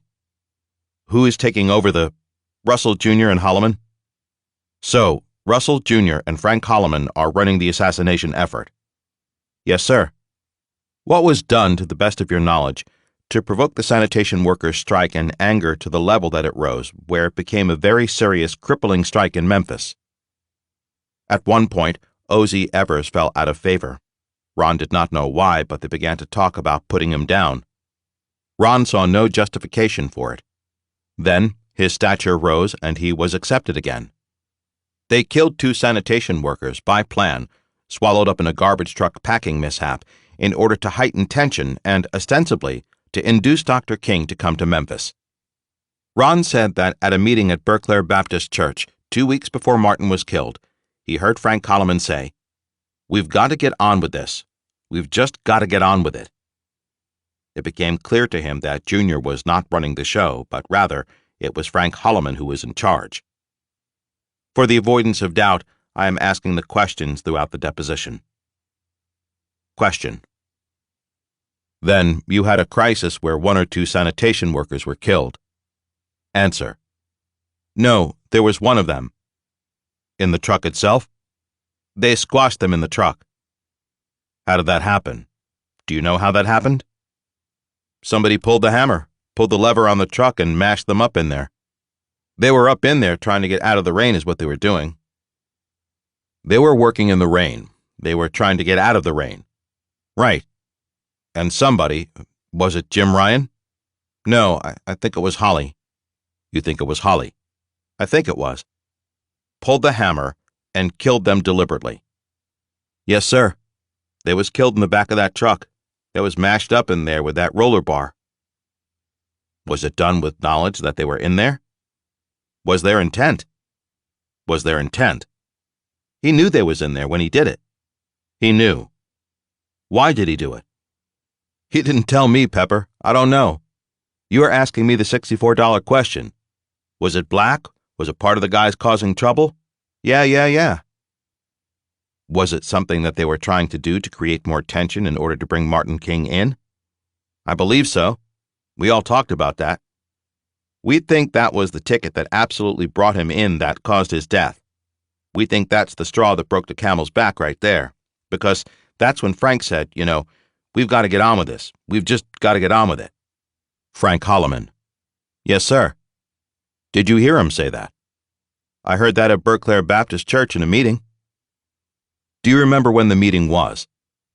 That was probably less than 2 weeks before they killed him. Less than 2 weeks before.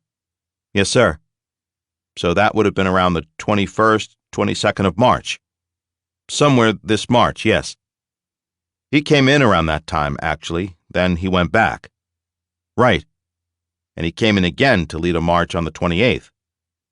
They were set to kill him out there on Lamar Avenue. He stayed at a little old hotel out there called the Rebel Inn or some shit like that. He stayed at the Holiday Inn. The Holiday Inn or something. He stayed at a Holiday Inn out there upon occasion. They was going to pop him out there if that's where he stayed.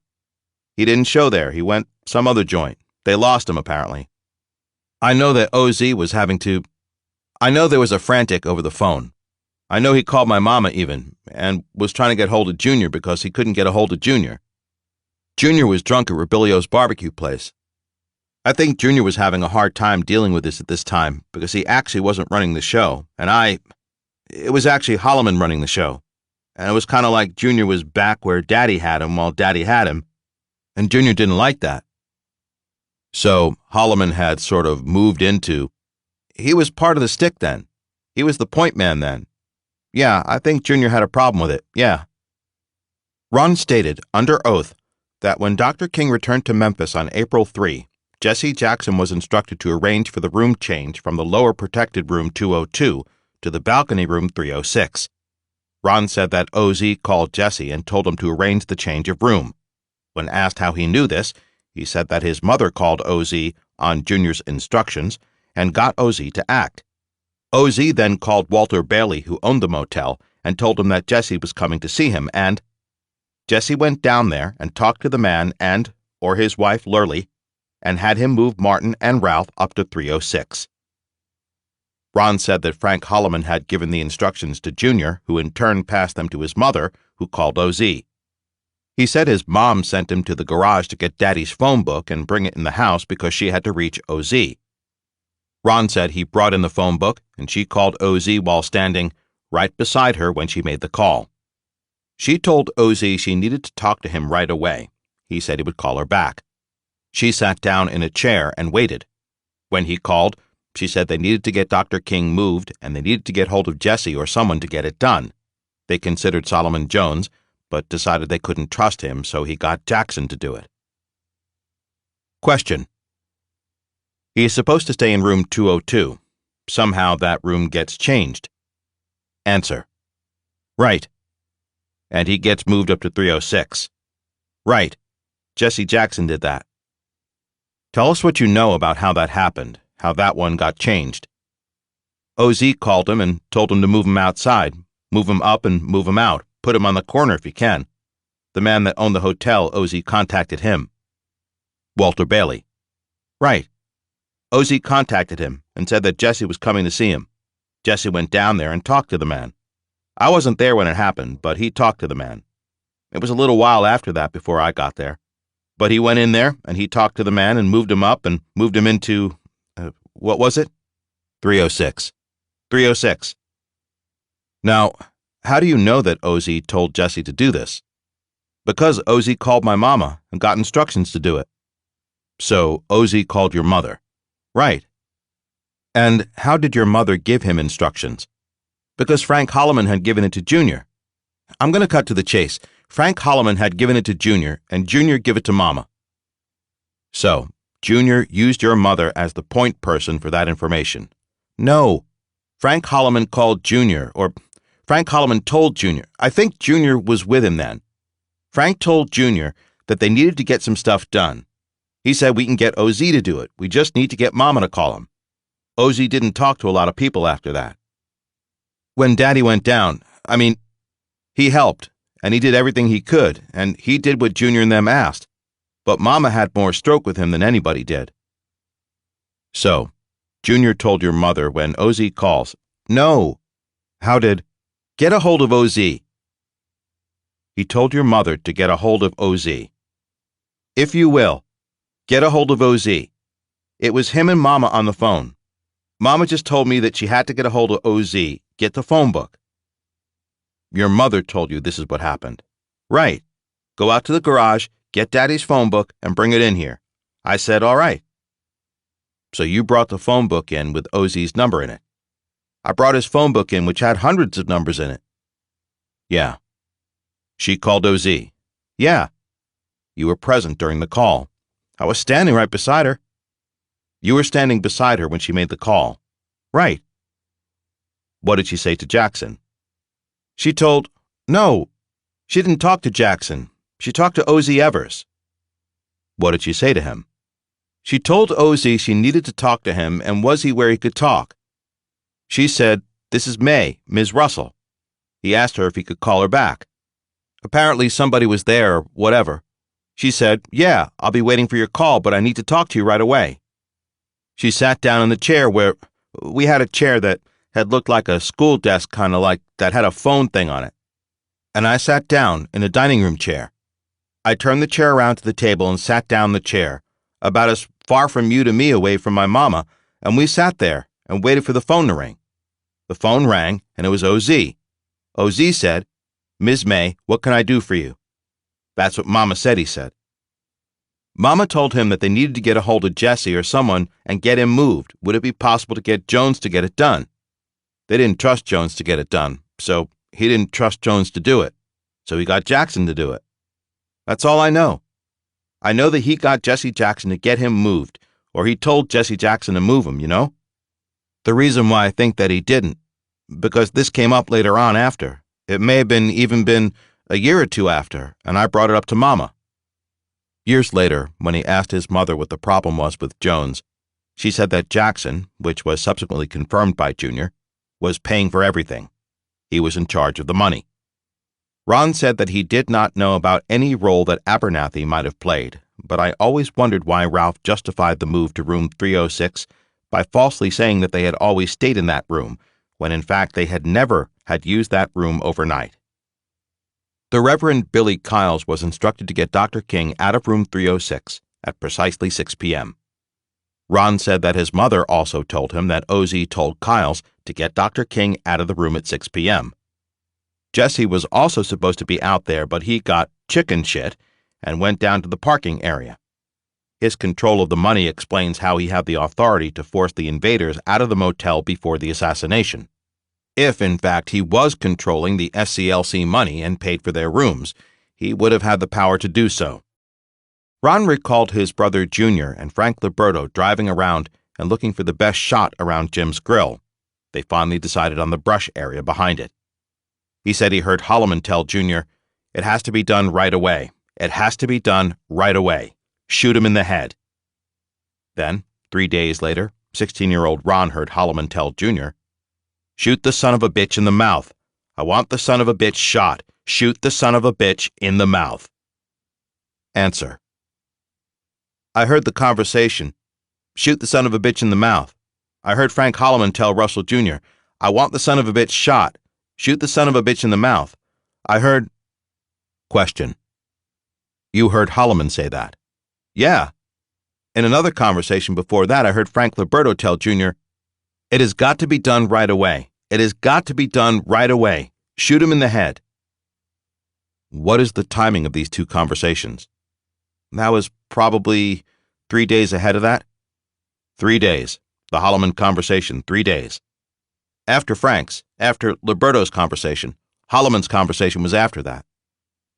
Holloman's conversation was after Liberto. Liberto was 3 days before. And I'm pretty close on that. All right. Probably 3 days. Let me back you up a bit. Your mother and Junior, what did they exactly say about the awareness of Jones, Jackson, and Kyles? What did they specifically say that you recall? In separate conversations, and with all three of us sitting outside on the swing together, well, Junior was sitting on a number 10 wash tub that was turned over, and Mama was in the glider, and we talked about it. And Mama said, well, that went just like it was planned to be done. It was done just like it was planned to be done. It went the way it was supposed to go, Mama said. Well, thank God for OZ.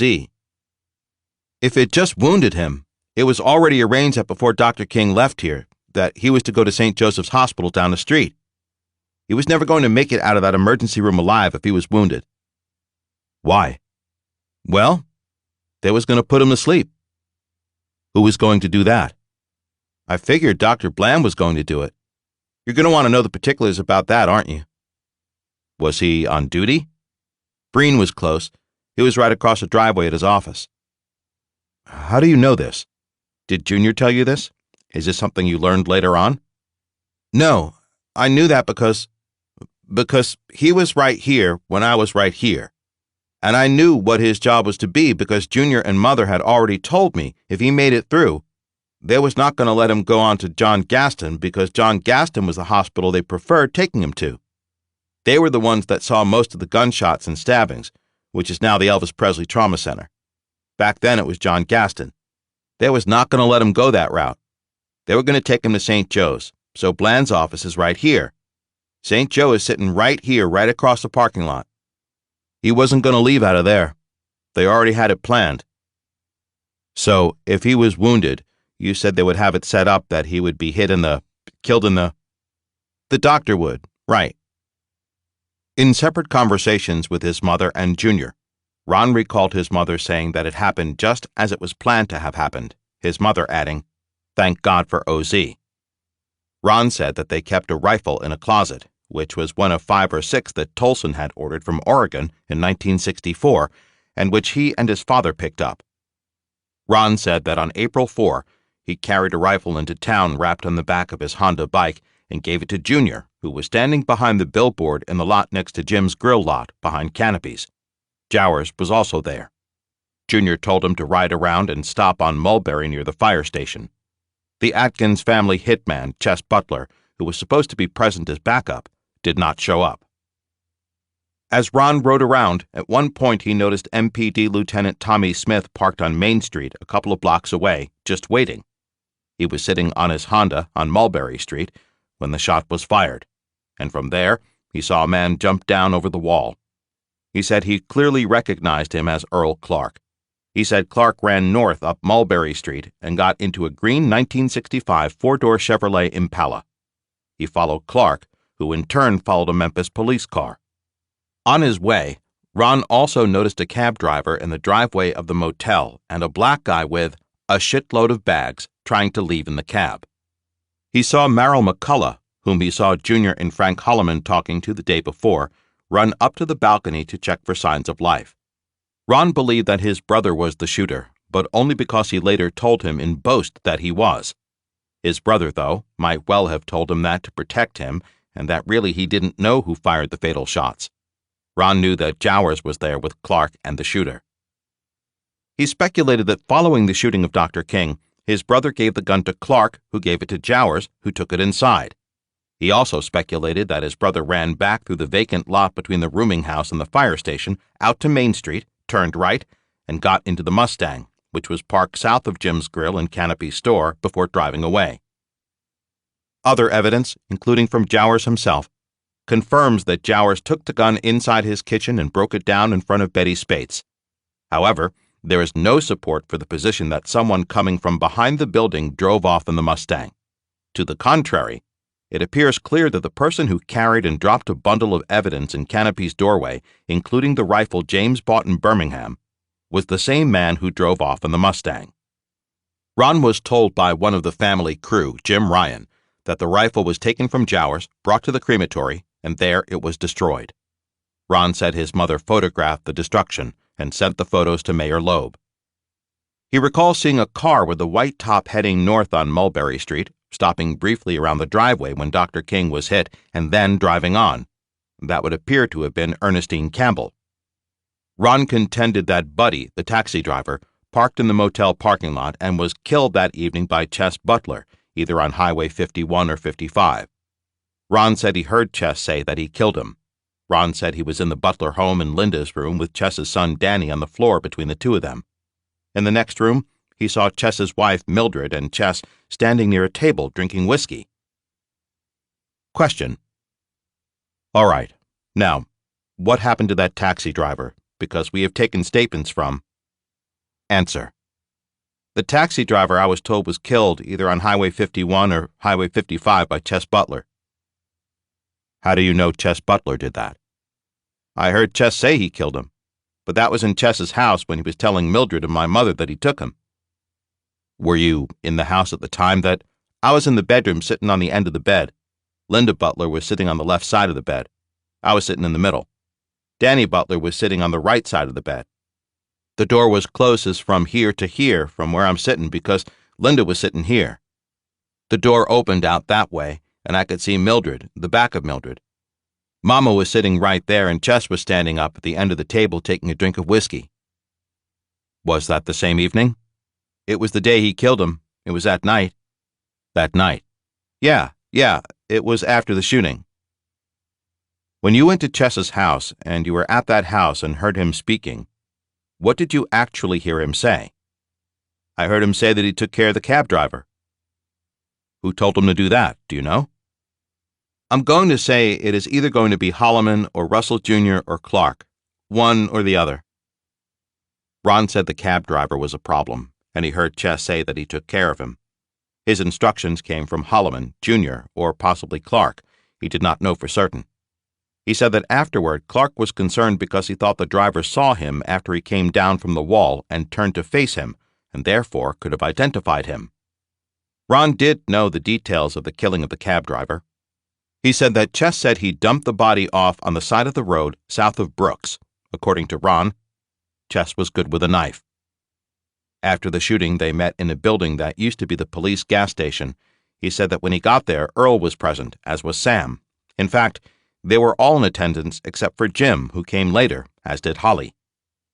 Ron asserted that the Mustang that James drove was parked further south on Main Street, and that the one his brother drove was parked closer to the grill. From what we can piece together, it appears that the reverse was true. James's Mustang was parked close to the door by the grill and was well observed by witnesses, Hendricks and Reed. The second Mustang seen by the Hurleys was parked further south, just below Canopy's. Ron said he saw it after it was driven to the Quonset hut where they met, and then later at the county penal farm. He was told that the officer who sat with Lieutenant Tommy Smith was the man who dropped the bundle in front of Canopy's. The report, however, would appear to be refuted by the fact that the bundle contained the various bits and pieces, including the throw-down gun, which James had left on the bed in his rented room in the rooming house. There is little doubt someone in the group was working out of that room, and observed by another roomer, possibly Raoul, or more likely Junior. Based on what Ron later observed, that man took the planted evidence downstairs, dropped it in Canopy's doorway, and then quickly drove away in the second Mustang parked just south of the building. At one point, Canopy indicated to James's lawyer, Art Haynes, that the bundle was dropped even before the shot. Since James was in the first Mustang and Ron saw a Mustang at the Quonset hut meeting and later at the penal farm, it is very possible that it was Junior and not Raoul who dropped the bundle and took off in the second Mustang. Ron states that he believes that Maynard Stiles was ordered to send the cleanup team to the site the next morning in order for any incriminating evidence to be collected. The evidence included a shell casing that supposedly came from the rifle, a .742 Remington, which he was told they lost. This makes no sense, since Betty Spate said Jowers broke down the murder rifle in front of her and tried to flush the shell down the toilet in the kitchen. Ron also said that the rifle he delivered had no scope, whereas it was clear from other testimony about the practice/testing of the murder gun that it had a scope. This can only mean that the rifle Ron delivered to his brother was a backup gun and in the event was not used. The next morning, he said, they all met at Henry's, Mayor Loeb's brother's house. In attendance at that meeting was Henry Loeb, Jr., Holloman, Chess, Mildred, Chess's wife, Linda, Chess's daughter, MPD Captain Ansara, Sam Chambers, and Jim Ryan. He recalls taking a letter from an MPD officer the following morning addressed to his mother from Henry Loeb, which thanked her for her message. According to Jr., she had called him to tell him that the gun was buried and then sent on the photographs. Tolson came back to Memphis a few days after the assassination. He went to see Holloman, Russell Jr., and his military friends, 2 good old country boys. He went to the meeting with Henry and Holloman. He said Marcello also came to town to meet over at the South Street Market with Frank Liberto. Question: if we can move towards the end, did you attend any meetings, be present at any meetings, when Tolson came in after the assassination? Answer: no. No. How long was it before he came back in again? Let's see. Probably about 3 times after that. A month? 10 times at the max. How much later? The first time he came back in, a month later, 2 months later? After Daddy died? No, after the assassination. After Martin was killed? Yeah. A few days. He came back in a few days. Yeah, it wasn't long, because he came in and he went and met with Holloman. I'm going to say this was probably a week after that. The reason why I know that is because that's what Junior and them was waiting around for. They didn't leave out until after he'd come back to Memphis. At one point in our deposition, Ron said, "There is a lot of shit I don't know." Immediately following the shooting of Dr. King, Olivia Catling stated that she saw a man wearing a hat running out of the alley and getting into the green Chevrolet, and that it traveled down Huling and turned left to go north on Mulberry. She said she saw a man come out of that alley, run around the back of that car, and get in. The man made a left turn on Mulberry and crossed Talbot to Vance. Somehow, and there is much speculation on this point, the rifle went from the shooter to Jowers and eventually to Holly, who buried it. Jowers showed it to McCraw the next day, so it was not as immediate as Ron believed. When I reminded Ron about Olivia Catling's observations, he linked up the statement that there was a green 1965 Chevrolet parked just below the alley on Huling. He confirmed that it was there as part of the escape, but states that it was running when Clark got into it. Ron said that Clark got in the front passenger side of the car on the west side of Mulberry and followed a Memphis Police Department call down Huling to 2nd Street. This had to be a different car from the one observed by Olivia. Ron also testified that he remembered that, while in the bushes, Clark had a pillowcase covering his head. When asked if he had ever heard the name of Frank Strouser, he said he had heard that name mentioned several times. He said the name came from Holloman and Jr., but he did not know, or was not allowed to know, any details. He said he could not remember anything that was said about him. He had said that Clyde Tolson went out to Oregon to arrange for some weapons to be sent to Memphis. It would appear that one of them was the one used by Strouser, as he prepared for the job on April 3 and 4, 1968. Chapter 21. The Ultimate Assassin. St. Joseph's Hospital.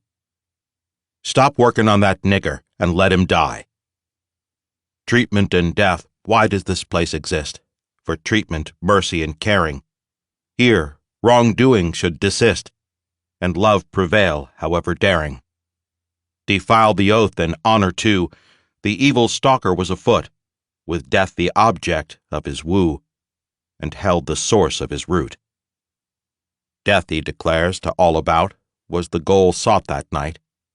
Death was all they ever sought, to end the hated prophet's light. So, alive but near death, he lay there, his mortality at the mercy of the haters, denied all necessary minimal care, death's feast had its own deadly waiters. Martin Luther King Jr. was struck by a single shot around 6:01 p.m. on Thursday, April 4, 1968, as he stood on the balcony of the Lorraine Motel. Ralph Abernathy, who started to walk out of room 306 with Dr. King, seemingly remembered that he had forgotten to put on aftershave lotion, turned around, and went back in to correct this omission. That was where he was when the shot rang out. Billy Kiles, who had knocked on the door about 10 minutes earlier and, contrary to his claim ever since that fateful day, was told by MPD surveillance officer Willie B. Richmond not to go into the room, walk away from the door, and go down the balcony and wait some 50 to 60 feet north of room 306. Quite curiously, at least from my perspective, he remained at that distance when Dr. King came out of the room around 6 p.m., making no effort to come over and join him as he chatted with friends and colleagues in the parking lot below. Following the shot, a fire department ambulance answered the call and roared into the Lorraine parking lot only minutes later. Ernestine Campbell drove from where she had stopped in front of the Mulberry Street entrance to the motel to be followed by Memphis Yellow Cab number 52, driven by Buddy. It was Buddy who, immediately after the shooting, told his dispatcher that he saw a man jump down from the wall, run north on Mulberry Street, and get into a car, which he thought was an MPD traffic car on the corner of Mulberry and Hewling Streets. No one noticed a lady sitting in a Chevrolet Nova parked on the west side of Mulberry about 20 to 30 feet north of the entrance to the motel. Neither did anyone report seeing a small Honda motorcycle go north on Mulberry and follow the fleeing man who had come down over the wall and the car he entered. As unnoticed was Lloyd Jowers running into his kitchen through the back door and past a startled Betty Spates, while another man ran from the bushes back toward the rooming house, entering the alleyway between the two wings of the building, leaving size 13 footprints in the mud as he entered the basement that had doors to another alley leading to Hewling Street and to the green Chevrolet parked on the south side of Hewling. Equally unnoticed was a hasty withdrawal of military sniper teams on the roof of the Illinois Central Railroad Station and a water tower set back from the motel, and the descent of two PSYOPs Army photographers from the roof of Fire Station number 2. With all these events going on in close proximity, the ambulance carrying the wounded Dr. King, Dr. Abernathy, and Bernard Lee set out for St. Joseph's Hospital at approximately 6:10 p.m. Some 5 minutes later, it arrived at the hospital, and Dr. King, still breathing and alive, was carried into the emergency room just after 6:15 p.m., where one would expect that work would begin in a frantic effort to save his life. What has never been satisfactorily explained, or perhaps even revealed until now, was the large presence of military intelligence officers who had taken up positions in the hospital well before the shot was fired. According to Dr. Causeway, who was on duty at the time, the military intelligence officers knew the names of all of the emergency room nurses and doctors on duty.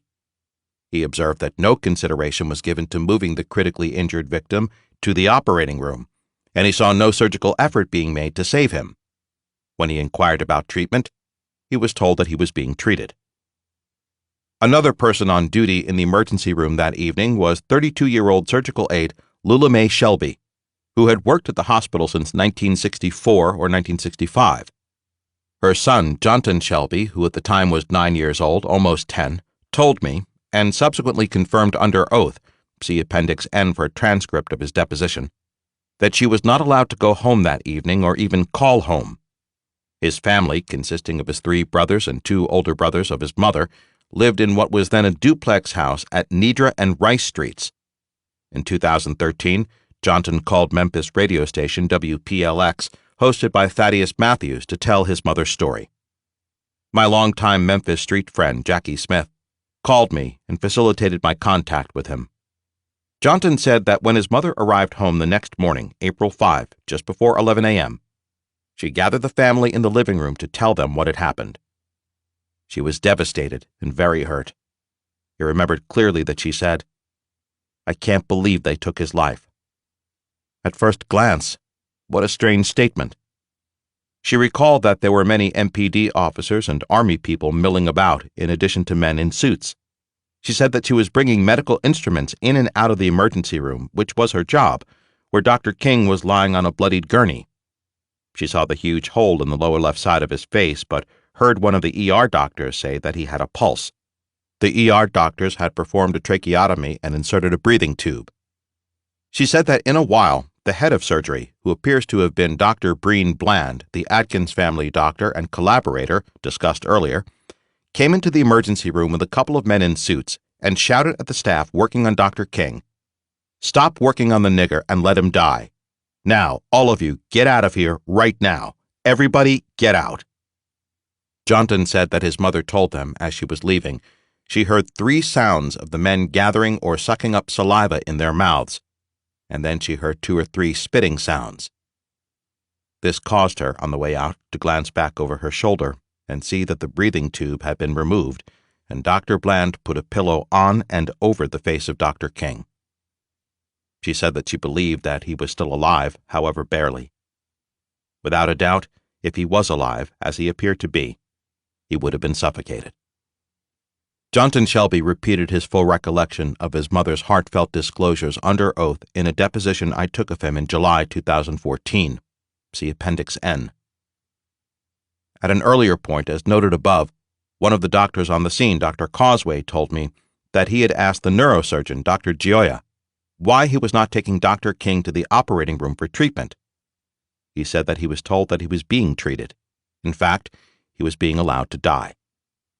Dr. Causeway said he was shocked that no major surgical effort was made to save him. Ron Adkins Tyler, under oath, told me that Dr. Breen Bland, who, remember, was also the Atkins family doctor, was in fact the head surgeon at the hospital. His medical office was about 50 yards from the hospital. He said he was present and overheard conversations between his father and Dr. Bland, and then, following his father's death, between his brother, Russell Jr., Police and Fire Director Frank Holloman, and Dr. Bland about the importance of Dr. King being taken to St. Joseph's if he was still alive. Ron recalls that Dr. Bland was prepared to give him a certain lethal injection if it became necessary. He said that the last conversation took place around the middle of March 1968, just weeks before the assassination. From what Johnton Shelby recalls his mother saying, the removal of the breathing tube and the use of the pillow replaced the fatal injection. Ron Adkins Tyler has no doubt that they were determined to make certain that Dr. King would never leave the emergency room at St. Joseph's Hospital alive. Though he did not know the details of the final cause of death, it appears that he was correct. Johnton said his mother joined in a strike at the hospital. Staff were seeking to unionize sometime after the assassination and never returned there to work. I made an effort to speak with any of the medical personnel who were named as having been, at one time or another, in the emergency room or the area around the room. The list included Doctors Jerome Barrasso, John Reeser, Rufus Brown, Julian Fleming, and Joe Wilhite. Barrasso, Reeser, Brown, and Fleming had passed away. Some years ago, I managed to have a conversation with Dr. Fleming, an internist who was called in. He confirmed the extensive military presence in the hospital, but remembered little else. Dr. Reeser's son, John, also a doctor, remembered the event but said that his father never talked to the family about it, and so he had no information. Dr. Wilhite very kindly called me back, and though his memory was sketchy, he confirmed that he had for a time been in the ER. He noted that most of the emergency work was done by Doctors Barrasso and Brown. He believed that Dr. Barrasso performed the tracheotomy. He did not recall any intervention, but said that he believed that Dr. Bland may have looked in at one point. He also recalled that, at least for a time, Ralph Abernathy was in the room sitting quietly in the corner. He was not able to be specific about the movements of the medical team, but did recall the presence of considerable numbers of MPD officers who locked down the hospital. Unlike Dr. Causeway, who was specific about their presence and degree of knowledge about the staff on duty, he strangely did not recall the military presence. After our conversation, Dr. Wilhite somewhat nervously called me back and asked me to give him a note that would justify him having spoken to me about that event. As counsel to the King family in the civil action, which judgment had been renewed, I agreed to do so as we were still in a post-judgment discovery process allowed under Tennessee law. I also managed to speak with 87-year-old Dr. Dorothy Bryant, Lula Mae Shelby's cousin. She was on staff at St. Joseph's Hospital, but off on that evening. Johnton Shelby thought that his mother might have mentioned her observation to her. He said that she might be afraid that her pension, her sole means of support, might be in danger if she revealed anything, but I engaged her.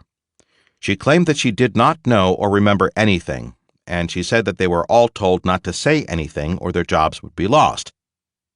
Shortly afterward, she simply hung up the phone. The sadness arises in the possibility that, of at least 5 medical doctors, each one of whom became prominent and respected practicing physicians in Memphis, Shelby County, in the state of Tennessee, none saw or heard anything untoward taking place in the St. Joseph's emergency room on the evening of April 4, 1968.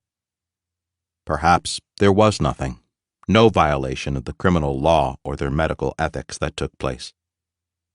Then again, perhaps one or another were simply not in a position at the time to see or hear the acts Lula Mae Shelby recounted the morning after, that also appear to have credibility based on the planning conversation Ron Tyler Atkins overheard some weeks prior involving the Atkins family doctor, Breen Bland. I forwarded a copy of the autopsy report to Dr. Cyril Wecht, one of the world's leading forensic pathologists, along with 2 queries. Could Dr. King have conceivably survived that wound? If he could have survived, what would have been his physical and mental condition? Dr. Wecht responded that he does not believe that Dr. King would have survived, but there was no way that the doctors on the scene could have known about the severity of the wound, and the ER doctors seemed to have been doing all they could to save him. This was what was happening when Bland, who also could not have known about the severity of the wound, ordered them to stop working and leave the ER. See Appendix O for a copy of my request to Dr. Wecht, along with a copy of the autopsy report and Dr. Wecht's response. Dr. Wecht's opinion was based upon his reading of the autopsy report prepared by medical examiner Dr. Jerry Francisco. Dr. Francisco reported that he found that Dr. King's spinal cord had been severed, and that there were several arterial lacerations caused by the fatal bullet that re-entered the neck and proceeded downward into the spinal area before becoming lodged in his back.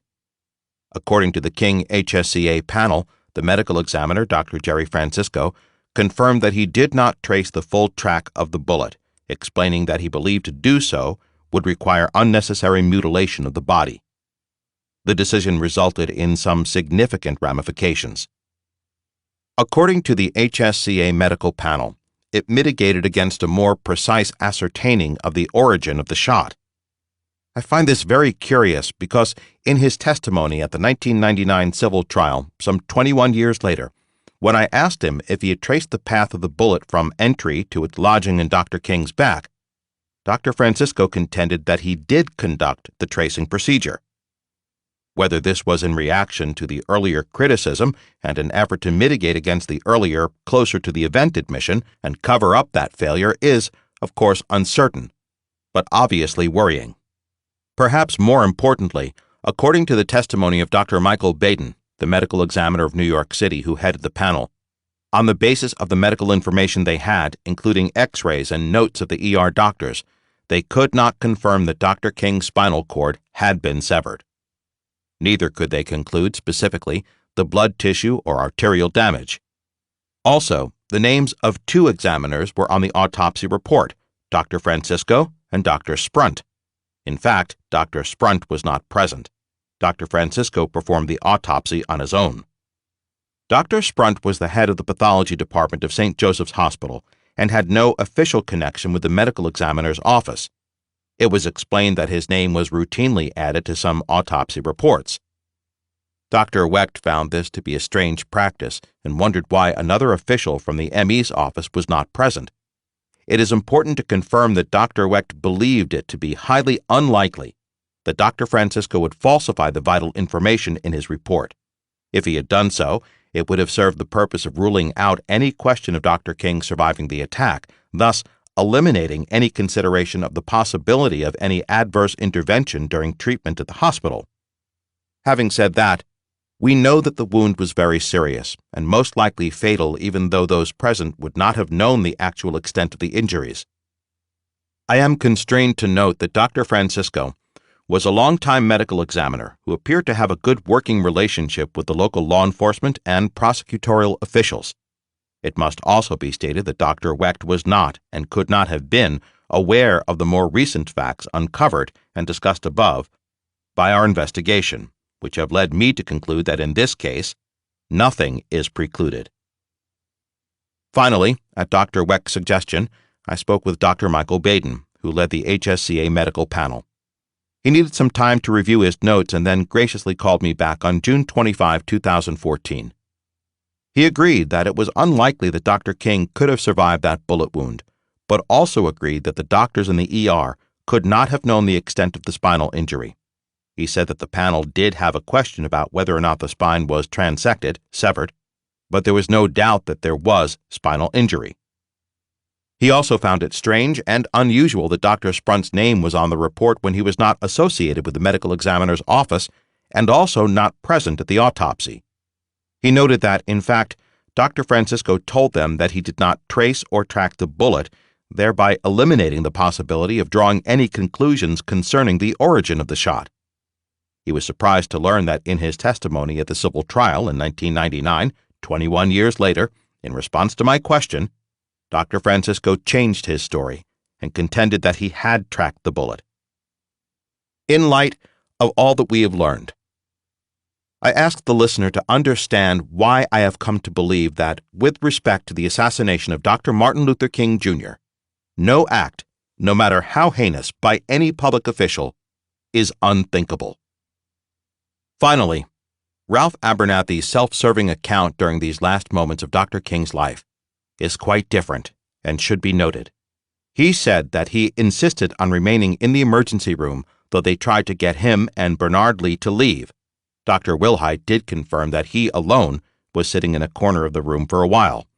Strangely, though, Ralph said he saw a hole in Dr. King's chest, large enough for me to put both my fists in.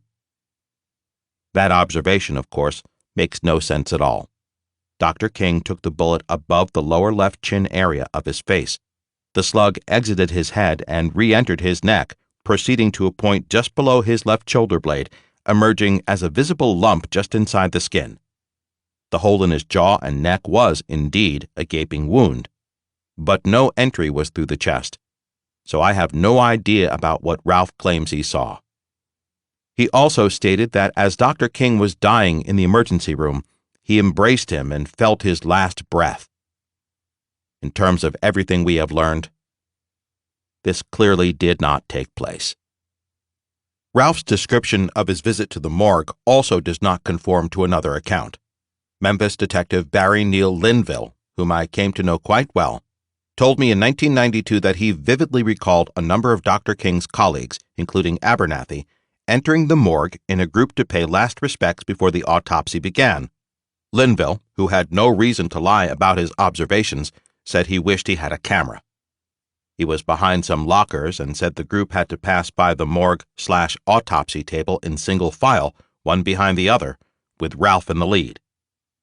He said that when Ralph reached the head of the table, he patted Dr. King's head with his hands on the side of his face and said, "Goodbye, old friend." Linville said that as he spoke those words, Dr. King's old friend was grinning from ear to ear. Obviously, Barry Linville's observation can only be taken at face value. He was a good old country boy who had come to work in the city. I found him to be transparent and not capable of fabricating such a scenario. If one takes a statement along with the clear inaccuracies and omissions of Ralph's other inexplicable accounts of events, as set out in his book And the Wall Came Tumbling Down, it presents a worrying picture. I have spent long hours trying to reconcile the number of inconsistencies in statements by Ralph, who was a friend for over 25 years. Sadly, I have failed in this effort. In my view, one should be concerned about his omissions, particularly that of the heavy military presence already ensconced in the hospital when Dr. King, accompanied by Ralph and Bernard Lee, arrived. Ron Tyler Atkins's account also needs to be taken into serious consideration, because though he was not present at the scene, his recollection of the conversations he heard between his father, MPD Police and Fire Director Holloman, and Dr. Breen Bland reinforced the credibility of the statements made by Lula Mae Shelby to her family on the morning of April 5. The wound resulting from a single rifle shot was almost certainly fatal, requiring no intervention in the emergency room at St. Joseph's Hospital. Having said that, from Ron Atkins Tyler's recollections, which have to qualify as admissions against personal interest, preparations were in place to ensure that Dr. King would never leave that hospital alive. It must, however, also be noted that another doctor on ER duty, Dr. Ted Galen, stated that he did not recall seeing Dr. Bland in the emergency room area, and also that he did not know Lula Mae Shelby. A cynic might observe that Dr. Galen, similar to the rest of the doctors involved with Dr. King in the last moments of his life, is a lifelong practitioner in the Memphis area, with all the connections, associations, and personal success that such a career entails. So his version and recollection might well reflect this reality, whereas Lula Mae Shelby, and certainly Russell Atkins Tyler, had every reason not to disclose what they saw, heard, and knew. To be kind, however, Dr. Galen and the others, perhaps, may not individually have been in a position to observe the activity in the ER during the closing minutes of Dr. King's life. On balance, this entire St. Joseph's Hospital incident appears to be yet another indication that Dr. King was not going to be allowed to leave Memphis alive. Chapter 22. The Final Summation and Afterword. When it happened, I was shocked. How naive were we then? Thoughts of conspiracy openly mocked. Again, the sword above the pen. Half a lifetime later, the truth appears, and darkness yields to light. Long gone and dried are all the tears. Dawn follows our longest night. A painful truth takes its turn, without relief or solace. Even justice, for which we yearn, can never compensate the loss. So what was it for this long endeavor, the expensive trial for family and love, and why this tie I could not sever, ever, as though being driven from above? But all journeys must one day end, so it is with this one, confronting the loss of a dear friend, now nearly half a century gone. Punishment is not the goal of a mission driven by love. Each involved has a personal soul, without any respite from above. It has indeed taken nearly 50 years for the fundamental truth to emerge. Over this time, as noted earlier, we have probably acquired more detailed knowledge about this political assassination than we have ever had about any previous historical event. This is largely because I have been unwilling to leave this case to history's official dustbin. As a result, witnesses have come forward, evidence has emerged, and a formidable truth has been nurtured. It may be useful to summarize the relevant events that took place during the last hour or thereabouts of Dr. Martin Luther King Jr.'s life. The shooter arrives in the area and leaves the red and white Chevrolet convertible belonging to the fireman friend of Strausser in the parking area of the fire station. Rifle range janitor Lenny Curtis tries to call a pastor he knows to alert him to his suspicions about what he has observed. He does not make contact. 16-year-old Ron Atkins Tyler heads to Memphis on a new Honda bike, carrying what may well be a backup gun, which he turns over to his brother. He rides around the area for some time and then stops his Honda as instructed around 5:50 p.m. near the corner of Butler on Mulberry by the fire station. The Alpha 184 snipers determine their target's location and wait. The invaders meet in their rooms adjoining Dr. King's on the second floor of the Lorraine Motel and discuss the upcoming march. The Holloman-Atkins group, including Raoul, the shooter, and Earl Clark, meet in room 5B of the rooming house. James, having left his belongings and been sent away, is told by Raoul to go to the movies. Dr. Breen Bland, head of surgery at St. Joseph's Hospital and Atkins's family doctor, sits waiting in his office in a building adjoining the hospital. MPD Community Police Officer Ed Reddit is told by Eli Arkin, Deputy Director of MPD Intelligence, that a threat has been made on his, Ed's, life, and he must leave his post at the fire station. He is taken to MPD headquarters before being brought home, and he observes more military brass than he has ever seen. It emerges that the threat was confirmed by Philip Manuel, a U.S. Senate McClellan Committee lead investigator who was also associated with the 902nd Military Intelligence Group. Reddit is ordered home by Frank Holloman.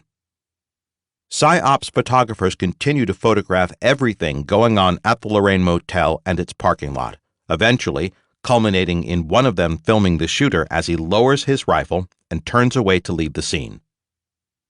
Mama Atkins drives her Chevy Nova down to Mulberry Street and parks north of the Lorraine Motel in case transportation backup is needed.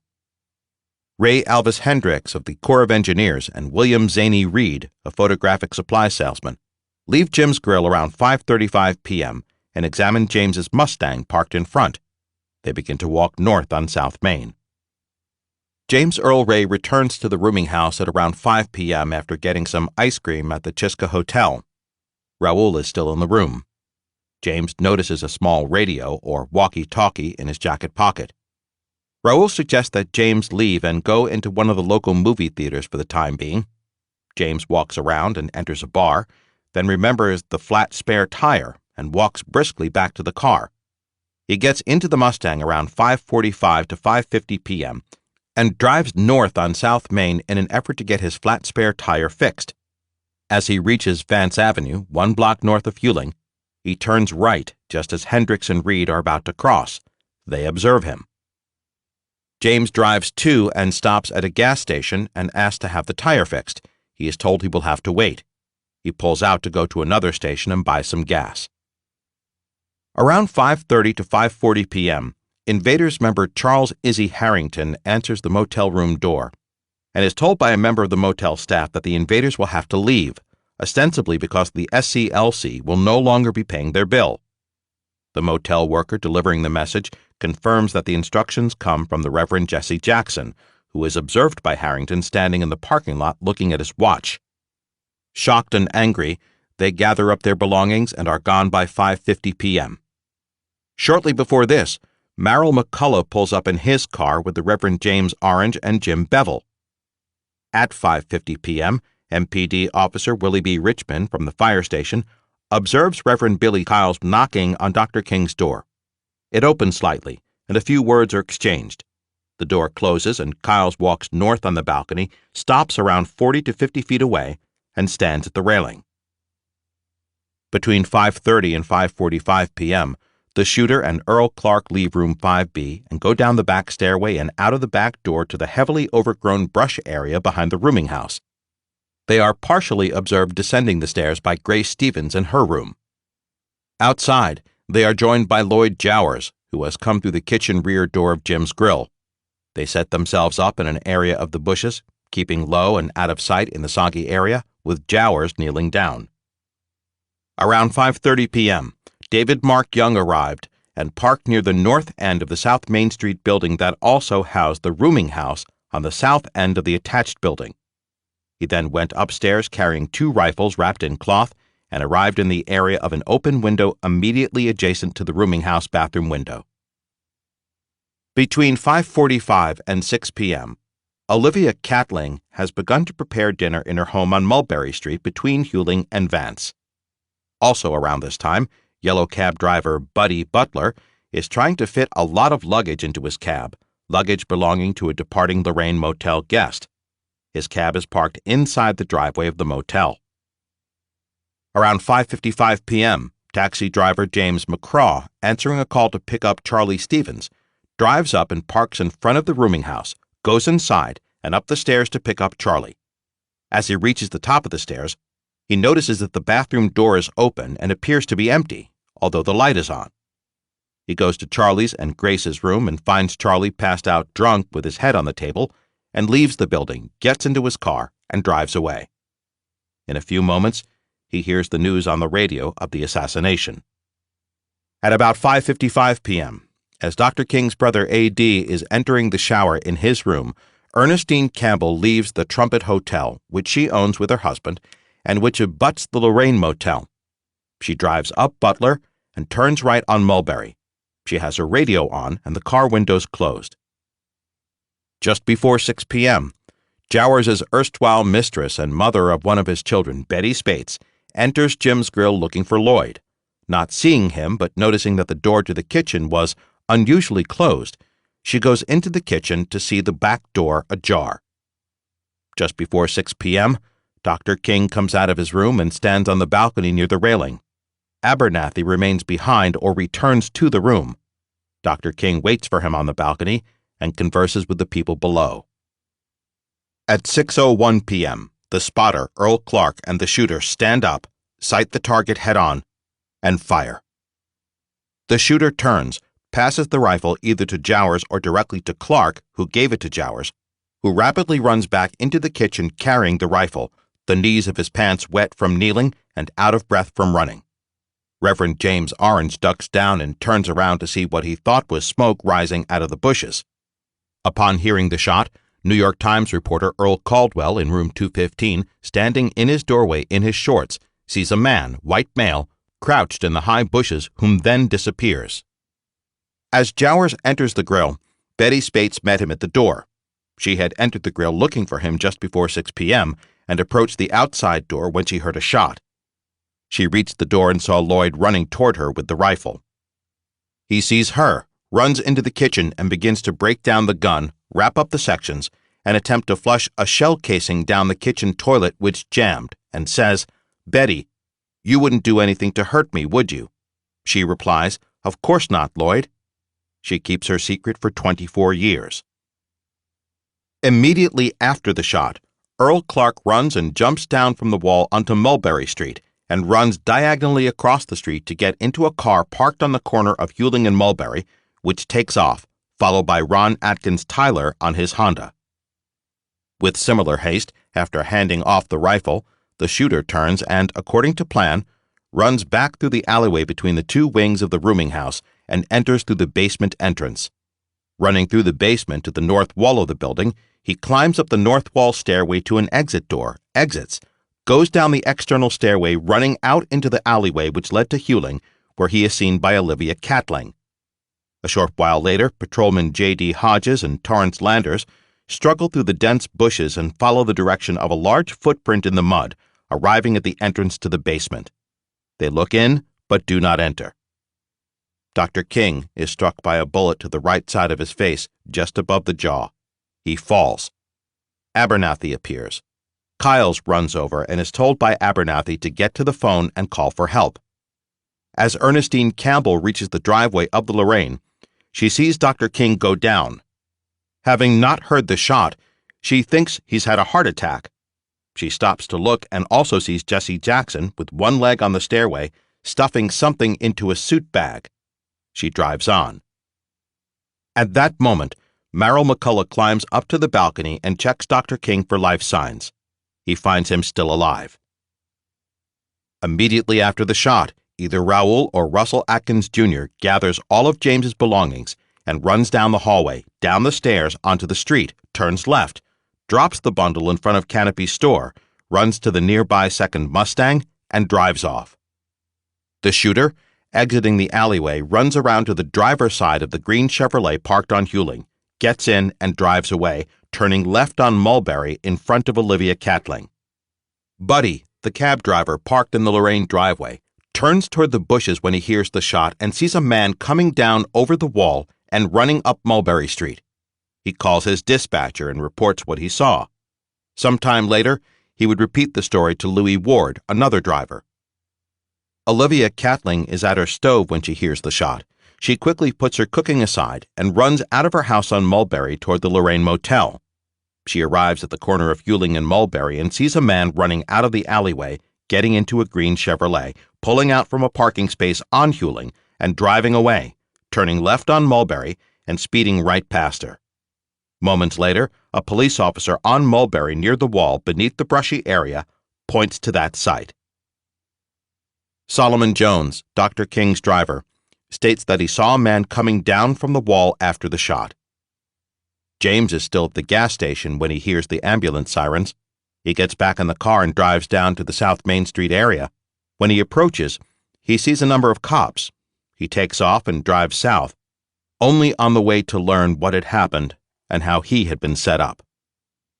The ambulance from St. Joseph's arrives, and Dr. King, accompanied by Ralph Abernathy and Bernard Lee, is taken to the emergency room of the hospital where those on duty begin to work on him.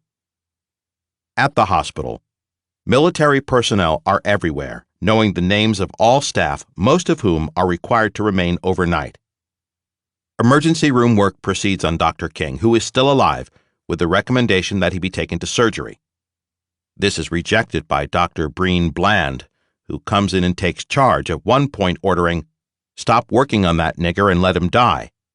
He then ordered everyone out of the ER while remaining there with 2 men in suits. Cab driver Buddy Butler drove his passenger to the airport and there tells fellow driver Louis Ward what he had seen. Butler is killed that evening by Chess Butler, who admits doing so later on, in his home in front of his wife Mildred, his daughter Linda, and young Ron Atkins Tyler. The Alpha 184 unit is disengaged within minutes of the shooting. The Army PSYOPs team is also disengaged shortly after the shooting. Lurley Bailey, the wife of the owner and manager of the Lorraine Motel, runs to her room minutes after the shooting saying, "What have I done?" and collapses from a cerebral hemorrhage. Taken to the hospital, she dies 5 days later. Dr. Bland and the 2 men in suits spit on the body of Dr. King. The breathing tube is removed, and Dr. Bland places a pillow on Dr. King's face, ensuring death, which was declared at 7:05 p.m. These disparate events relating to his death took place within the hour before the Reverend Dr. Martin Luther King, Jr. was taken from the world. While not pretending to know everything or being able to answer every question, the facts are now clear about this horrific event in American history. At this point, it would probably be useful to tie all of the disparate facts, actions, and events together in a kind of executive summary of Dr. King's political assassination. There will inevitably be some repetition of what has been set out above or in an earlier work, but wherever possible, I will try to reference that material. Though there were some earlier efforts to kill Dr. King, it appears that a firm and final official decision to take him out was made at a senior level of government sometime in 1966. It was during this year that the Missouri prison officials, the Commission of Corrections in that state was particularly close to J. Edgar Hoover, were asked to profile and identify a convict whose escape could be arranged. He must be a man who would follow instructions in order that he could be set up as a scapegoat for a killing.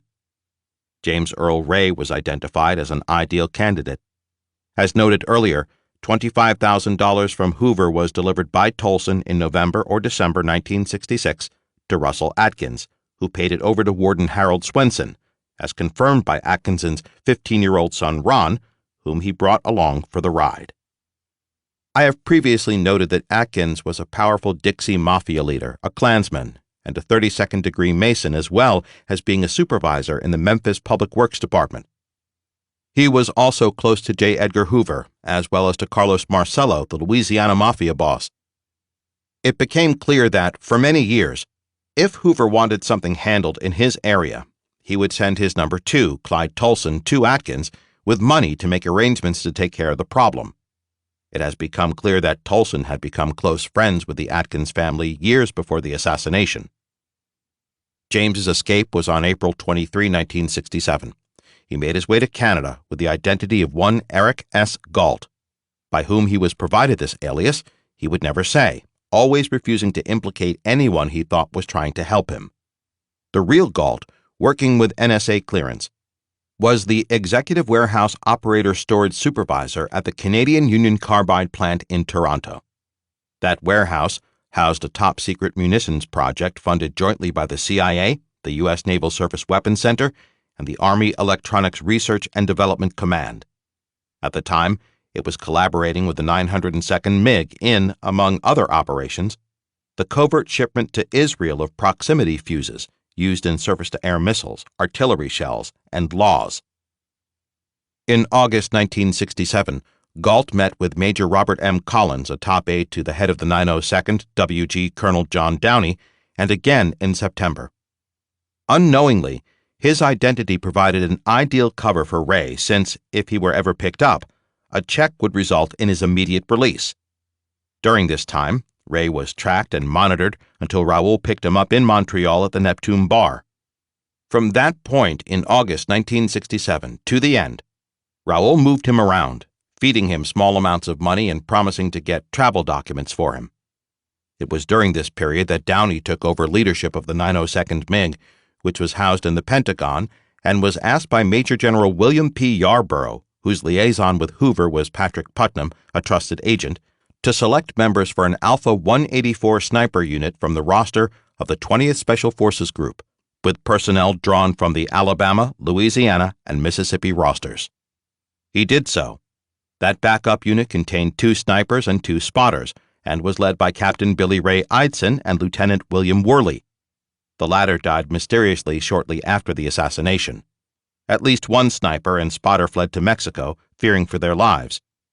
They became providers of information to me through Steve Tompkins. Also in June 1967, a Black Army veteran, Merrill McCullough, was recalled to active duty, trained, and assigned to the Memphis Police Department Intelligence Division, where he infiltrated the invaders and became an informant to the MPD and military intelligence. After the assassination, he would become a CIA operative. James was kept in Los Angeles for an inexplicably long time, then moved south. 2 of the snipers were in Los Angeles, also for a similarly long period of time. We learned that the hit on Dr. King was planned initially to take place in that city, but at some point it was changed, and the sniper unit was moved to the southeast. I suspect that this was because of the plan to assassinate Robert Kennedy after the California primary. It would be unseemly to have 2 major figures assassinated in the same city within 2 months of each other. The sniper unit and James were moved to New Orleans, then Birmingham, and ultimately to the newly chosen assassination site, Memphis. James was instructed by Raoul to buy a rifle in Birmingham. He did so, but bought a .223 Winchester instead of the .760 30-06 Remington. When Raoul scolded him and showed him the desired rifle in a brochure, he returned it and bought the correct one, which became the throwdown gun, and carried it to the New Rebel Motel in Memphis, where he stayed on the evening of April 3, and turned it over to Raoul that rainy evening. Raoul wrote down the address of the rooming house on South Main Street in Memphis, 422 and a half, and told him to meet him there in the grill on the ground floor of the building at 3 p.m. the next day. Meanwhile, there was substantive on-the-ground preparation throughout 1966 and 1967. Clyde Tolson facilitated the second killing on Hoover's prayer list by making a number of planning visits to the Atkins group. Prayer meetings were held at the Berkeley Baptist Church and Atkins' home. Others in attendance included his older son, Ron Russell Jr., black businessman O.Z. Evers, who was sponsored by Atkins and was the apparent go-between with Billy Kiles and Jesse Jackson. Chess Butler, who would kill the taxi driver Buddy, who saw Earl Clark come down over the wall. Frank Holloman, the director of police and fire, and Maynard Stiles, a deputy public works director. Tolson went on transatlantic cruises with Atkins to plan the killing. After the final trip, Atkins called his group together and began by announcing, "The coon must go." Frank Liberto, a lieutenant of local boss Gene Lucchese and Carlos Marcello, who had excellent relations with the MPD, was assigned the on-the-ground task for the hit. He lined up Lloyd Jowers, forgiving his gambling debt and giving him a huge sum of cash, which Lloyd hid in an unused stove oven in Jim's grill. He also appears to have lined up the shooter and even spoke with him on the telephone just before the shooting, telling him to shoot the son of a bitch when he comes out on the balcony. And don't call again, but go to New Orleans to pick up your money from my brother. Meetings were also held in Jim's grill, attended by Earl Clark, Merrill McCullough, and another MPD officer who he said he did not know. I believe this was the shooter, Frank Strausser, who Jowers did not want to name and, citing his own safety, refused to do so to his last breath. Dr. King was planning to return to Memphis to make up for the violent march of March 28. The planned trip to support the garbage workers was accelerated by the deaths of 2 young workers caught in a vice of their garbage truck, which was deliberately arranged by Bill Hawley, a garbage truck driver and one of Atkinson's men. After James left, a second white Mustang pulled up and parked further south on South Main Street. While James's Mustang had Alabama plates, this second one had Arkansas plates. As discussed in detail elsewhere, it would be observed by Charles Hurley, who parked behind it waiting for his wife to come off work. They left well before 6 p.m. Just before 6 p.m., Dr. King came out onto the balcony. Ralph stayed behind, ostensibly to apply some aftershave. When the fatal shot rang out, James's belongings, including the rifle he had given away the night before, were quickly taken downstairs in a bundle by someone, we have always suspected Raoul, who dropped the bundle in front of a local store, Canopy's. However, Arthur Haynes, James's first lawyer, said that Canopy told him that the bundle was dropped before the shot was fired. Jim McCarter, Canopy's son-in-law, told me that after the shot, Canopy told him that he heard someone run down the stairs, drop the bundle, get in the second white Mustang, and drive away. Ron, sitting on his bike, heard the shot and saw Earl Clark drop down from the wall and run up north on Mulberry Street. Ron turned around and followed him and the car he entered to a rendezvous place that he called a Quonset hut. Later, they all met at Henry Loeb's brother's lodge. Right after the shooting, Mulberry Street resident Olivia Catling saw a man run from the alleyway driveway at the end of the rooming house building and get into a parked green Chevrolet on the south side of Huling and drive furiously away, turning left on Mulberry Street heading north. I initially believed that she had witnessed the shooter fleeing the scene. After handing off the rifle, he ran back, leaving his size 13 large footprints, of which a plaster of Paris cast was made of each footprint.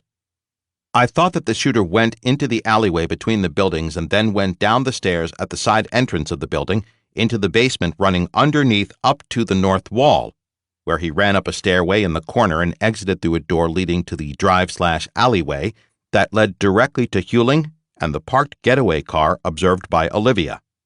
No one had discussed this possible getaway route and exit, but I have long suspected that this was how the shooter escaped. It was only after I was able to thoroughly examine the basement area and discovered that the sections of the basement between the attached buildings prohibited access to the stairway exit at the north end. This indicated that the man Olivia saw exiting from the driveway that was connected to the stairway exit was not the shooter, but probably another backup. In this context, at one point, two sisters, Pam Miller and Tammy Lyon, came forward to tell me that when they were children, their father, David Mark Young, asked them on the afternoon of the assassination to ride downtown with him. They drove to South Main Street, arriving around 5:30 p.m., and he parked his truck just up north from a bar, likely Jim's Grill, near the north end of the building where the rooming house was located. They noticed one other car, a white Mustang, parked further south on the same side of the street, but near to the southern end of the rooming house buildings. On the other side of the street, they remembered seeing the sign of the Green Beetle Bar. They said that their father had two rifles wrapped up in the truck, and he took them inside, entering through the northern doorway. As discussed later, when I went through that door and up the stairs, I walked across the apartment and came to the window that was immediately next to the rooming house bathroom window. Pam and Tammy said that after he had been gone for about a half hour, they heard a shot. Soon thereafter, they heard the squeal of tires and saw the Mustang speed past them and turn right onto Huling. Shortly after that car passed and turned, a second car came down Main Street toward them and turned left onto Huling. They said it could have been an MPD traffic car. About 5 minutes later, their father knocked on the window and got into the truck to drive home. They noticed that he only had one rifle wrapped up. He did not speak on the way home, and within 15 minutes after they arrived, a white Mustang showed up to take him away. He was gone for 2 or 3 days. He worked at International Harvester as a welder, but they recalled that he lost his job for being absent too often. They said that he was quite close to Frank Liberto and used to meet him over at the Scott Street Market. Their mother would entertain them while the men discussed business. Eventually, their parents separated and would always elect to live in remote areas. When they pressed him in later years about the event on April 4, 1968, he would become angry and tell them to leave it alone. The man Olivia saw was wearing a hat, and it may well have been Chess Butler. From photographs I have seen, he was rarely without one.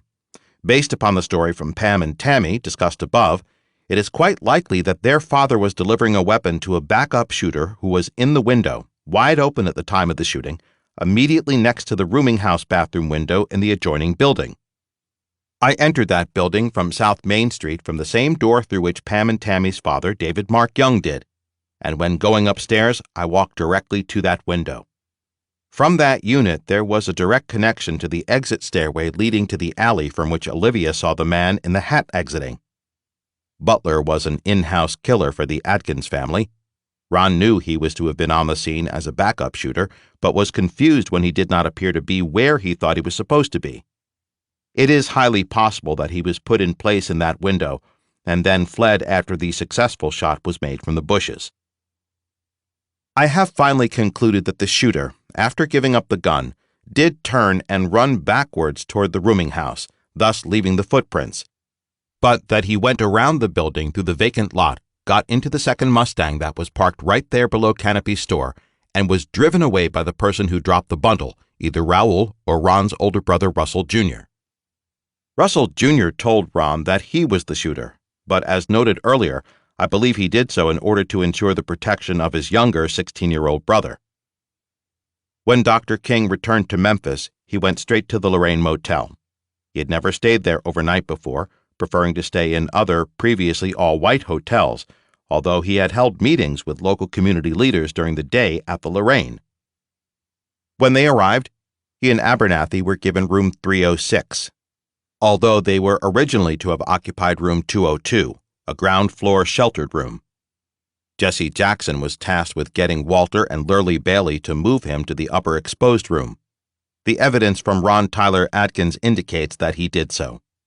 Despite Ralph Abernathy's insistence that room 306 was their usual room, and indeed they had been forced to wait for it to be vacated upon their arrival, it never had been their room before, not even for the daytime meetings, and certainly not for overnight stays.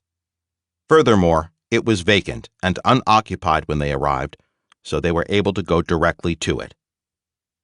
Russell Atkins Sr. died in July 1967, and his son Russell Jr. took over the assassination project. In fact, I have come to believe that Frank Holloman himself arranged and facilitated the final details.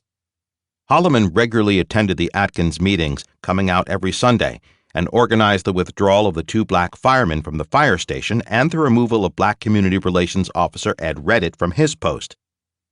He also had removed the usual group of black police officers who always provided security for Dr. King in Memphis. They were replaced by a group of white officers who were not trusted and so remained out of the picture. Reverend Billy Kiles, at whose home the SCLC group was to have had a barbecue that evening, appears to have been given the responsibility for getting Dr. King out onto the balcony. The MPD report by Willie B. Richmond states that, contrary to Kiles's long-time assertions, he knocked on the door at 5:50 p.m., spoke for a few seconds, and then walked away down the balcony, standing at the railing about 40 to 50 feet away until the shooting. The Reverend Jesse Jackson organized the withdrawal of the invaders from the motel around 20 minutes before the killing, where they had been working with Dr. King to bring about a peaceful march. As noted elsewhere, the shooter, Strouser, was observed receiving a special rifle at the MPD shooting range the day before the killing, and then breaking it in by practicing firing it most of that day and the next, taking a lunch break with Captain Earl Clark on April 4, before leaving in the red and white Chevrolet convertible of his fireman friend. Before leaving, he put the rifle in the back seat and took off his shirt, wearing only an undershirt and ruffling up his hair so that he would look more like an off-duty fireman than a police officer, and sped off. Also observed arriving at the MPD firing range building where he met with the shooter and Earl Clark were Director Holloman and Mayor Henry Loeb.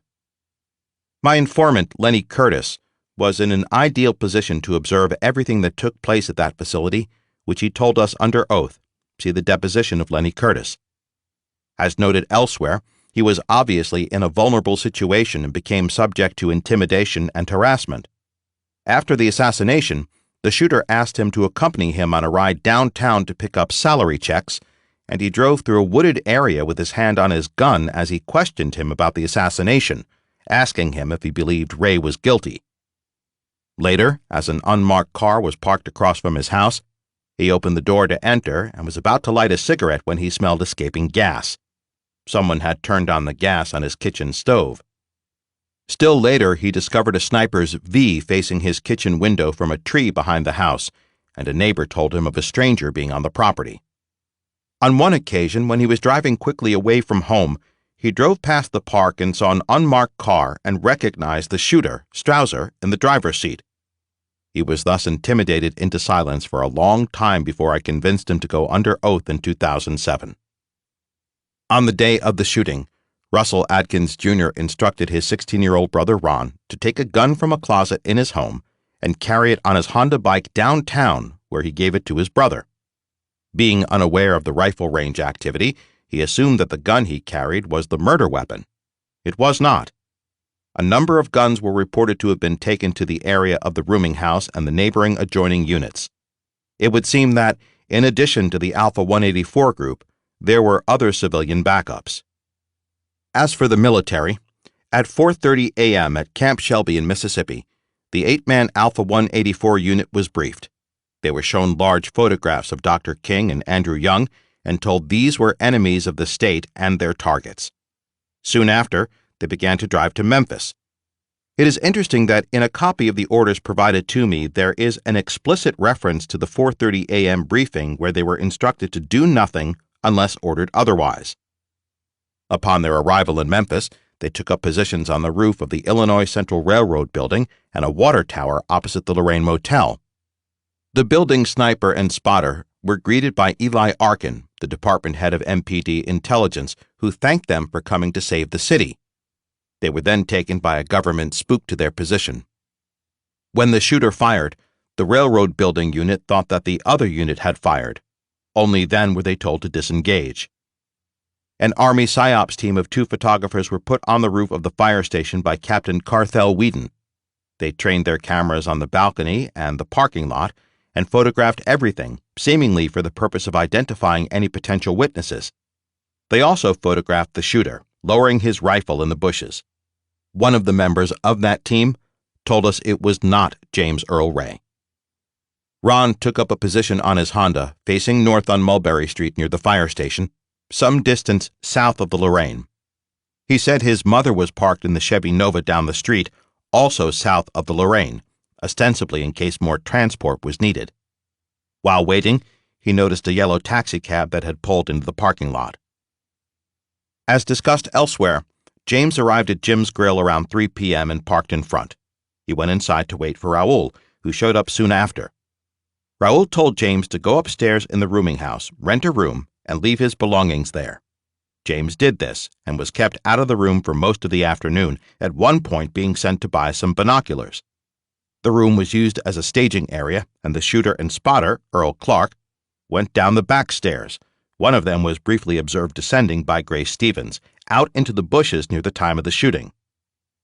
James remembered that he had a flat spare tire and decided to try and have it repaired.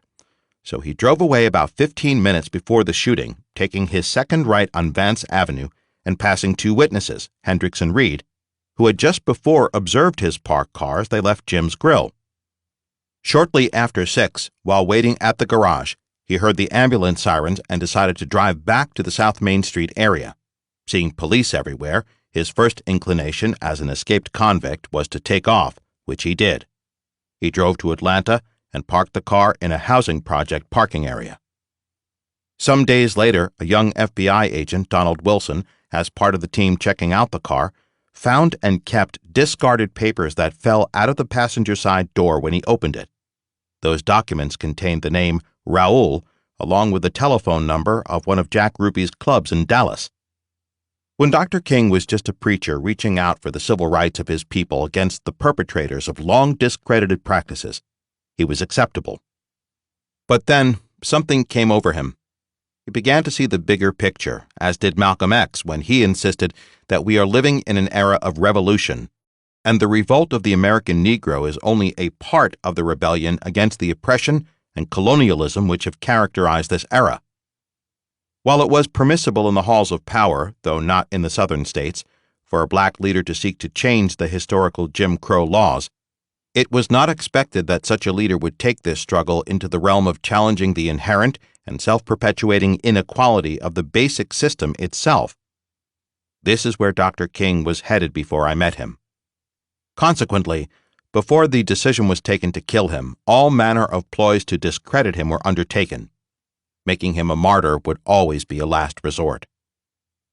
By the time I met him in 1967 to discuss my observations and photographs of Vietnam, he had already begun to connect social and economic injustice in America with the plight of impoverished people everywhere.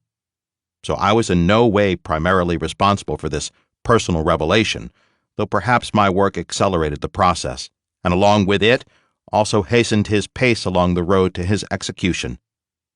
As I recounted the incidents of atrocities and devastation inflicted on a civilian population consisting mostly of women, children, the aged, and infirm, he saw the photographic images, and his shock and horror gave way to tears. Corporate-owned mainstream media, even though far less controlled and filtered than it is today, still largely shielded the American public from the most extreme war crimes committed by their troops. There were about 650 reporters/media people in Vietnam on March 16, 1967, the day of the My Lai massacre. No one reported it until about a year later. Seymour Hersh broke the story. Lieutenant Colin Powell was, at the time, the public information officer charged with obfuscating that atrocity and covering it up. He did his job well, as he did as U.S. Secretary of State before the United Nations Security Council in 2003 in advocating the assault on Iraq based on false facts and illegal grounds. Things moved very quickly in the late winter/early spring of 1967. I became director of the National Conference for New Politics, NCNP, and was headed toward a national convention with the goal of nominating a third political party of Martin Luther King Jr. and Dr. Benjamin Spock to oppose the war presidency of Lyndon Johnson. That summer, the nation exploded. It began with riots in Newark, New Jersey in July. A couple of weeks later, there was rioting in Detroit. The cities burned. 26 were killed in Newark and 41 in Detroit. Nearly 100 other cities burned. Typically, the officials were all white and the populations increasingly black. Police methods and practices in some instances would have done the Reich Gestapo proud. Cumulative incidents often preceded a final straw which caused a gathering explosion. As we prepared for a people's political convention, the nation was burning. The Black Power movement was rising throughout the country, though being infiltrated by military intelligence officers. Remember, Hoover's FBI had no black agents, and I would learn almost 28 years later that Special Forces Army sniper teams had been dispatched to troubled cities with mug books of targeted black community leaders. We will probably never know how many of these local leaders were taken out. Federally, LBJ commissioned, through executive order, the Kerner Commission to investigate and recommend a means of suppressing civil disorder. Dominated by military and police personnel, it hatched the U.S. Army's Garden Plot plan, designed to suppress civil disturbance in America. It is history, of course, covered elsewhere concerning government surveillance, infiltration, and provocation, which spilled over into the NCNP convention. As noted earlier, when Dr. King keynoted the convention, a note was passed to me over my shoulder warning me to get him out of the Palmer House convention site, and Chicago, or the so-called Black Caucus already formed, would take him hostage and embarrass him before the world. Dominated by Black Chicago, Blackstone Rangers gang leaders in the pay of the government, the provocateurs went on to deeply divide the convention and the peace and justice movement. The temperature of the fear which Dr. King was generating in official circles was beyond anything we appreciated at the time. After the Detroit riots, when military intelligence officers interrogated young blacks who had been apprehended, they were astounded to learn that their idol was not H. Rap Brown, Stokely Carmichael, or other Black Power leaders, but Martin Luther King Jr. His increasingly strong position against the Vietnam War threatened to force the government to end it before all profit had been wrung from it. As though that was not enough, in the autumn, Dr. King turned his attention to the plight of the growing impoverished masses, whom he pledged to lead in the establishment of a massive tent city in the nation's capital, where the poor, in the hundreds of thousands, would nonviolently lay siege to their representatives and demand a refunding of social programs with money long absorbed by the war budget. With that act, his bridging of the requirements of foreign and domestic peace, Dr. King became intolerable, and all indications are that the decision to rid the nation of this pastor and prophet was taken in the spring of 1967 and accelerated that autumn and winter. In the long history of political assassinations that have afflicted human society since the dawn of its existence, the assassination of Dr. Martin Luther King, Jr. has had as profound an impact on this nation and its future as any other. His execution, ordered by the ruling forces of the Republic and carried out by officials of the state and their minions, eliminated a powerful force for change. The prayer list of J. Edgar Hoover and Clyde Tolson, implemented by a cadre of officials and their civilian agents, reshaped the social, economic, and cultural life of our republic. Given the absence of independent print, audio, or visual mass media, 2 generations of citizens have been raised in a milieu of ignorance about these events that have shaped their world. I publish these findings in the hope that one day we might achieve the justice that the truth of this seminal and tragic event demands. One should not, however, underestimate the consolidated power and control by the ruling forces over the mass media, though I expect it will be far more difficult for them to continue to suppress the full truth of Dr. King's assassination. After all, as Dr. King was fond of saying, truth, crushed to earth, will rise again. And so, as we near the end of this long journey, it appears that with respect to his own demise, we may finally witness the risen truth of this demonic event. Epilogue. Disinformation. Truth, smothered with lies, suffocates and dies. In our midst, injustice reigns, and despite our plea, liberty wanes. Ignorance abounds throughout the land, programmed well by a hidden hand. But a glimmer survives, a forlorn light, to harbor truth in darkest night. As noted earlier, in the 37 years I have been involved with this case, there has been one effort after another to disinform the public about what really happened. Though uniformly this has involved collaboration between government and the mainstream media, those activities have taken on a number of forms. Books and articles have been written at various stages. Television documentaries have been produced and shown repeatedly by mainstream media. Radio and television interviews have been aired focusing on the official story. In contrast, our work was suppressed. For example, there was the use of blackouts or mainstream news embargoes of events associated with our work, such as the 1999 civil trial of the King family versus Jowers. Another such example was the failure of my first 2 books on the case, Orders to Kill, 1995, and An Act of State, 2003, to be reviewed by the mainstream media. The 1995 book was almost reviewed in the New York Times, whose chief reviewer told the publisher's representative that he was ordered by his editor, for the first time in 25 years, to pull the review. The disinformation efforts took on more sinister activity when, as set out in an earlier work, there was clearly an official effort in 1996 to inflate our investigation by someone claiming to be Colonel John Downey, who offered to provide us with inside information about his role.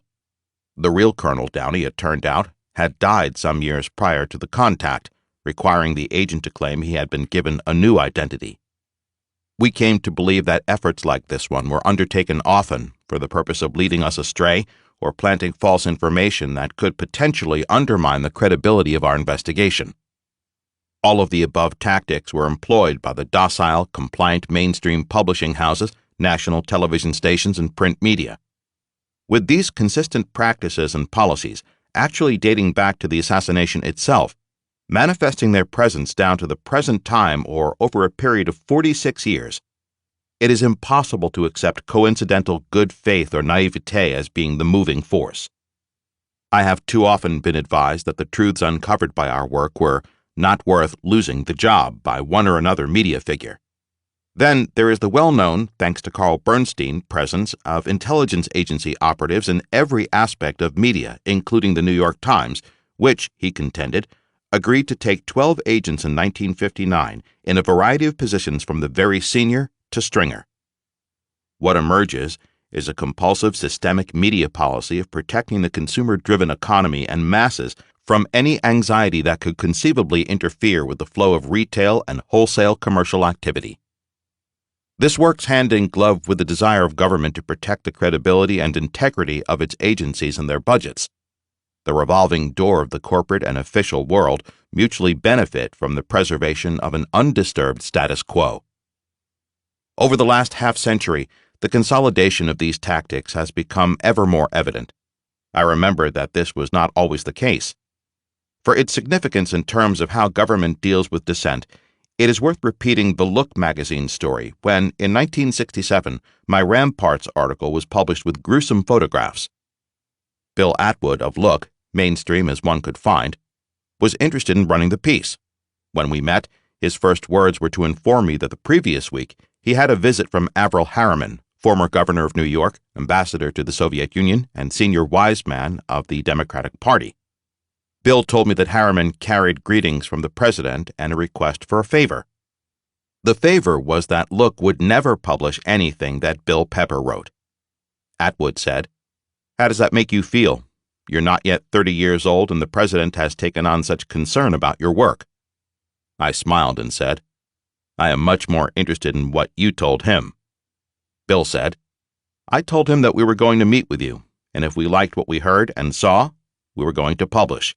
And by the way, give the president my best regards." The rest, of course, is history. Shortly thereafter, Bill Atwood had a heart attack and left the magazine. Chandler Broussard, the associate working editor who had set up the meeting between Atwood and me, was let go, and the article never ran. Such journalistic independence and persona/character as displayed by Chandler Broussard and Bill Atwood disappeared. In 1978 to 1979, Rolling Stone magazine bought an article written with Ralph Abernathy on my initial work on the case. They paid for it, read it, and buried it. It may be instructive to look at some examples of disinformation which have been aimed at shaping and perpetuating mass public opinion with respect to the assassination of Dr. King. In 1979, official report of the House Select Committee, HSCA, must stand out as the primary government-sanctioned account of the assassination. The HSCA assassination began in 1976, about 8 years after the event. As we shall see, during those 8 years, the official story was nourished by the mainstream media. The House Select Committee on Assassinations, HSCA. The momentum in support of the official story, with a nuance, was continued in 1979 with the release of the HSCA's multi-million-dollar investigative report. I suggest that with these critical instances of malfeasance, and by not dealing with, ignoring, or distorting the evidence related to these events and issues, the HSCA officially set the format for all subsequent disinformation in print and visual examinations of this case. Richard Sprague, the first general counsel, proved to be too uncooperative and was summarily replaced by Professor Robert Blakey, who went about the business of closing doors rather than following leads. As was the case with many other far more knowledgeable than I was at the time about the facts of the case, I felt let down and was greatly disappointed by the result. It was small solace that the lone gunman, found to be James Earl Ray, might have been part of a wider, vague conspiracy in respect of which no hard evidence was presented.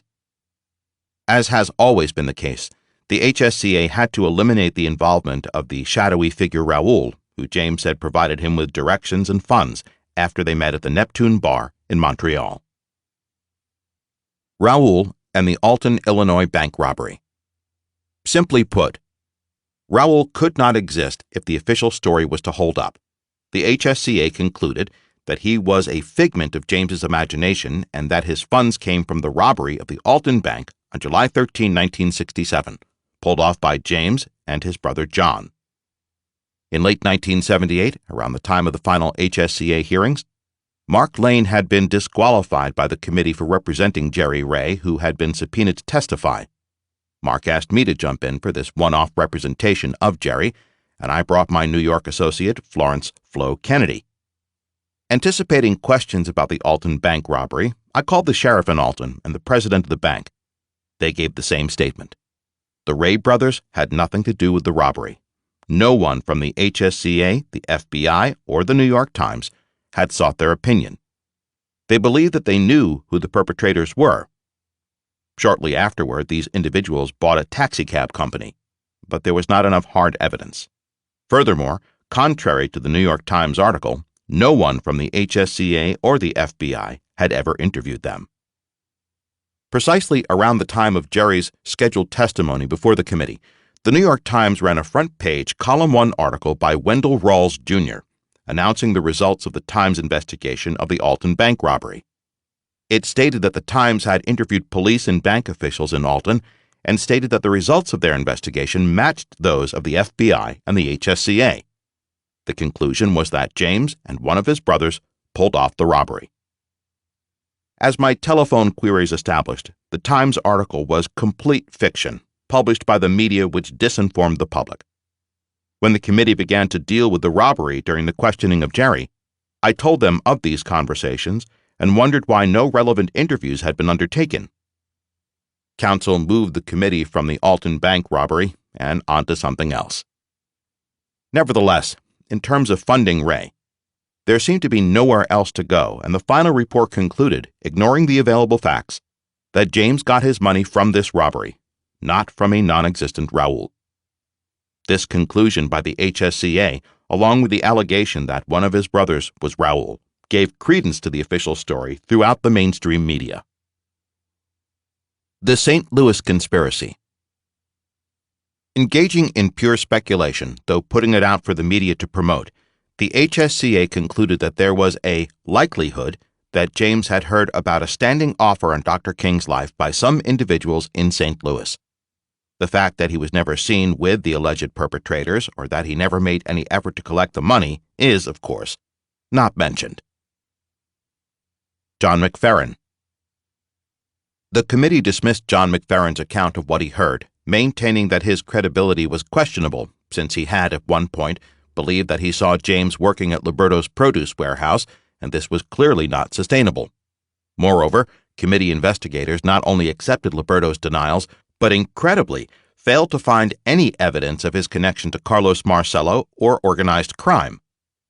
Since I was able very quickly to establish that relationship, which was well known locally, and Liberto's clear involvement and admission of involvement was discussed elsewhere, the disinformation of the HSC was transparent. Clifton Baird.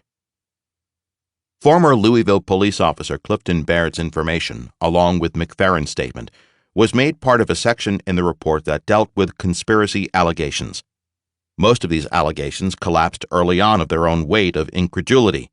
Others were discarded after the HSCA and subsequently my own examination. As noted elsewhere, I met Clifton Baird in Louisville and found this former local police officer to be very credible as he set out the details he learned about a proposed assassination attempt in Louisville, where Dr. King's brother A.D. lived. He named FBI and local police officers, which he was able to confirm by an illicit tape recording of a conversation he had with one of the plotters. Though the committee found Baird to be highly credible, they chose to accept the denials of 14 of the named FBI agents and the explanation of the named Louisville police officers that it was a practical joke. The committee similarly dismissed the relevance of the following: the MPD's failure to assign the small group of black officers who normally provided security for Dr. King when he was in Memphis, focusing instead on the pullback of the substituted white security team. The removal of black detective Ed Reddit from his surveillance post in the fire station. Ostensibly, word of a threat on his life had been called in from a federal official. The removal of the only 2 black firemen scheduled to be on duty in the fire station that afternoon. Supposedly, they posed a threat to the surveillance being conducted by Reddit and Richmond, who thought no such thing. Basically, this multi-million-dollar investigation and report ignored or denied all evidence that raised the possibility that James Earl Ray was innocent, allowing only for the concession that it was likely that he had assistance. With respect to the latter, however, The committee explicitly rejected the idea that there was official complicity at any level of government. It should be noted that while most of the information and conclusions being examined in this chapter of disinformation are contained in non-official publications and productions, that this HSCA report published in 1979 sought to confirm the official story, setting the foundation for much of the disinformation which followed over the succeeding 30 years. While it is true that considerable evidence that I have been able to unearth was probably not available to HSCA investigators between 1976 and 1978, there is no doubt that much of it was in front of their noses. For example, evidence of the two Mustangs, one with Arkansas plates, evidence that the cutting down of the bushes was ordered by the MPD the morning after the crime and greatly altered the crime scene, the existence of the footprints leading into the alley toward the entrance to the cellar, between the wings of the rooming house, the failure to match the throwdown gun with a death slug, though ample striations were present, and the failure to explain why the sight on the rifle was off. The cutting down of the large hedge between the fire station and the vacant lot, which would have blocked a view of someone in James's location as he purportedly fled, thus making it impossible that he panicked at seeing a police car pulled up to the sidewalk. The fact that the MPD car was actually parked well back on the fire department property next to a side door nearer to the middle or rear of the fire station. The indisputable fact that the main witness, Charlie Stevens, was dead drunk. The fact that the rooming house bathroom was empty and the door was open minutes before the shooting. The fact that Dr. King's room was changed from a protected one, 202, to an exposed balcony room, 306. The relationship of Frank Liberto to organized crime, the failure to form the all-black security unit which had previously always protected Dr. King in Memphis, the presence, seen by eyewitnesses, of individuals in the bushes behind the rooming house at the time of the killing, the disappearance of the yellow cab driver, Buddy, who called in a report about seeing a man come down over the wall right after the shooting, and who confirmed that observation to fellow cab driver Louis Ward. The reason why James Earl Ray bought, returned, and exchanged one rifle for another on the same day. The failure to locate and interview two eyewitnesses who saw James Earl Ray drive away in his white Mustang some 20 minutes before the shooting. The failure to interview Betty Spates and her sister Bobby in an effort to learn what they observed or heard. The failure to interview the captain in charge of the fire station on that day regarding who assisted the Army PsyOps photographers in getting on the roof of his station that afternoon. The failure to interrogate Reverend Billy Kiles as to why, in light of Officer Richmond's surveillance notes, he had lied about being with Dr. King before the shooting. The failure to interview New York Times reporter Earl Caldwell, the Reverend James Orange, and Solomon Jones about what they saw in the bushes behind the rooming house. The failure to interview Patrolman J.B. Hodges about the density of the bushes he encountered right after the shooting, and the failure to interview everyone present in St. Joseph's Hospital when Dr. King was brought in, which might have revealed the extraordinary presence of military intelligence officers well prior to the shooting, and the fact that they knew everyone's name and responsibility. It will now be useful to examine the range of media reports beginning shortly after the killing. William Bradford Huey. First off the mark, in terms of any detailed writings of the story, was William Bradford Huey. He entered into deals, first with Arthur Haynes, James's first lawyer, and then with Percy Foreman, who took over after James was convinced to dismiss Haynes. Huey sold his articles to Look magazine. By then, of course, Bill Atwood was gone, and the first two were published on November 12, 1968 and November 26, 1968. Huey, initially, was inclined to find a conspiracy but reversed this idea in his third article, both of which were published after the guilty plea hearing in 1969, which another writer, Gerald Frank, calls a trial. I know that James came to distrust Huey fairly early on because he told me that witnesses whose names he gave to the writer began to be visited by the FBI. It became clear to him that Huey was working with the FBI and not for him. Huey realized on which side his bread was buttered. Huey concluded, Ray did it, and he did it alone. Gerald Frank. The first major book published on the case was Gerald Frank's An American Death. Frank was given complete access to the FBI-controlled investigative reports and thus became the first writer to establish the official mainstream history and to credit the FBI for conducting the greatest manhunt of our time. On pages 80 to 83, he describes in seemingly meticulous detail the actions and observations of New York Times reporter Earl Caldwell, who was in Lorraine Motel ground floor room 215. In his narrative, however, he conveniently omits the most significant observation of Caldwell. It was his sighting of a man in the bushes behind Jim's grill. This terribly important observation has been publicly recounted again and again by Caldwell, but left out of Frank's narrative. For him to have included it would, of course, provide potentially hard evidence that the shooter might not have been in the second-floor bathroom window, which the prosecution contended was James's lair, but in the bushes. He notes on page 83 the departure of the invaders at 5:51 p.m. Even a cursory conversation with any of them would have raised serious questions as to why they were quickly ordered to leave on the instructions of the Reverend Jesse Jackson, who was not involved in working with them in planning the march. He describes Police Intelligence Officer Willie B. Richmond's binocular surveillance of the balcony in Dr. King's room, with his eyes glued to his glasses, but somehow neglects Richmond's written report that has the Reverend Billy Kyles knocking on Martin's 306 room door, having a brief word, and then moving down the balcony as the door is closed. Instead, he confirms the lie of Kyles that he was in the room with Dr. King before Martin came out on the balcony. On page 84, he states factually that Kyles came out of room 306. In a later section of his book, Frank compounds the lie. Recounting the guilty plea hearing, he sets out Kyles's testimony in which he states that on April 4, 1968, at 6 o'clock in the evening, I was at the Lorraine Motel in room 306. This obviously enhances Kyles's statement, but is an untrue account. It has been well established that rooming house tenant Charlie Stevens was dead drunk that afternoon. One of those confirming his condition was James McCraw, the taxi driver who, minutes before 6 p.m., refused to carry him as a passenger because he was passed out drunk. McCraw also noticed the bathroom door open, the light on, and the bathroom empty during the few minutes he was there, contrary to Frank's narrative on page 100. Subsequently, on pages 282 to 283, when considering attorney Arthur Haynes' case, he has to note in passing McCraw's statement about Stevens, but it pales into insignificance in light of his main statement of facts in the early sections and the huge credibility he gives to Stevens.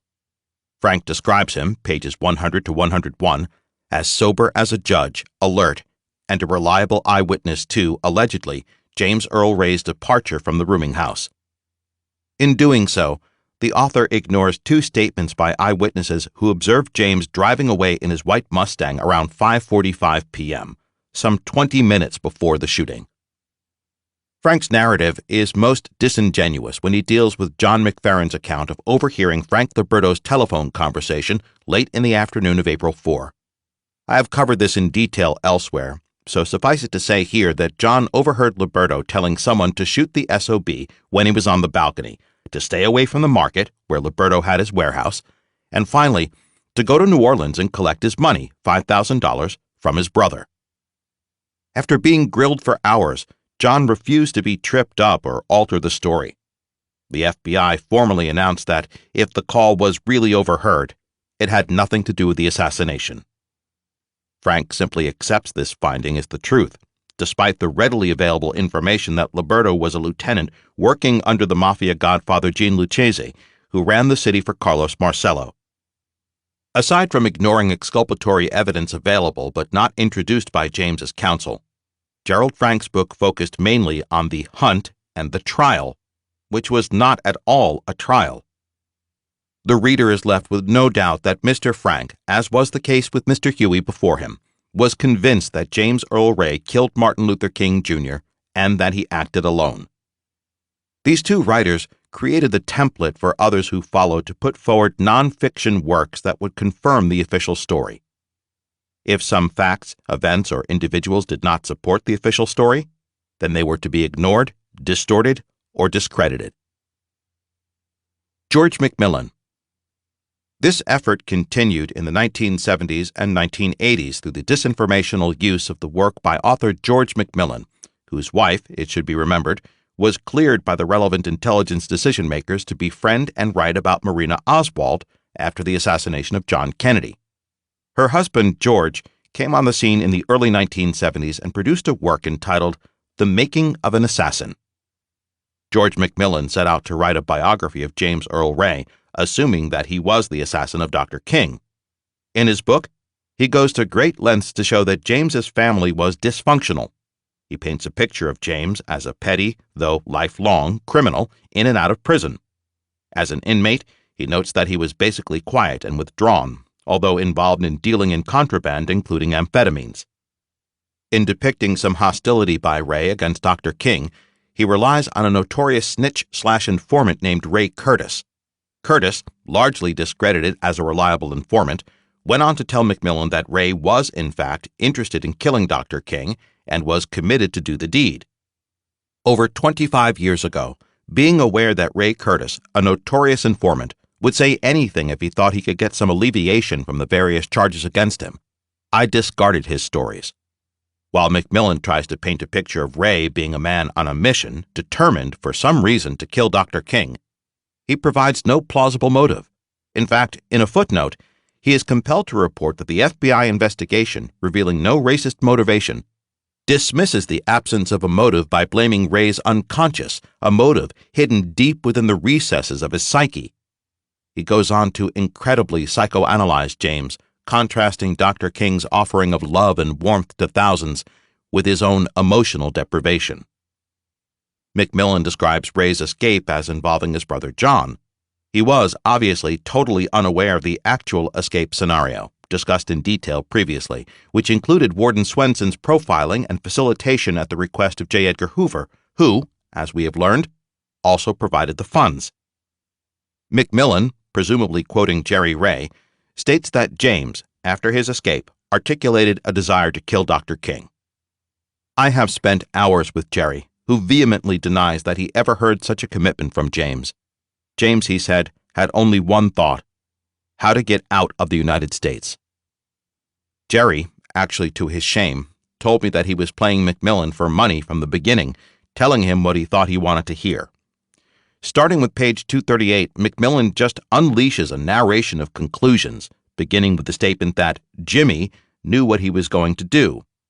It was only a question of working out the details. He pretends to know what he is thinking and how he was going to be somebody.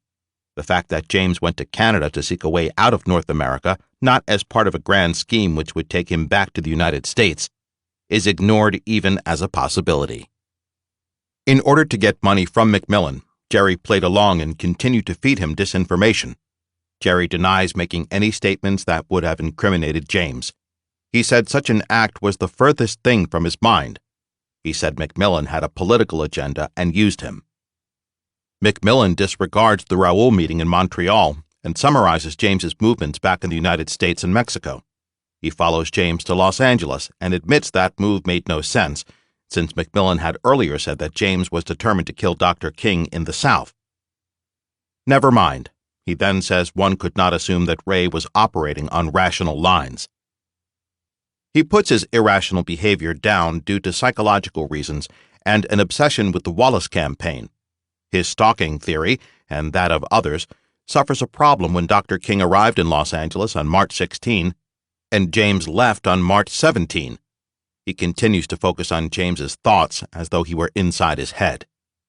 He ends up in Birmingham and details James buying one rifle and then exchanging it without providing a reasonable explanation. James, of course, has always insisted that Raoul scolded him for not buying a .30-06 instead of a .223. Next stop, Memphis. When discussing the scene, he ignores the Charles Hurley identification of the second Mustang, accepts Billy Kyle's fraudulent story and the myth of the bathroom not being available because James was allegedly inside, from where, Macmillan asserts, confirming the official story, that he fired the fatal shot and then fled, back to Canada. True to form, Macmillan ignores critical evidence on his way to confirm the official story. His outrageous effort to advise the readers of James's inner thoughts is a different approach, and it is sad that my old friend Julian Bond was, at the time, taken in by this glaring work of disinformation. Knowing what we do today, I doubt if Julian, who recently died, if alive, would now believe that Macmillan had put doubts to rest. Myth, fiction, and imagination characterized this work by the husband of Priscilla Johnson Macmillan, the woman assigned to work with Marina Oswald after the Kennedy assassination. Such assignments are rarely accidental, being controlled or cleared by official intelligence. George Macmillan gave his wife great credit for his book, saying it would not have been done without her assistance. One may draw one's own conclusions about the origin of this frightful affront to truth and justice. Lamar Waldron, Legacy of Secrecy. Lamar Waldron engages in pure speculation about how James obtained his aliases in Canada. With no evidence, the speculation leads the author to tie James to a drug trafficking ring. We know that the alias Eric S. Galt, which became his identity while on the run, was the name of a real person who, by nature of his job running the Union Carbide warehouse in Canada, had national security clearance, and who was also working on clandestine operations with the 902nd Military Intelligence Group. The information was published many years prior to the release of Waldron's book. If aware, he elected not to refute but to ignore it. The author continues to speculate about Raoul, saying that he was likely a composite of more than one person invented by James. He notes that James's descriptions often varied. Once again, with the barest research, the author would have learned about Sid Carthew's identification and also that James positively identified Raoul from a photograph in 1978 and then again in 1996 to 1997 when shown the same Immigration and Naturalization Service photograph. He, of course, also ignored other independent identifications. Waldron refers to Phil Melanson's work, which, as good as it was, had been conducted also before my research was completed. Because he completely rejects the existence of Raoul, he speculates that everything James does is related to him working with a drug smuggling operation rather than following instructions from a handler. Waldron speculates that James became involved with the Marcello organization, which he further speculates was aligned with one Joseph Miltier, a virulent Louisiana racist, in the King assassination. Drugs and gun smuggling were criminal activities by which James earned money, and the syndicate gave him the money for the Mustang. The primary difficulty with his thesis from the outset is that he opines without producing any hard evidence. The narrative of his version of events is overrun with conjectural words and phrases such as, among others, could have, likely, possible, might, should have, probably, would have, and apparently. A reference to a key witness will not allow for the identification of the source. The curious result is that he is correct about the involvement of Carlos Marcello and Frank Liberto, and is also correct that, as we know, racist elements of the Dixie Mafia/KKK were also involved in the conspiracy. Accordingly, he gives credibility to John McFerrin's story and the accounts of Lavada Addison and her son Nathan Whitlock. Where he is wrong and responsible for putting out serious disinformation is with respect to naming James as the shooter and denying Raoul's existence, thus confirming the official story.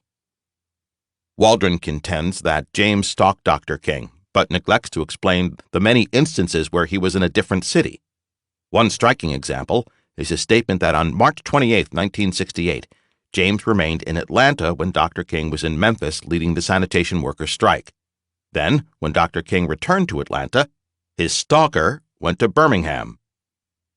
He blithely accepts the HSCA conclusion that Dr. King had stayed at the Lorraine many times on previous visits, and that when he checked in, he went to his usual room. In fact, as one of his 4 black police officer bodyguards confirmed, when he had come to Memphis previously, he usually stayed overnight at the Holiday Inn in Midtown, and the last time he stayed at the Rivermont, where we know every inch of his room was wired. He did receive local people at the Lorraine, usually in room 309, during the day when they were more comfortable, but he did not stay overnight. Parenthetically, because of this, I was always concerned with Ralph Abernathy's statement about arriving at the motel on April 3 and having to wait until their usual room was vacated. First, this was not their usual room, and second, the register of the hotel revealed that the room was empty when they arrived.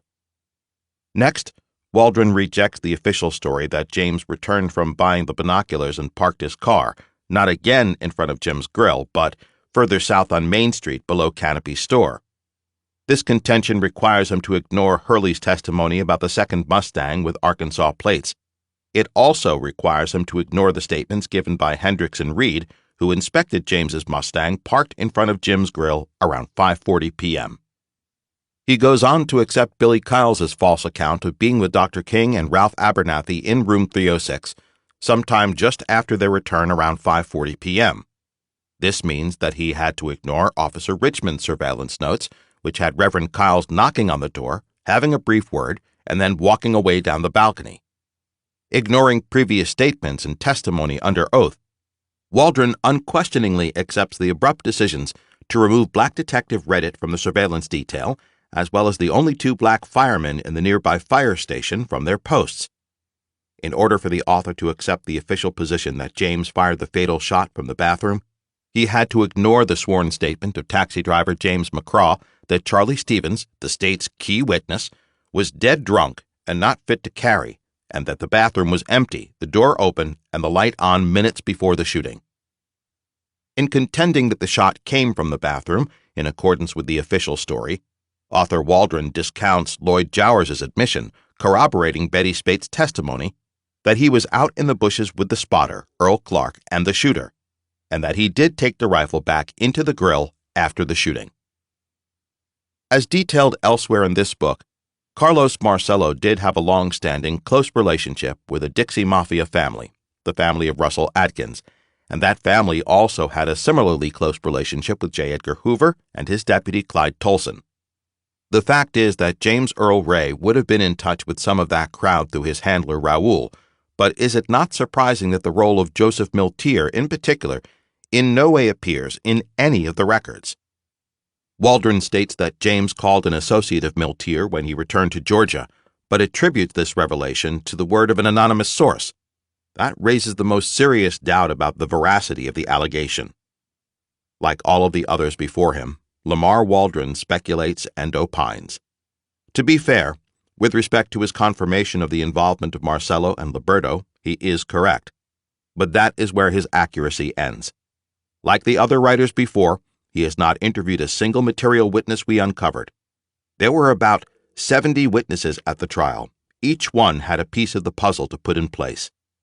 One would have thought that it might have been useful and responsible to speak or attempt to speak with the long list of people who had facts to reveal about the circumstances leading up to and surrounding the assassination. When a researcher refuses to conduct himself in this professional manner, one must ask why. However, the failure to do so enables the writer to engage in speculation and, yes, selective disinformation. David Garrow. Next on the scene was historian David Garrow. Garrow won the Pulitzer Prize for his work Bearing the Cross, which focused on the official governmental surveillance of Dr. King.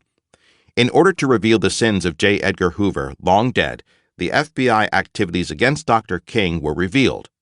Garrow was given access to files and information not ordinarily available, and he set out a horrifying piece of history documenting Bureau activities against Dr. King and the Civil Rights Movement, which most people surmised were going on.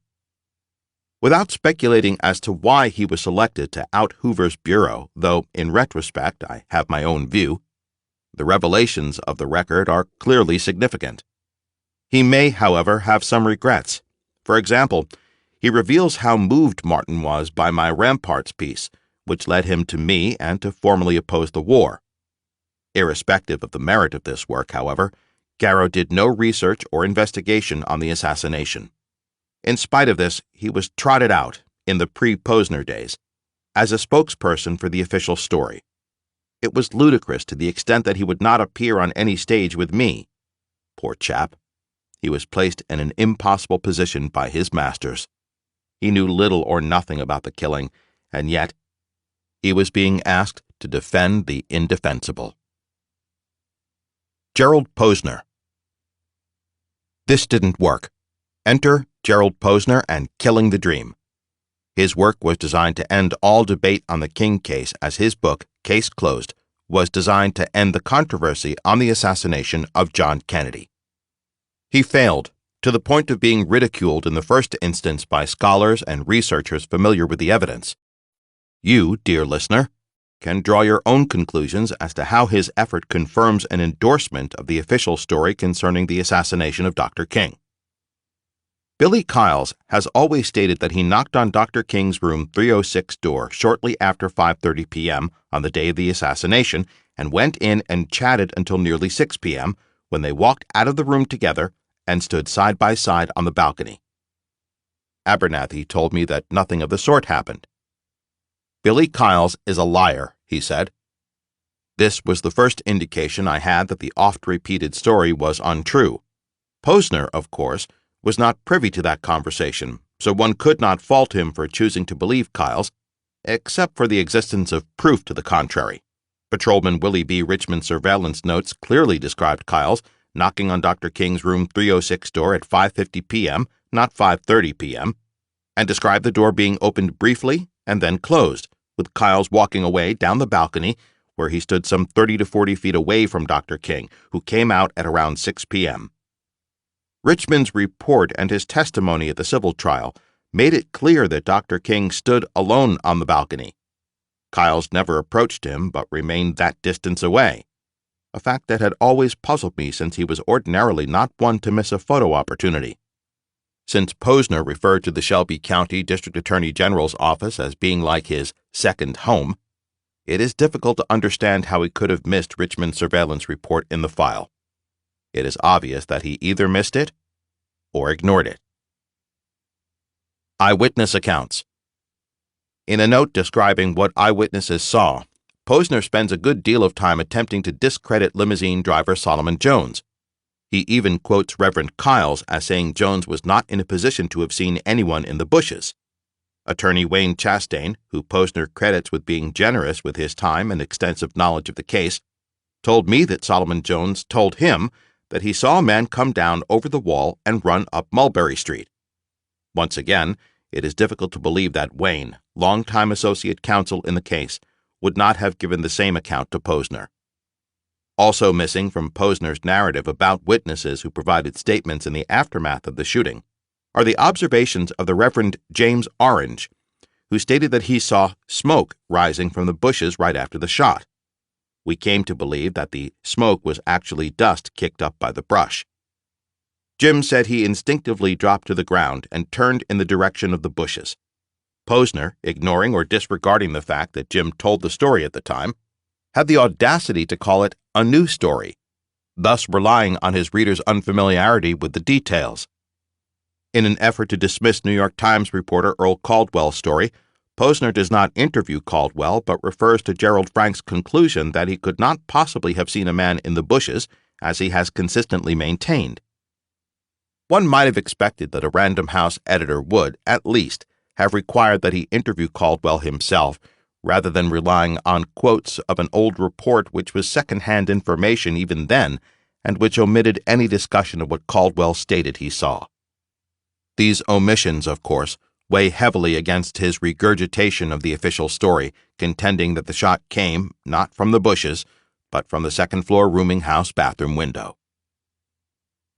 The cutting down of the bushes. We established, beyond any doubt, that the bushes behind the rooming house were cut down the next morning.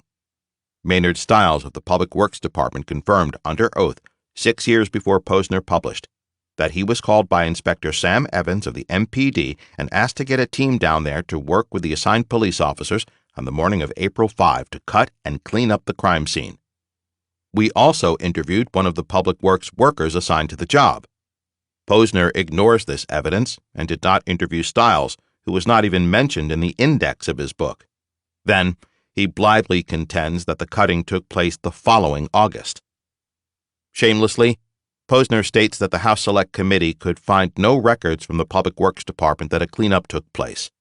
Presumably, Posner was also unable to locate any such documentation. It is a shame he did not find the time to interview Maynard Stiles, the Public Works official who organized the cleanup and who confirmed it under oath years before Posner published. The brush was worked even in August, but as an afterthought, perhaps deliberately.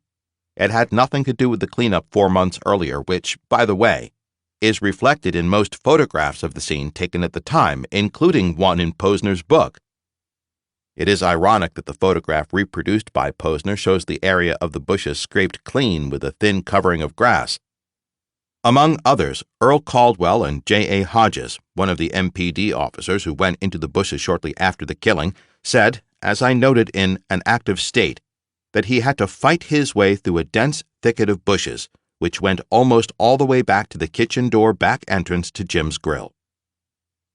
MPD Homicide Lieutenant Tommy Smith, although his role has been thrown into question by Ron Tyler Atkins's first-hand recollections, also omitted from Posner's interview list in the index of his book, would have, if he had been asked, confirmed that Charlie Stevens, the state's key witness, was dead drunk when he talked to him right after the shooting.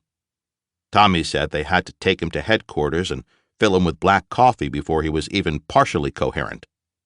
Posner neglects to include this information, as well as Chastain's similar recollection, Stevens's roommate Grace Walden, who insisted that he saw nothing, Lloyd Jowers' observations when he came down to the grill earlier that afternoon, and taxi driver James McCraw, who saw him 10 minutes before the killing, too drunk to carry in his cab, and left him in a stupor in his room. Posner, while focusing on other information about McCraw, does not discuss his observations about Stevens. Instead, what he does do is recount his interview with MPD officer Roy Davis, who saw Stevens some hours later at MPD headquarters after, as Tommy Smith stated, he had been filled with black coffee. Even then, Posner quotes Davis as saying that when he took a statement from Stevens at headquarters, he was not real drunk, but he was not sober, even then. I distinctly remember that he could not identify the man, leaving the second floor of the rooming house. I would not like to rely on him as my only witness. So much for Charlie Stevens and Posner's treatment of the state's key witness. The bathroom. A primary aspect of the official story that had to be supported by its adherents is the proposition that the fatal shot was fired from the second-floor bathroom window of the rooming house. Aside from the references of individuals like Billy Kyles to that site, the allegation principally rests upon the statement coaxed out of drunken Charlie Stevens, who claimed to see someone running down the hall carrying a bundle. Such a conclusion ignores taxicab driver McCraw's sworn statement that not only was Stevens dead drunk and incapable of reliably seeing anything, but also his observation within minutes of the shooting when he was leaving Stevens's room, deciding not to carry him, that the bathroom door was open and the bathroom was empty. To embrace this official scenario, one would have to discount the statement set out earlier of Reverend Orange, Solomon Jones, and Earl Caldwell, and eventually Betty Spates, Lloyd Jowers himself, Olivia Catling, and Louis Ward, all of whom independently confirmed that the shot came from the bushes. I have set out these observations in detail elsewhere, and so it is not necessary to repeat them here. I suggest that the proposition that the shot came from the bathroom window is beyond any reasonable consideration. Betty Spates. One of the real victims of my investigation was Betty Spates, who I believe without a doubt told the truth when she gave me a detailed sworn statement of seeing Lloyd Jowers run past her into the kitchen of Jim's Grill, looking white as a ghost, carrying a still-smoking rifle. Betty was not only a victim of harassment and pressure by state and city investigators, but, I am sorry to say, of my own investigators and a television producer who tried to get her to alter her story and name an innocent black man, Frank Holt, as the killer. In addition, at that time in 1993 to 1994, she had a developing brain tumor. She harbored a dreadful secret for 25 years, both out of fear of and concern for Lloyd Jowers, with whom she had an affair from the time she was 17 and with whom she had a child. She also feared Jowers might kill her, and this was mixed with concern because she believed he had been the shooter. Intimidated into recanting her story, she ultimately confirmed to me, as did Jowers, that her original story, as I have set it out in earlier works, was the truth. Posner discounts it as unreliable and tainted with the rogue efforts of people around me to make money on the revelation. In fairness, one cannot fault Posner for taking this position, even as he was unaware that subsequent to his book, Lloyd Jowers would confirm to me and his lawyer that Betty Spates had been telling the truth. John McFerrin and Frank Liberto. Posner and the advocates of the official lone nut assassination story had a more difficult time in dismissing the story of John McFerrin that he overheard local mafia operative Frank Liberto shout into a telephone in his produce warehouse where John shopped every Thursday buying goods for his small gas station and general store in Somerville. At the time, he thought nothing of the exclamation that said, "Shoot the son of a bitch when he comes on the balcony." Only later, when he learned the details of the assassination, did he realize the significance of what he heard. The statement he heard was indeed evidence of the existence of a conspiracy. As such, it had to be neglected or discounted by the Select Committee, MPD, and FBI investigations, not to mention the official storytellers like Gerald Posner. Posner, like the others, dismissed John McFerrin's story and questioned credibility based on John's mistaken identification of Ray as a former employee of Liberto. John's understandable paranoia developed over the years. Both Baxter Bryant and Reverend Lawson recall the statement exactly as John has always told it to me. After becoming aware of the harassment, attacks, and threats John has faced, it is little wonder that this pioneering civil rights leader in the most racist county in Tennessee is nervous and suspicious of strangers. Posner has equal disdain for Nathan Whitlock, who knew Frank Liberto. Liberto used to frequent his mother's small restaurant on his way home from the Scott Street Market, and one day, when the Select Committee hearings were on the television in the cafe, he blurted to Mrs. Addison that he had killed King. This upset her greatly, and subsequently, Nate confronted Liberto, who confirmed it. Posner says it stretches credibility that Liberto would make such an admission. Unfortunately, Posner never bothered to interview Whitlock or his mother, both of whom testified under oath to having heard this admission. With respect to the mafia involvement, Posner also elected to ignore my October 15, 1994 interview with Memphis Mafia associate Art Baldwin. He confirmed that he had become an FBI informant as a result of working closely with the Marcello organization and its chief representative in Memphis, the local godfather Gene Lucchese. He told me about being present when Liberto talked with Lucchese and was treated like a puppy dog by the godfather, who complained to Liberto that Ray was supposed to have been killed in Memphis, but the job was botched.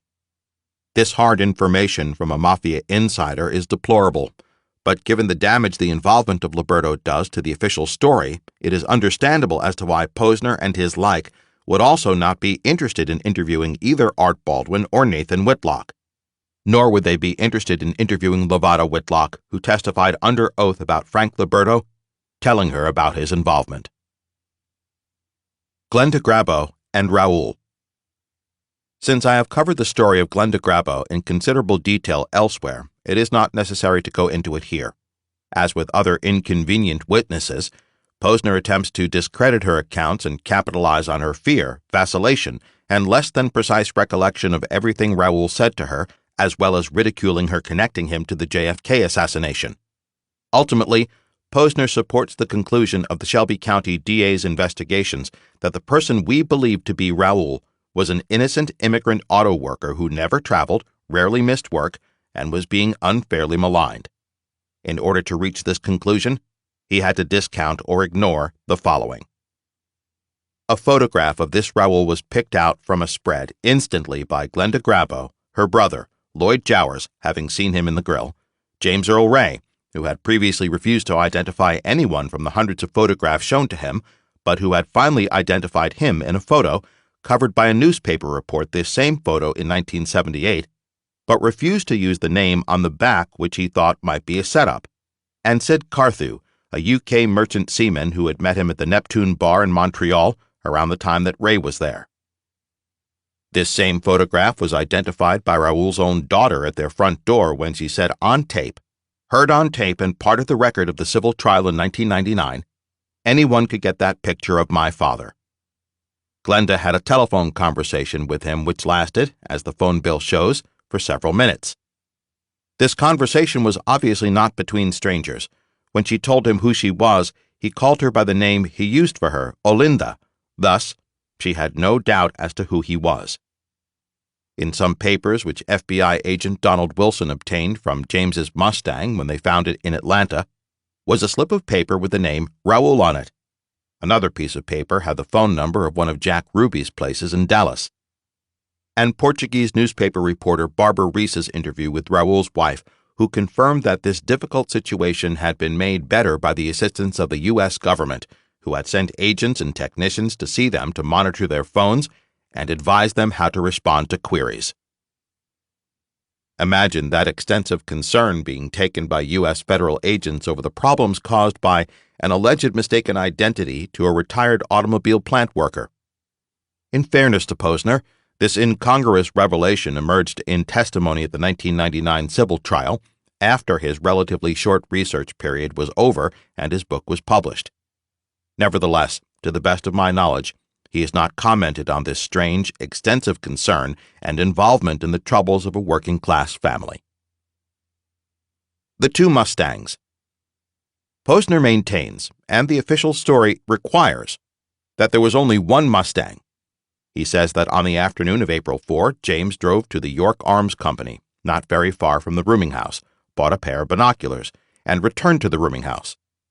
Posner maintains that the spot he had in front of Jim's Grill was taken, so he parked further south, just below Canopy's store, which was on the corner of the building and on the edge of an uncut lot, which was used for parking of some vehicles. The official story, embraced by Posner, was that as a result of seeing a parked MPD TACT unit station wagon, James panicked and dropped the bundle in Canopy's doorway. James told me that on his first try, he had difficulty finding the York Arms store, and so he returned to check the directions again with Raoul. He then went out, as instructed by Raoul, found the store, bought the binoculars, and brought them back to the room, where he threw them on the bed. He could not buy the infrared type and informed Raoul of such. He told me that he returned to park in the same spot in front of Jim's Grill, not further south on Main Street. For the official story, there is ample independent evidence ignored or overlooked by Posner. The statements of witnesses William Reed and Roy Hendricks in the MPD file have them examining the car parked in front of the grill, as James said, upon leaving Jim's Grill around 20 minutes before the shooting. Posner also ignores the statement of Charles Hurley, who parked behind the second Mustang, waiting to pick up his wife when she left work at the Seabrook Wallpaper Company sometime before 5 p.m. Hurley has consistently said that the Mustang behind which he parked had Arkansas plates. James's Mustang, of course, had Alabama plates. As I have noted elsewhere, Gerald Frank at least recognized the problem and tried to pass it off on both states having red and white plates. Arkansas plates, however, had red letters on white background and began with 3 letters. Hurley was even able to remember 2 of the 3 letters, while Alabama plates had a red background with white letters. Frank ignored the color discrepancy. Posner ignored the entire issue. Lloyd Jowers. As set out elsewhere and in evidentiary detail in the 1999 civil trial, Lloyd Jowers' role in the assassination is remarkably clear.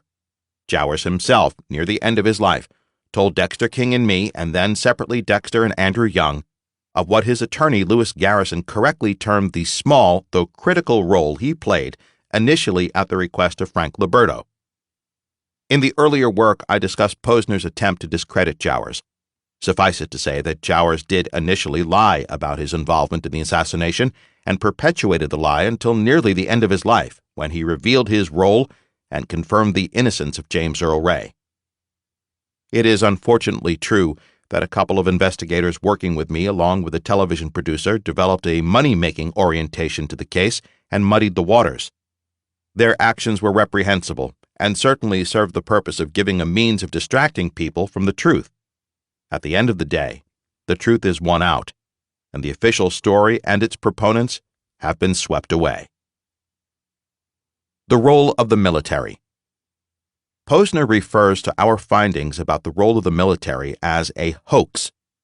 My rogue local investigators, who I deliberately kept out of the loop, stressed that I was naive and would likely believe anything with a conspiratorial ring to it. In fact, we kept the military aspect of our work very close to the vest and away from the investigative team. The key liaison to the military informants was Steve Tompkins. Steve was not hired by me. He was given expenses and expense money for the ex-Special Forces officers who had fled to Mexico and whom he extensively interviewed with questions I provided over many months. I have total confidence that Steve provided me with the best information he could, and I remain profoundly grateful. He is a man of integrity and a true patriot. He did not give me the correct names of the soldiers in order to protect his sources, and this is, of course, acceptable practice. But I do wish he had told me that he was following this policy. Nevertheless, I deeply regret the harassment Steve faced as a result of trying to help me. Steve's frustration and harassment is reflected in his alleged claim that I embellished his series when, in fact, he was only allowed to have one article and his work for me brought him nothing but grief. In fact, his one article and the reference to the Alpha 184 sniper unit, which caught my eye, was stated in only a few lines. It was this reference that caused me to meet with Steve and plead with him to help, which he reluctantly agreed to do. He was not hired as a consultant, as Posner states, and only paid expenses for himself and the soldiers. Neither was a copy of the cablegram orders obtained by subpoena, as Posner states, but was given to Steve by one of the soldiers. He then gave it to me. Neither of us could imagine one of these grunts living in rural Mexico fabricating an official cable order document with such sophistication. In the updated chapter on the military in this work, I consider this issue in some detail, as well as a piece of disinformation contained in an affidavit by Daniel Ellsberg, which he gave to Mark Lane in 1978. I have, to this day, no doubt that there was an Alpha 184 unit in Memphis at the time of the assassination, but they were a backup unit which was not used. The cable message that Steve gave to me could never have been fabricated by the grunts with whom Steve was meeting. I prefer to leave Posner's work at this point, having, I believe, amply demonstrated the wide range of fatal flaws in his effort to support the official story. I believe that Judge Arthur Haynes's experience with Posner best reflects the writer's real orientation and purpose. Haynes said that when Posner called him, he invited him to come down and he would show him the evidence that proved James Earl Ray was not guilty of the murder of Martin Luther King, Jr., in fact, that he was innocent of the crime. Judge Haynes said he never heard from Posner again. Enough said about Mr. Posner's investigation, or lack of one, and the negligent sloppiness at best of his Random House editor and publisher, and the gullibility, if that is what it was, of Tina Brown and Harold Evans, his publishing supporters and sponsors. More recently, Gerald Posner seems to have put forward another foot wrong that will likely fatally destroy any remaining credibility. This has resulted from the multiple incidents of plagiarism that are attributed to his pen, and which resulted in his being dropped or resigning from writing for the Daily Beast, which had published a piece plagiarized from the Miami Herald. It appears that this was not the only such incident. Slate writer Jack Schaefer reported on February 8, 2010, that he and a colleague uncovered additional examples of Posner's plagiarism in the Daily Beast from the Texas Lawyer, a Miami Herald blog, a Miami Herald editorial, a number of other Miami Herald articles, and a healthcare journalism blog. Then, on May 20, 2010, the Miami New Times alleged that in two books, Why America Slept and Secrets of the Kingdom, Posner lifted a total of 35 passages from the works of others. This latest evidence was apparently provided to his publisher, Random House. They are investigating. In response, Posner claimed that the New York Times was part of a coordinated effort. Conspiracy? To destroy his book. But he did not dispute any of the reports in the story. I suppose I should consider myself fortunate. Harold Evans, then president of Random House, told my agent at the time, Dick Merrick, for Orders to Kill, that they would not be interested in seeing that book. Harold Evans's wife, Tina Brown, was then the editor of the Daily Beast. Hellbound on His Trail, Hampton Sides. Sides is one of the most recent writers, before Tavis Smiley, whose work I cover at the beginning of this book, who has come on to support the official story. He begins with James's last days in prison, and he immediately puts himself inside James's head. With full-blown speculation and no evidence, he sets out what he, Sides, believes James must have been thinking. He covers the escape step by step as though he were there, even describing James's anxiety as a guard checked the bread box on the bench leaving the prison. His work is not only pure fiction, but despicable to the memory of an innocent man. The author, of course, does not know what we have learned, covered elsewhere in detail, that James's escape was blessedly organized and paid for by J. Edgar Hoover, and that his number two, Clyde Tolson, carried the money to their Dixie Mafia operative, who took it to the warden at the prison. Incredibly, the author goes from James's escape to his time in Puerto Vallarta. He omits any discussion of his earning money working on his way to Canada, which was to be his gateway out of North America, and where he met Raoul. Given author Sides' disinformation orientation, any discussion of the Canadian experience would not fit. But to leave out this entire period, including his assumption of a new identity and his decision to return to the United States, travel to Birmingham, and somehow come up with the money to buy a car, is bizarre. Also strange is his quick and unreal focus on J. Edgar Hoover. While earlier he took it upon his own self to pronounce Dr. King's marriage as crumbling, something I, who knew him in Coretta during that time, never noticed, he only gives the most peripheral reference to Edgar's homosexual relationship with Clyde Tolson, or his control by the mob. He appears never to have read my friend Tony Soom's exhaustive treatment, or for that matter, any other which dealt honestly with this despicable hypocrite. He, who tried to impose his public morality on the nation while living a totally contradictory life, was, in my view, Mr. Roosevelt's biggest mistake. It was not, as Sides pretends, that he was archaic, with values out of place.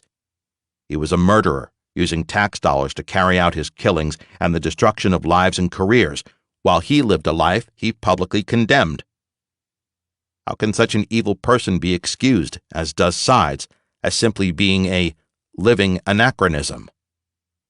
We subpoenaed Sides for a deposition in order to deal with his contentions. He refused to appear. Soledad O'Brien. More recently, in the television documentary arena, we have seen the CNN documentary narrated and put forward by Soledad O'Brien. The first half of the program was dedicated to James and his background and history. Whilst the program notably failed to provide a motive as to why this escaped convict would even consider such an act, and racism had been excluded by the HSCA investigation, it was hinted at by a reference to his refusal to go to a work farm attached to the Missouri prison because of the number of blacks in that facility. In fact, James was afraid of being tied into drug activity that was going on there and end up having his term extended. He would regularly roll dice with black co-workers when he worked in a shoe factory. The program went on to allege that he and his brother robbed a bank in Alton, Illinois, on July 12, 1967.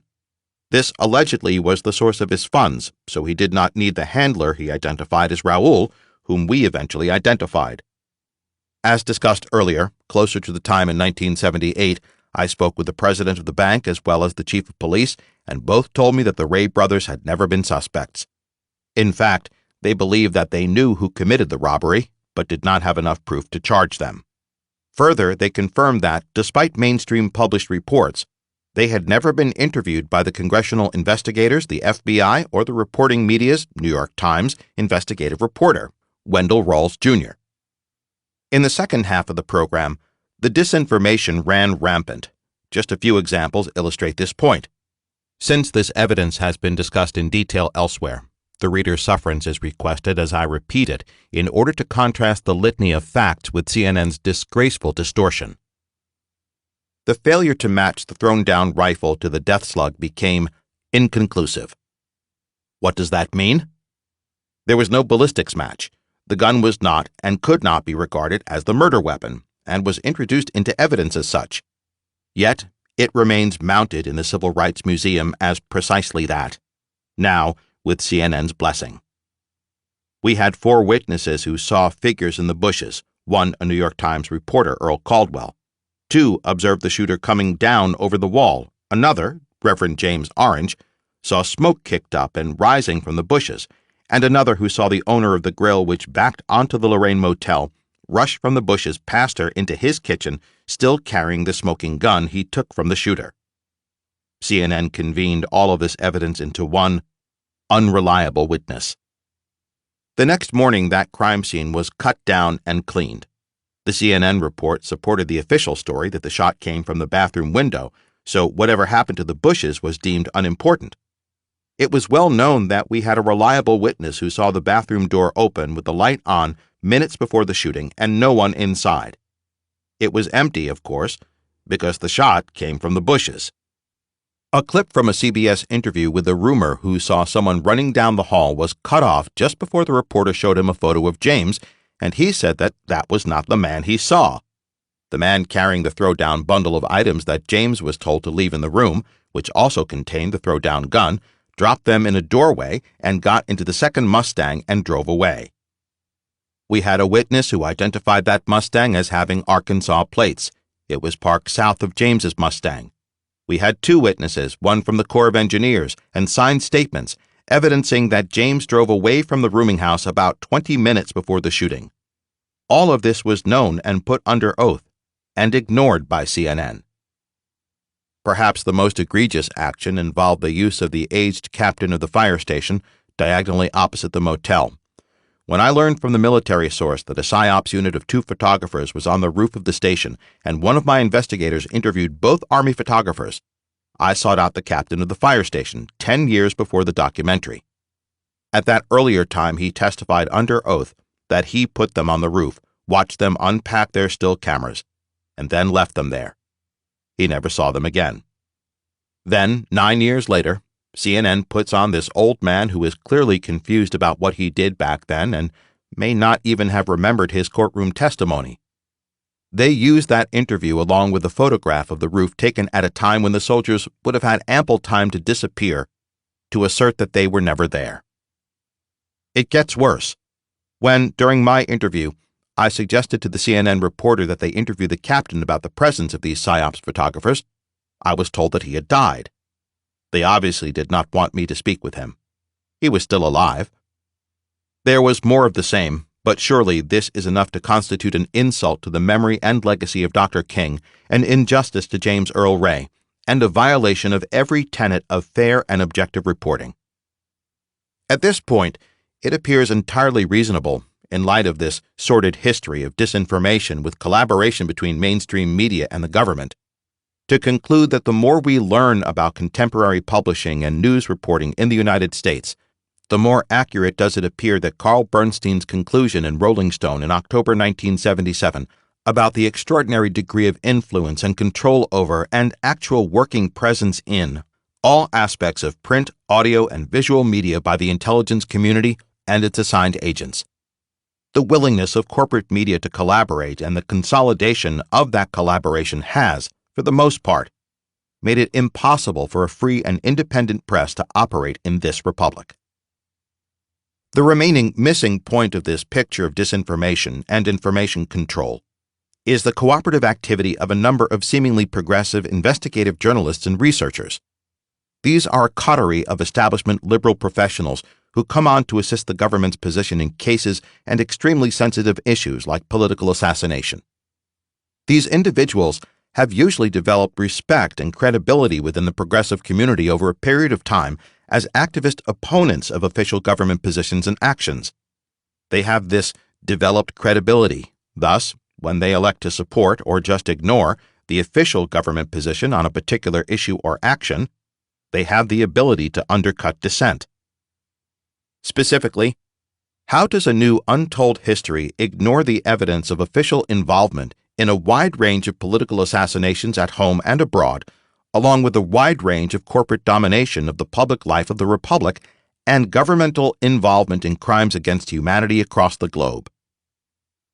A well-known and respected Boston area professor, who is highly regarded for his well-informed criticism of U.S. government foreign policy, has always minimized the significance of our history of political assassinations. He told me that he had no idea that anyone had done the work I had undertaken on the Dr. King assassination.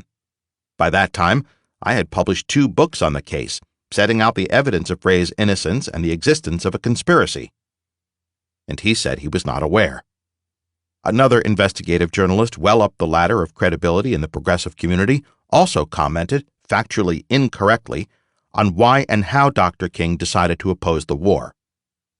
Another, a patron saint of opposition to the Vietnam War, took it upon himself to issue a misleading affidavit in the case and, subsequently, to question the authenticity of the cable given to Steve Tompkins by the grunt members of the Alpha 184 unit. In this last instance, I was warned long ago by Colonel Fletcher Prouty to be wary of this person as a result of Fletcher's analysis of his earlier high-profile revelations. Finally, it is a matter of public record that, over the years, I have been canceled by a number of liberal/progressive hosted NPR programs and not invited to countless others. One of the latter, supported, I understand, by the Ford Foundation, regularly gives a forum to Jesse Jackson around the anniversary time of the assassination, while I have never been interviewed. Regarding Reverend Jackson, Dexter King and I were scheduled to appear on The Larry King Show, and he showed up to join us. His presence was apparently mandated from above.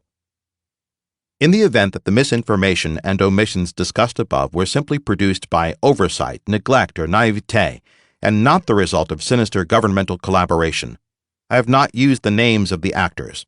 It is also important to note that many of the small selected sample of progressive commentators and programs to which I have referred do cover issues and events not available anywhere else. In this respect, they provide a genuine public service. Nevertheless, there are lines they will not cross, and political assassinations are a no-go area, as is 9/11. Assassins and their masters come and go, live and die. But their agencies and corporate masters live on in a world where the media image makers and information providers of the day are confronted with mortgage payments, tuition and medical bills, loans and credit ratings, all geared to treasured lifestyles and status. Considering the previous existence of some independence in mainstream media entities, the current consolidation of control and suppression of ideas, facts, and events, virtually across the board, is lamentable and one major indication of the death of democracy in the American Republic. For example, as noted earlier, I recall in early 1967 the willingness of Look magazine under Bill Atwood to publish my Ramparts article and photographs, The Children of Vietnam. As noted elsewhere, though I believe it worth repeating as an example of the lengths those in power will go to enhance their interests, when I went to Look's offices for a lengthy meeting, I was greeted by Bill with the statement, "You may be interested in knowing that I had a visitor last week." I asked who it was, and he said, "Averell Harriman, former New York governor and Democratic Party leader." Bill said, "He brought me greetings from President Johnson, along with a request for a favor from the president." I asked what was the president's request, and he said, "The president would like you not to publish anything Bill Pepper writes." Bill continued, "Now how does that make you feel? You are not yet 30 years old, and the President of the United States is worried about what you are writing." I said, "I'm more interested in how you responded." He said, "I told him that I was going to meet with you next week, and if we were convinced with what you had to say, we were going to publish. And give the President my best regards." Look decided to publish my work, but in the interim, Bill met with New Orleans DA Jim Garrison and was shaken by Garrison's evidence of the involvement of the CIA in the assassination of John Kennedy. Right after the Garrison meeting, he called Bob Kennedy around 1 a.m., and Bob confirmed the conclusion, but said he would have to get to the White House in order to open up the case. Bill Atwood had a heart attack about 3 hours later, around 4 a.m., and left Look. Needless to say, neither my piece nor Garrison's were published, and the associate editor, Chandler Broussard, who brought us to Atwood, was let go. People with courage and independence like Atwood increasingly became rare in the corporate mainstream media world, and now, nearly half a century later, are virtually non-existent. The oligarchy's media ascendancy has been witness to democracy's demise. The Plot to Kill King: The Truth Behind the Assassination of Martin Luther King, Jr., written by Dr. William F. Pepper, Esquire, performed by Noah Michael Levine.